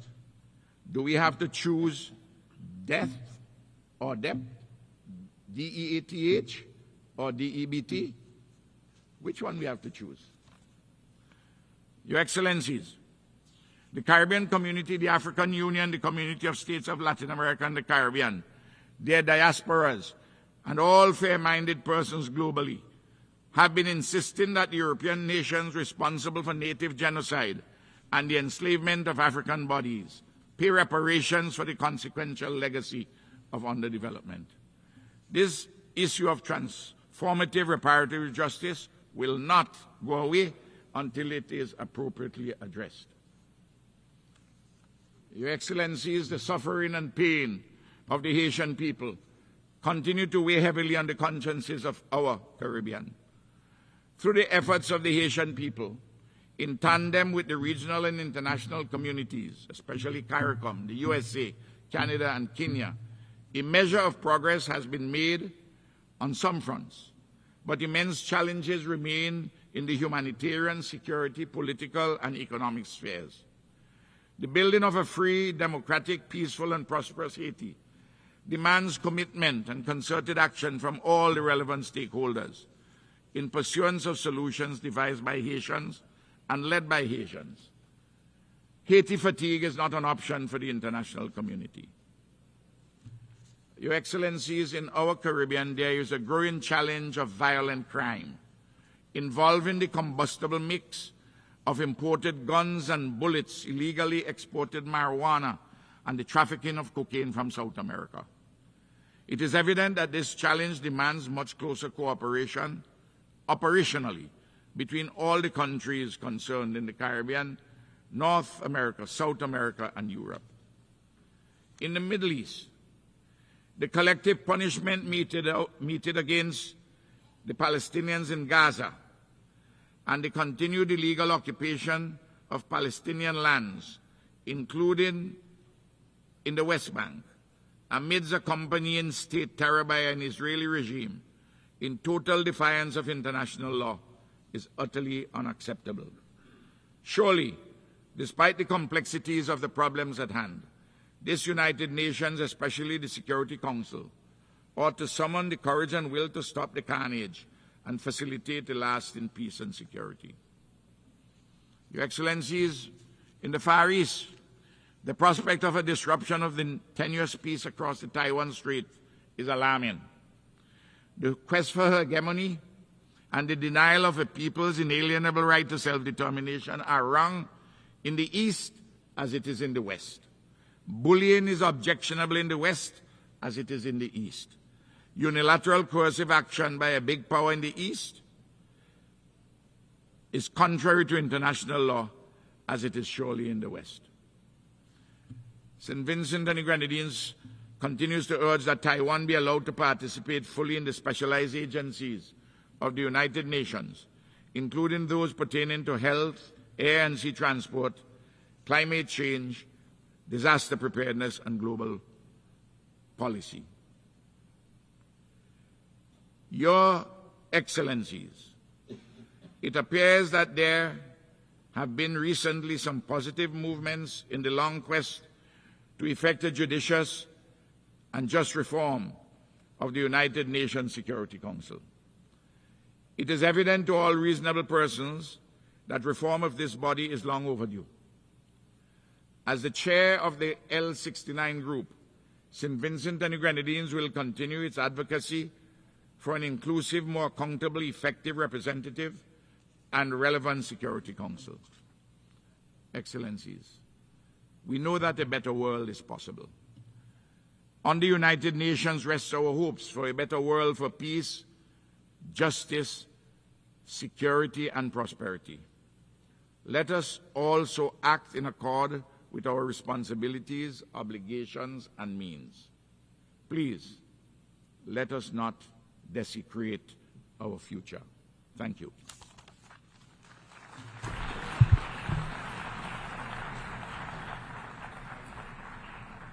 On behalf of the Assembly, I wish to thank the Prime Minister and Minister for National Security Legal Affairs and Information of St. Vincent and the Grenadines.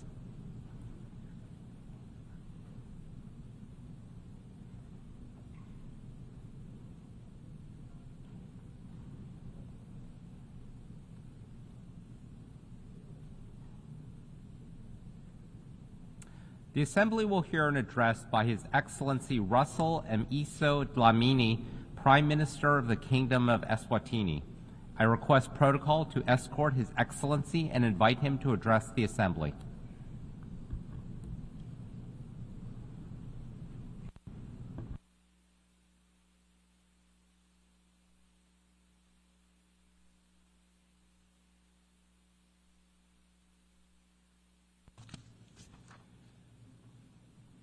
Your Excellency, Mr. Philemon Yang, President of the 79th session of the United Nations General Assembly, Your Majesties, distinguished heads of state and government, the United Nations Secretary General, honorable delegates, ladies and gentlemen, Mr. President, it is with profound gratitude and deep sense of responsibility that I stand before you today at this pivotal gathering of the 79th United Nations General Assembly.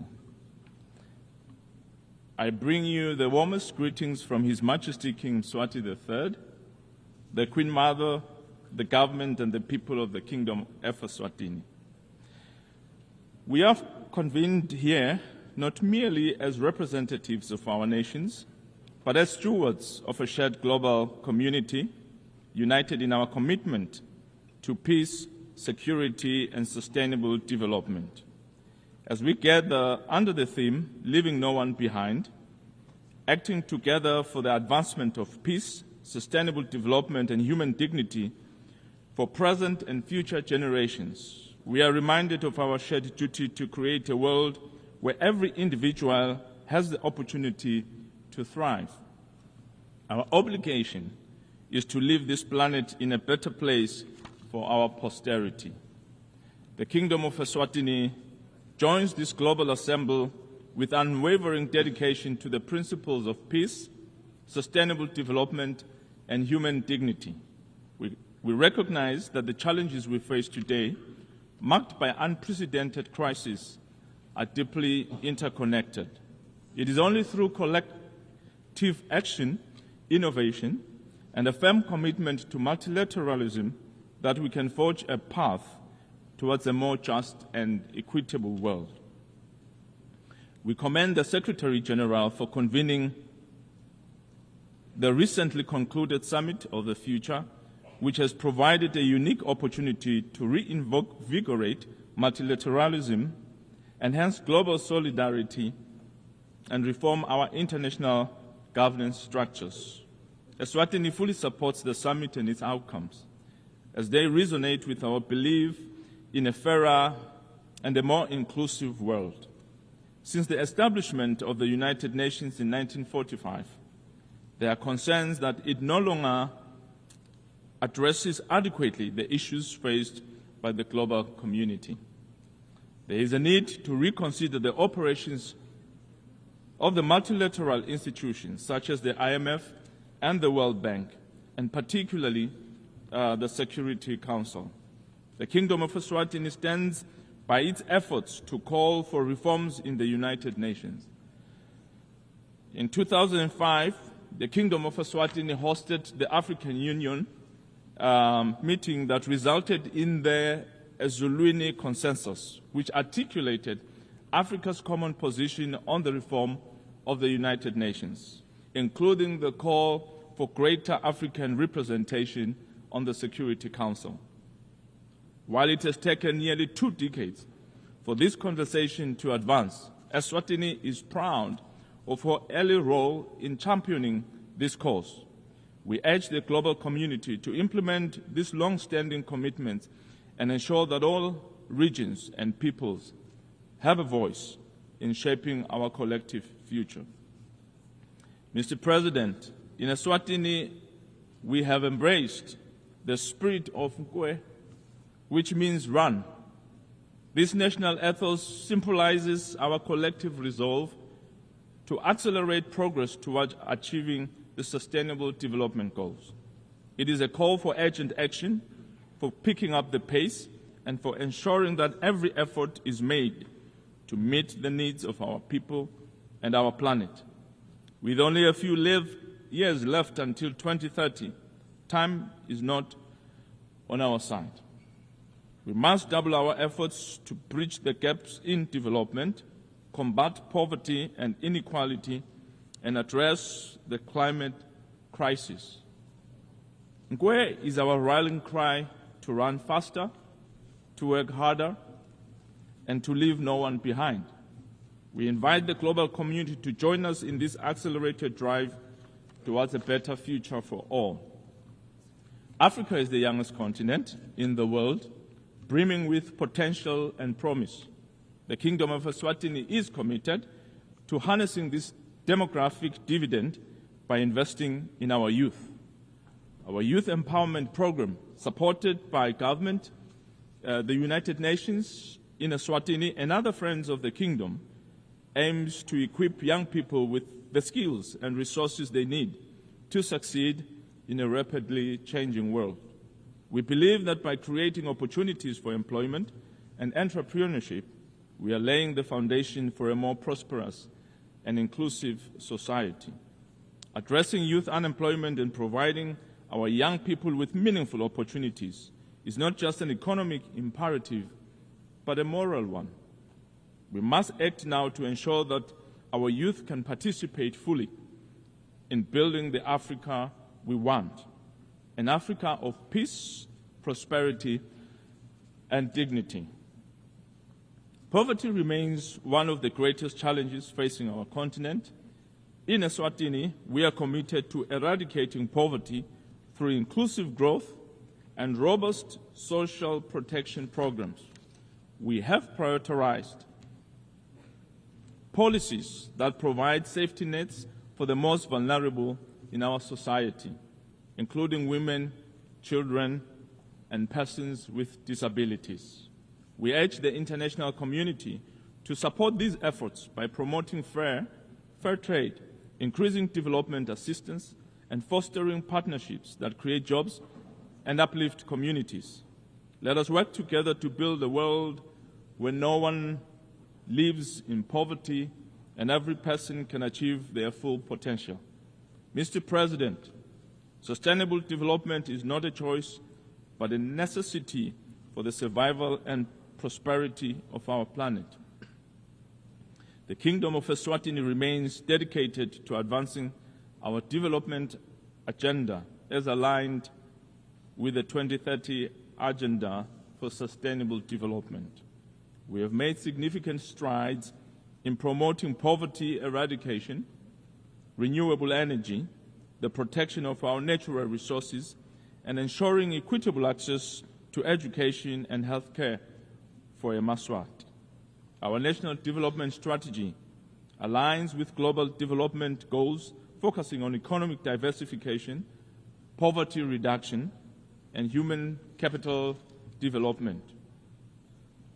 We've taken significant steps to promote renewable energy through investments in solar, wind, and hydropower projects, such as the Eswatini Electricity Company's initiative to increase the share of renewable energy in the national grid. These efforts are complemented by our progress in providing access to quality education through the free primary education program and improving healthcare services as outlined in our National Health Strategic Plan. However, as a small middle-income country, we face unique challenges, including limited access to international financing, vulnerability to climate change, and economic shocks.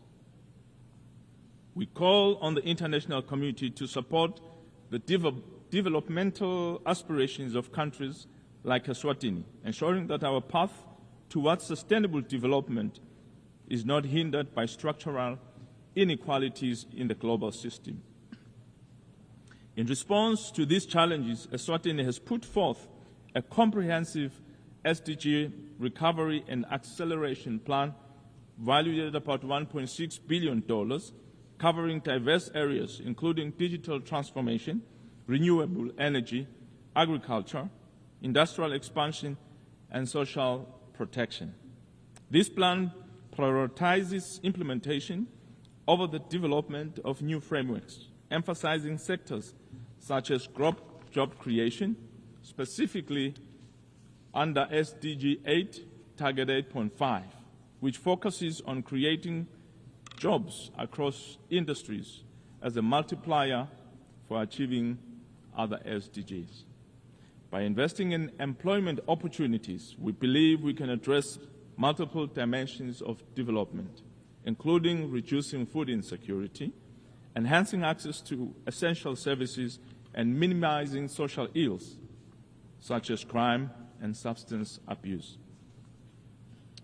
Mr. President, the implementation of SDGs requires substantial financial resources. However, many developing countries, including those in Africa, face significant barriers to accessing affordable finance. The current global financial architecture is not fit for purpose and must be reformed to make the financing more accessible and equitable. We call for the implementation of the Addis Ababa Action Plan, which emphasizes the need for innovative financing mechanisms and global solidarity. We also urge the international community to support the reform of global financial mechanisms that have seen developing countries pay much higher costs than developed nations to access the much-needed funds. This unfair practice must come to an end. The Summit of the Future provides a critical opportunity to address these disparities and ensure that all nations have the means to achieve their development goals. Mr. President, peace is the foundation upon which sustainable development and human dignity rests. The Kingdom of Eswatini, guided by its long-standing tradition of peaceful coexistence, continues to advocate for dialogue and peaceful resolution of conflicts. We condemn all forms of violence and support efforts aimed at silencing the guns across the world, particularly in Africa. We call upon the international community to support the African Union's Agenda 2063 and the African Union Master Roadmap for silencing the guns. It is imperative that we are not to leave anyone behind. We must address the root causes of conflict, including poverty, inequality, and lack of opportunity, which drive instability and undermine development efforts. Mr. President, health is a fundamental pillar of sustainable development, and its challenges are multidimensional, impacting not just individual well-being, but also national productivity and social stability. The Kingdom of Eswatini recognizes that achieving universal health coverage is integral to the broader agenda of leaving no one behind. Despite our efforts to improve healthcare access through initiatives such as the National Health Strategic Plan and investment in health infrastructure, Eswatini, like many other countries, continues to grapple with significant health challenges. These include a high burden of communicable and non-communicable diseases, inadequate health financing, and the complexities of delivering equitable health care in rural and remote areas. Furthermore, the ongoing threat of pandemics such as COVID-19 and emerging health threats such as the Mpox, exacerbated by climate change, underscore the need for adequate preparedness and resilient health system. We call upon the international community to support collaborative efforts in strengthening health systems, enhancing disease surveillance, improving access to essential medicines, and building capacity for rapid response to health emergencies. Only through such global solidarity and shared commitment can we ensure healthy lives and promote well-being for all ages as enshrined in SDG 3. Mr. President, climate change poses an existential threat to our future. In Eswatini, we have taken decisive steps to address this crisis. We have developed a comprehensive strategy to mitigate and adapt to the impacts of climate change, investing in renewable energy, sustainable agriculture, and disaster risk reduction. We are also proud to announce that Eswatini has recently adopted a ban on single-use plastics. This decision, supported by UNDP and the Eswatini Environment Agency through initiatives like Pasasako Nawe, is part of our broader commitment to environmental sustainability. However, our efforts alone are not enough. We call upon developed nations to honor their commitment to climate finance and technology transfer. It is only through collective action that we can ensure a sustainable future for all. The theme of this year's UN General Assembly is leaving no one behind. Acting together for the advancement of peace, sustainable development, and human dignity for present and future generations. Ironically, Taiwan and its 23.5 million people continue to be left by the United Nations and its specialized agencies. We wish to make a call for their inclusion. They need to be part of this global platform so that they can also fully participate in global development and growth of our goals. Mr. President, the road ahead is fraught with challenges, but it is also filled with hope and opportunity.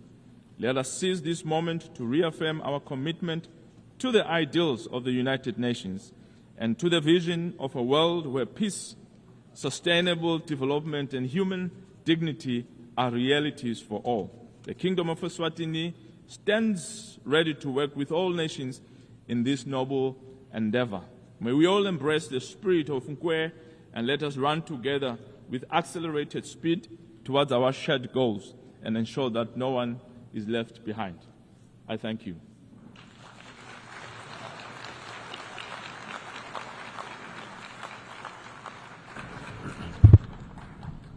On behalf of the Assembly, I wish to thank the Prime Minister of the Kingdom of Eswatini.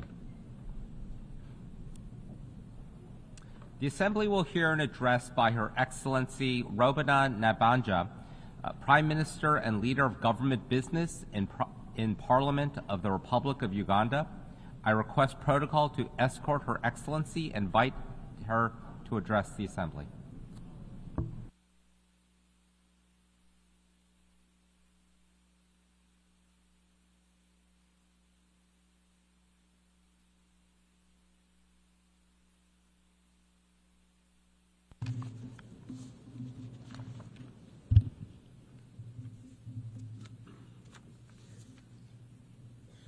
Your Excellencies, ladies and gentlemen, I bring you warm greetings from His Excellency Yoweri Kaguta Museveni, the President of the Republic of Uganda, and the people of Uganda. I congratulate His Excellency Mr. Philemon Yang on his election as President of the 79th session of the UN General Assembly, and I assure him of Uganda's full support. I commend His Excellency Mr. Dennis Francis, former President to the General Assembly, for his stewardship of the 78th session of the General Assembly, and equally pay tribute to the Secretary General, His Excellency Antonio Guterres, for his commitment to the work of the United Nations.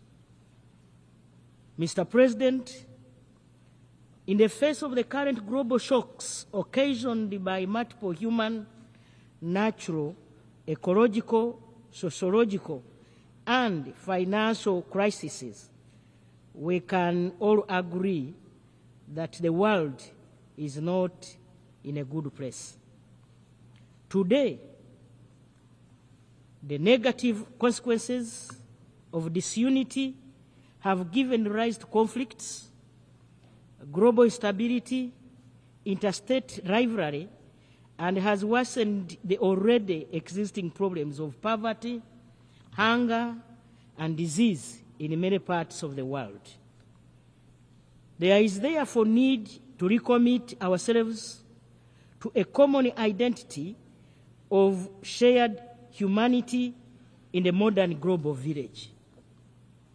As people of the United Nations, we should live by the Charter of the United Nations with a sincere determination to save future generations from the scourge of war.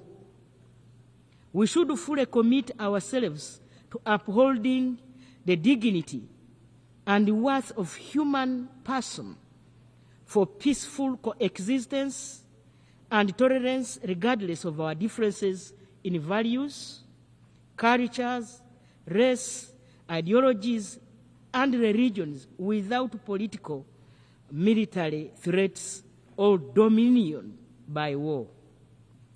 Your Excellencies, we must resolve our political commitment for the full implementation of the globally agreed frameworks for the promotion of socio-economic development and advancement of all people.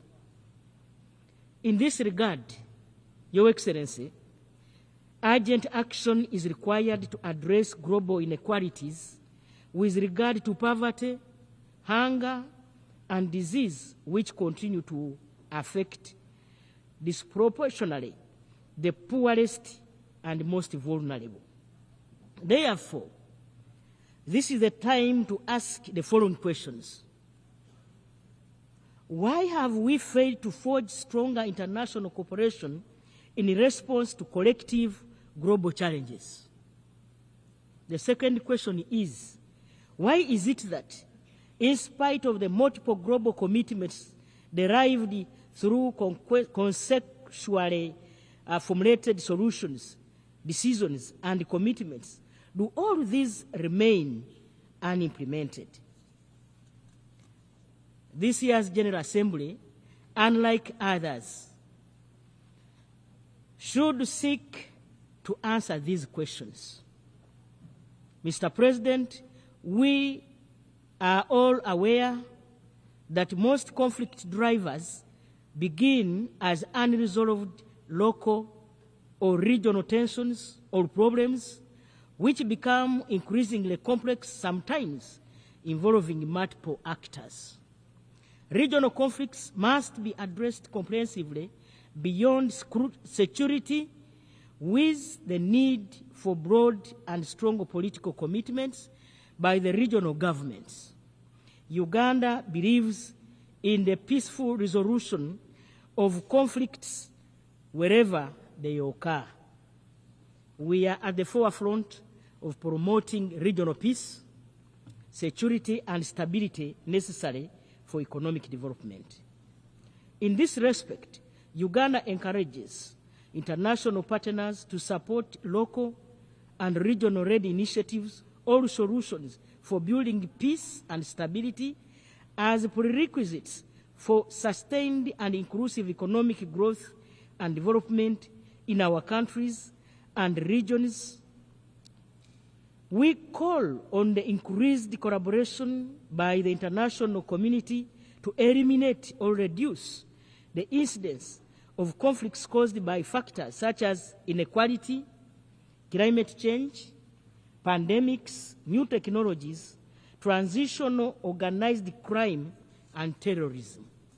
Uganda believes that the benefits of this world must be shared with all humanity and detests all forms of exclusion by the relatively few wealthy nations.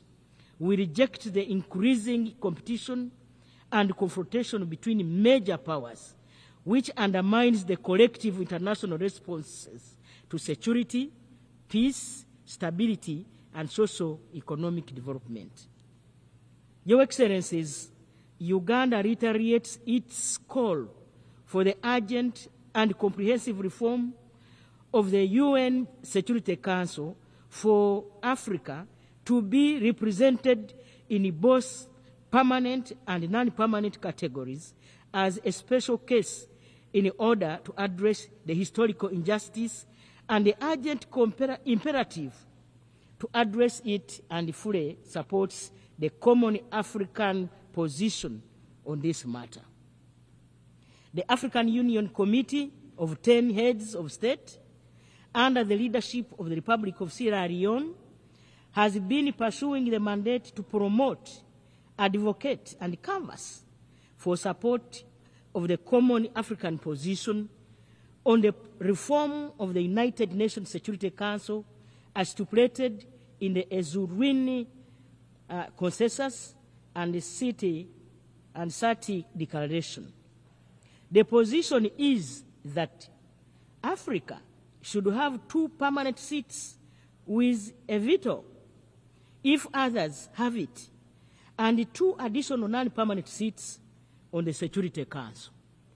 The Committee of 10, since 2005, has been driven with the hope and conviction of sovereign equality in representation and participation in intergovernmental negotiations for the reform of the UN Security Council to make it more responsive to the current circumstances to achieve a future of shared goals for humanity.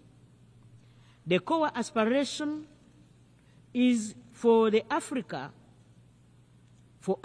to get representation in United Nations Security Council as equal partners and make a contribution to multilateral systems that should become inclusive, equitable, and work for international peace and security of all without paralysis or succumbing to parochial interests of major powers. Mr. President, we demand for the right to development as equal members of the international community without any preconditions and politicization, for greater human dignity, freedom, and socio-economic injustice. We call for fair access to means of production, technology, and capital for the socio-economic transformation of our economies in line with our national legal frameworks and development plans. Uganda believes that the perpetual preservation of poverty and inequalities in developing countries undermines the fundamental human rights, in particular the rights of the marginalized and the poor, and remains a threat to international peace and security, which should no longer be overlooked. Uganda, as a chair of non-allied movement, will work with countries of the non-allied movement as well as other countries on the intergovernmental processes that shall lead to the adoption of the UN Covenant on the Right to Development. Mr. President, financing remains one of the greatest challenges that undermine the efforts of developing countries to fully implement the 2030 Agenda for Sustainable Development and achievement of its 17 sustainable goals. Borrowing is critical for financing investments in sustainable development. Sovereign debt is an important tool for financing sustainable development, enabling low-income countries to invest in infrastructure, health, education, and other critical areas. We emphasize that loans to low-income developing countries should be concessional and at zero interest rate. This will enable our countries to finance productive investments, including building infrastructure to improve connectivity, make debt sustainable in the long run, and spur economic growth which will in turn help to improve domestic tax collection and raise revenues.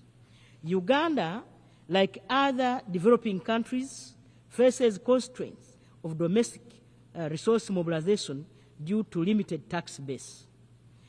We call for strengthening of the international cooperation in tax matters to ensure that it is effective and inclusive by making multinational corporations pay taxes in countries of their operations, including collecting revenue generated by e-commerce in cross-border transactions. Mr. President, we fully support the ongoing discussions on adoption of the UN Framework Convention on International Tax Cooperation and call upon all countries to negotiate constructively. We also call for the strengthening of international cooperation in the prevention of and combating illicit financial flows with a view of ensuring that all illicit funds, all resources, including assets, are returned to their countries of origin. Furthermore, Uganda calls for the urgent reform of the international financial architecture, including the international financial institutions and their rules, to ensure equitable representation of developing countries in international economic governance decision-making that affect the trajectory of their national development. Your Excellencies, Uganda identified 4 key sectors of wealth and job creation in line with its national development plan, and that includes agro-processing, industrialization, services, information and communication technologies, digitalization and skills development to support our socio-economic transformation. There is no doubt that affordable energy and access to affordable high-quality internet connectivity is vital to catalyze their full implementation in order to realize inclusive development outcomes and benefits for our people. We need to strengthen deeper collaboration with the Global South, with the support of our partners in the North, to unlock shared prosperity by building the necessary infrastructure and connectivity to increase productive capacity for rapid growth, economic takeoff, and sustainable development.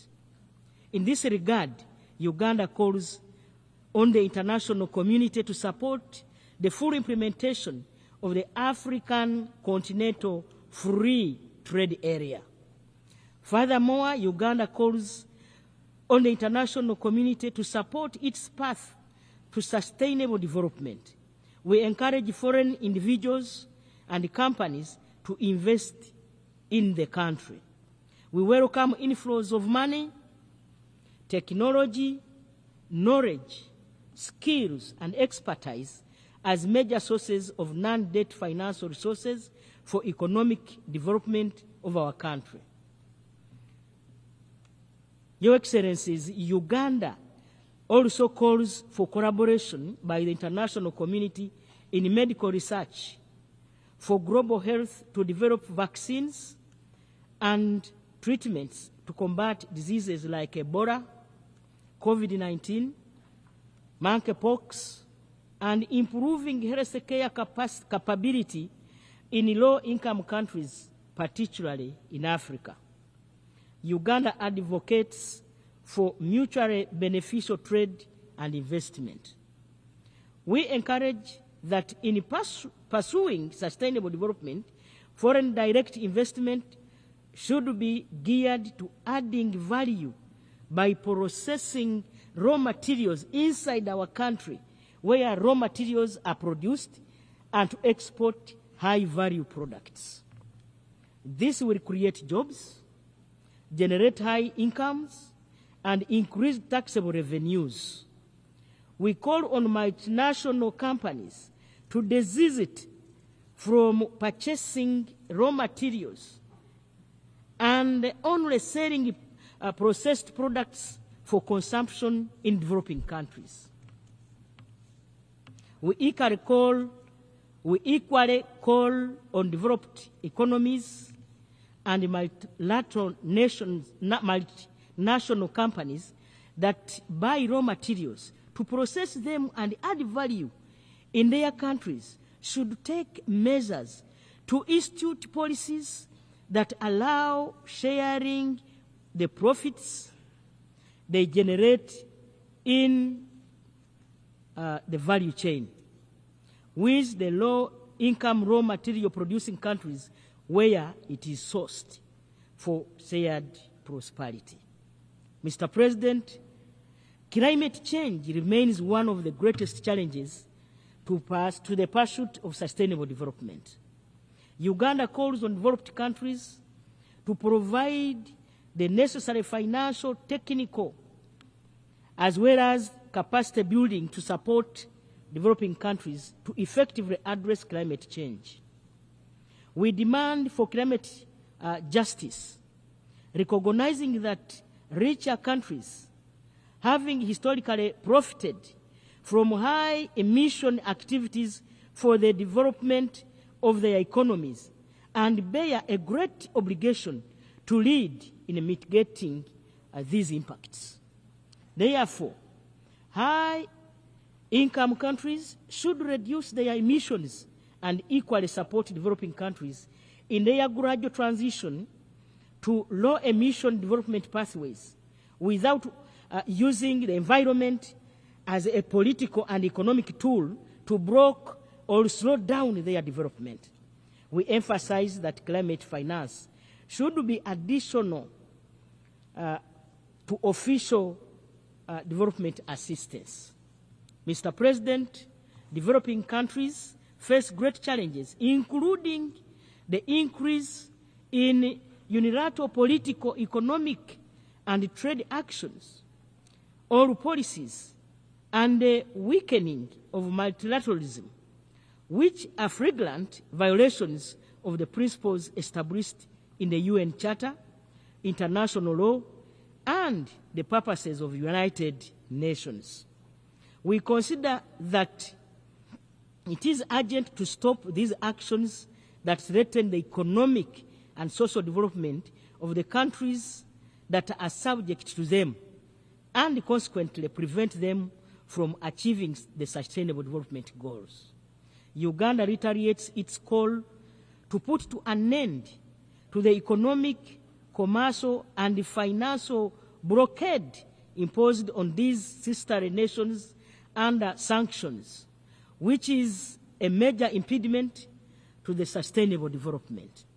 Uganda also reiterates its firm rejection to the imposition of laws and regulations with extraterritorial impact and all other forms of cohesive measures, including unilateral sanctions against developing countries, and reiterates the urgent need to eliminate them immediately.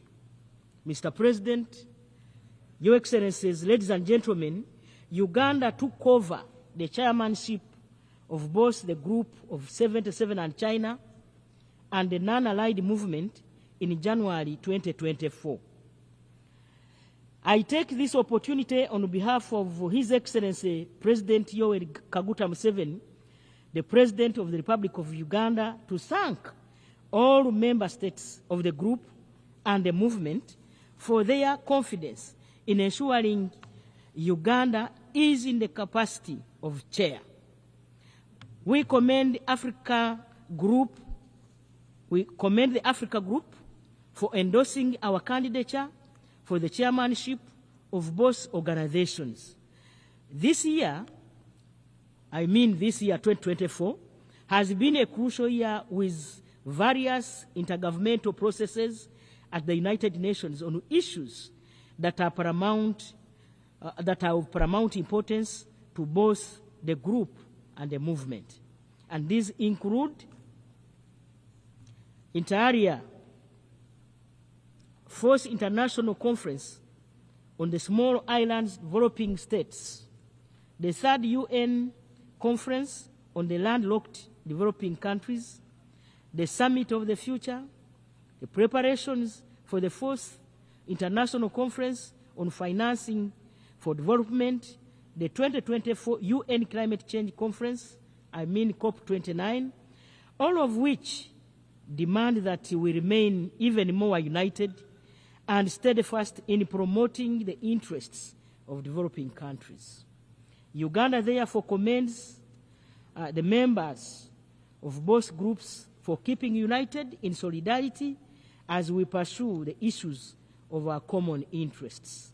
In conclusion, Mr. President, Uganda will continue with this stewardship, working together in solidarity to achieve a revitalized multilateral system which is capable of adequately addressing current and emerging global challenges.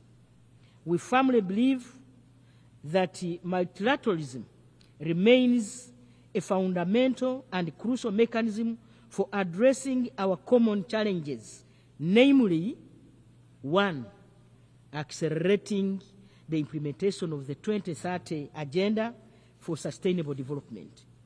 2, scaling up action to address climate change and biodiversity loss. 3, strengthening international tax cooperation. Then 4, availing adequate concessional financing for development. And number 5, the fight against illicit financial flows and enhancing global collaboration in digital and artificial technologies to maximize the benefit to society and minimize harm, among others. I thank you for God and my country.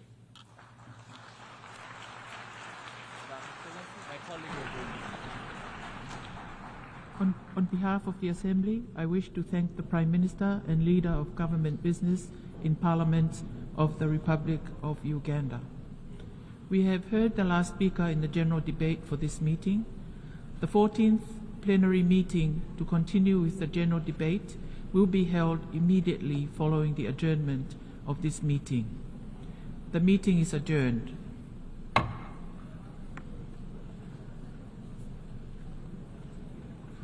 The 14th plenary meeting of the General Assembly is called to order.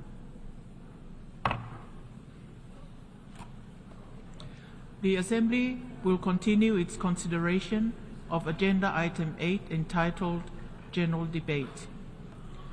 The Assembly will hear an address by His Excellency Gaston Alfonso Brown, Prime Minister and Minister for Finance, Corporate Governance and Public-Private Partnerships of Antigua and Barbuda.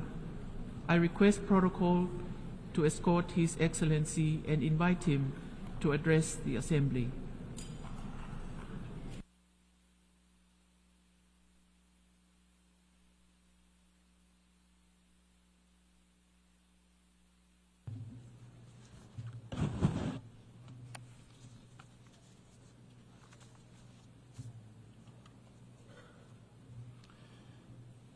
Excellencies, distinguished ladies and gentlemen, today we all stand at the edge of a precipice.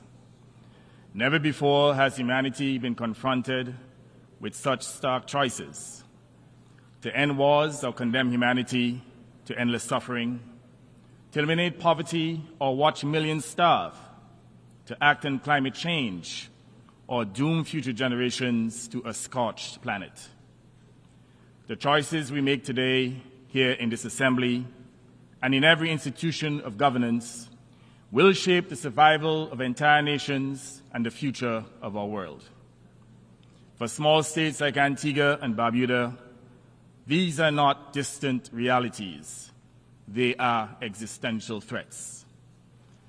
Our islands are on the front lines of a climate catastrophe that we did not cause, a debt crisis we did not create, and conflicts in which we have no part.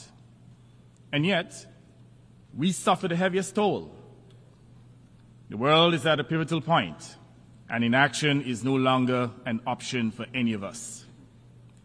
Small island developing state SIDS are the first to suffer, but we certainly will not be the last. All will be consumed if we continue to dither and delay.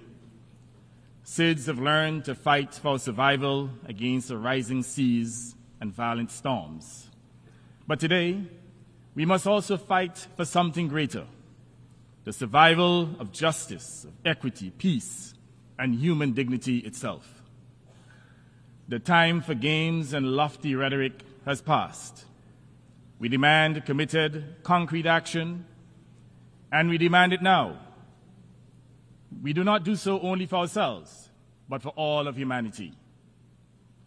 The Fourth United Nations Conference on Small Island Developing States, SIDS-4, is a pinnacle of monumental achievement, a milestone that marks not only our collective progress as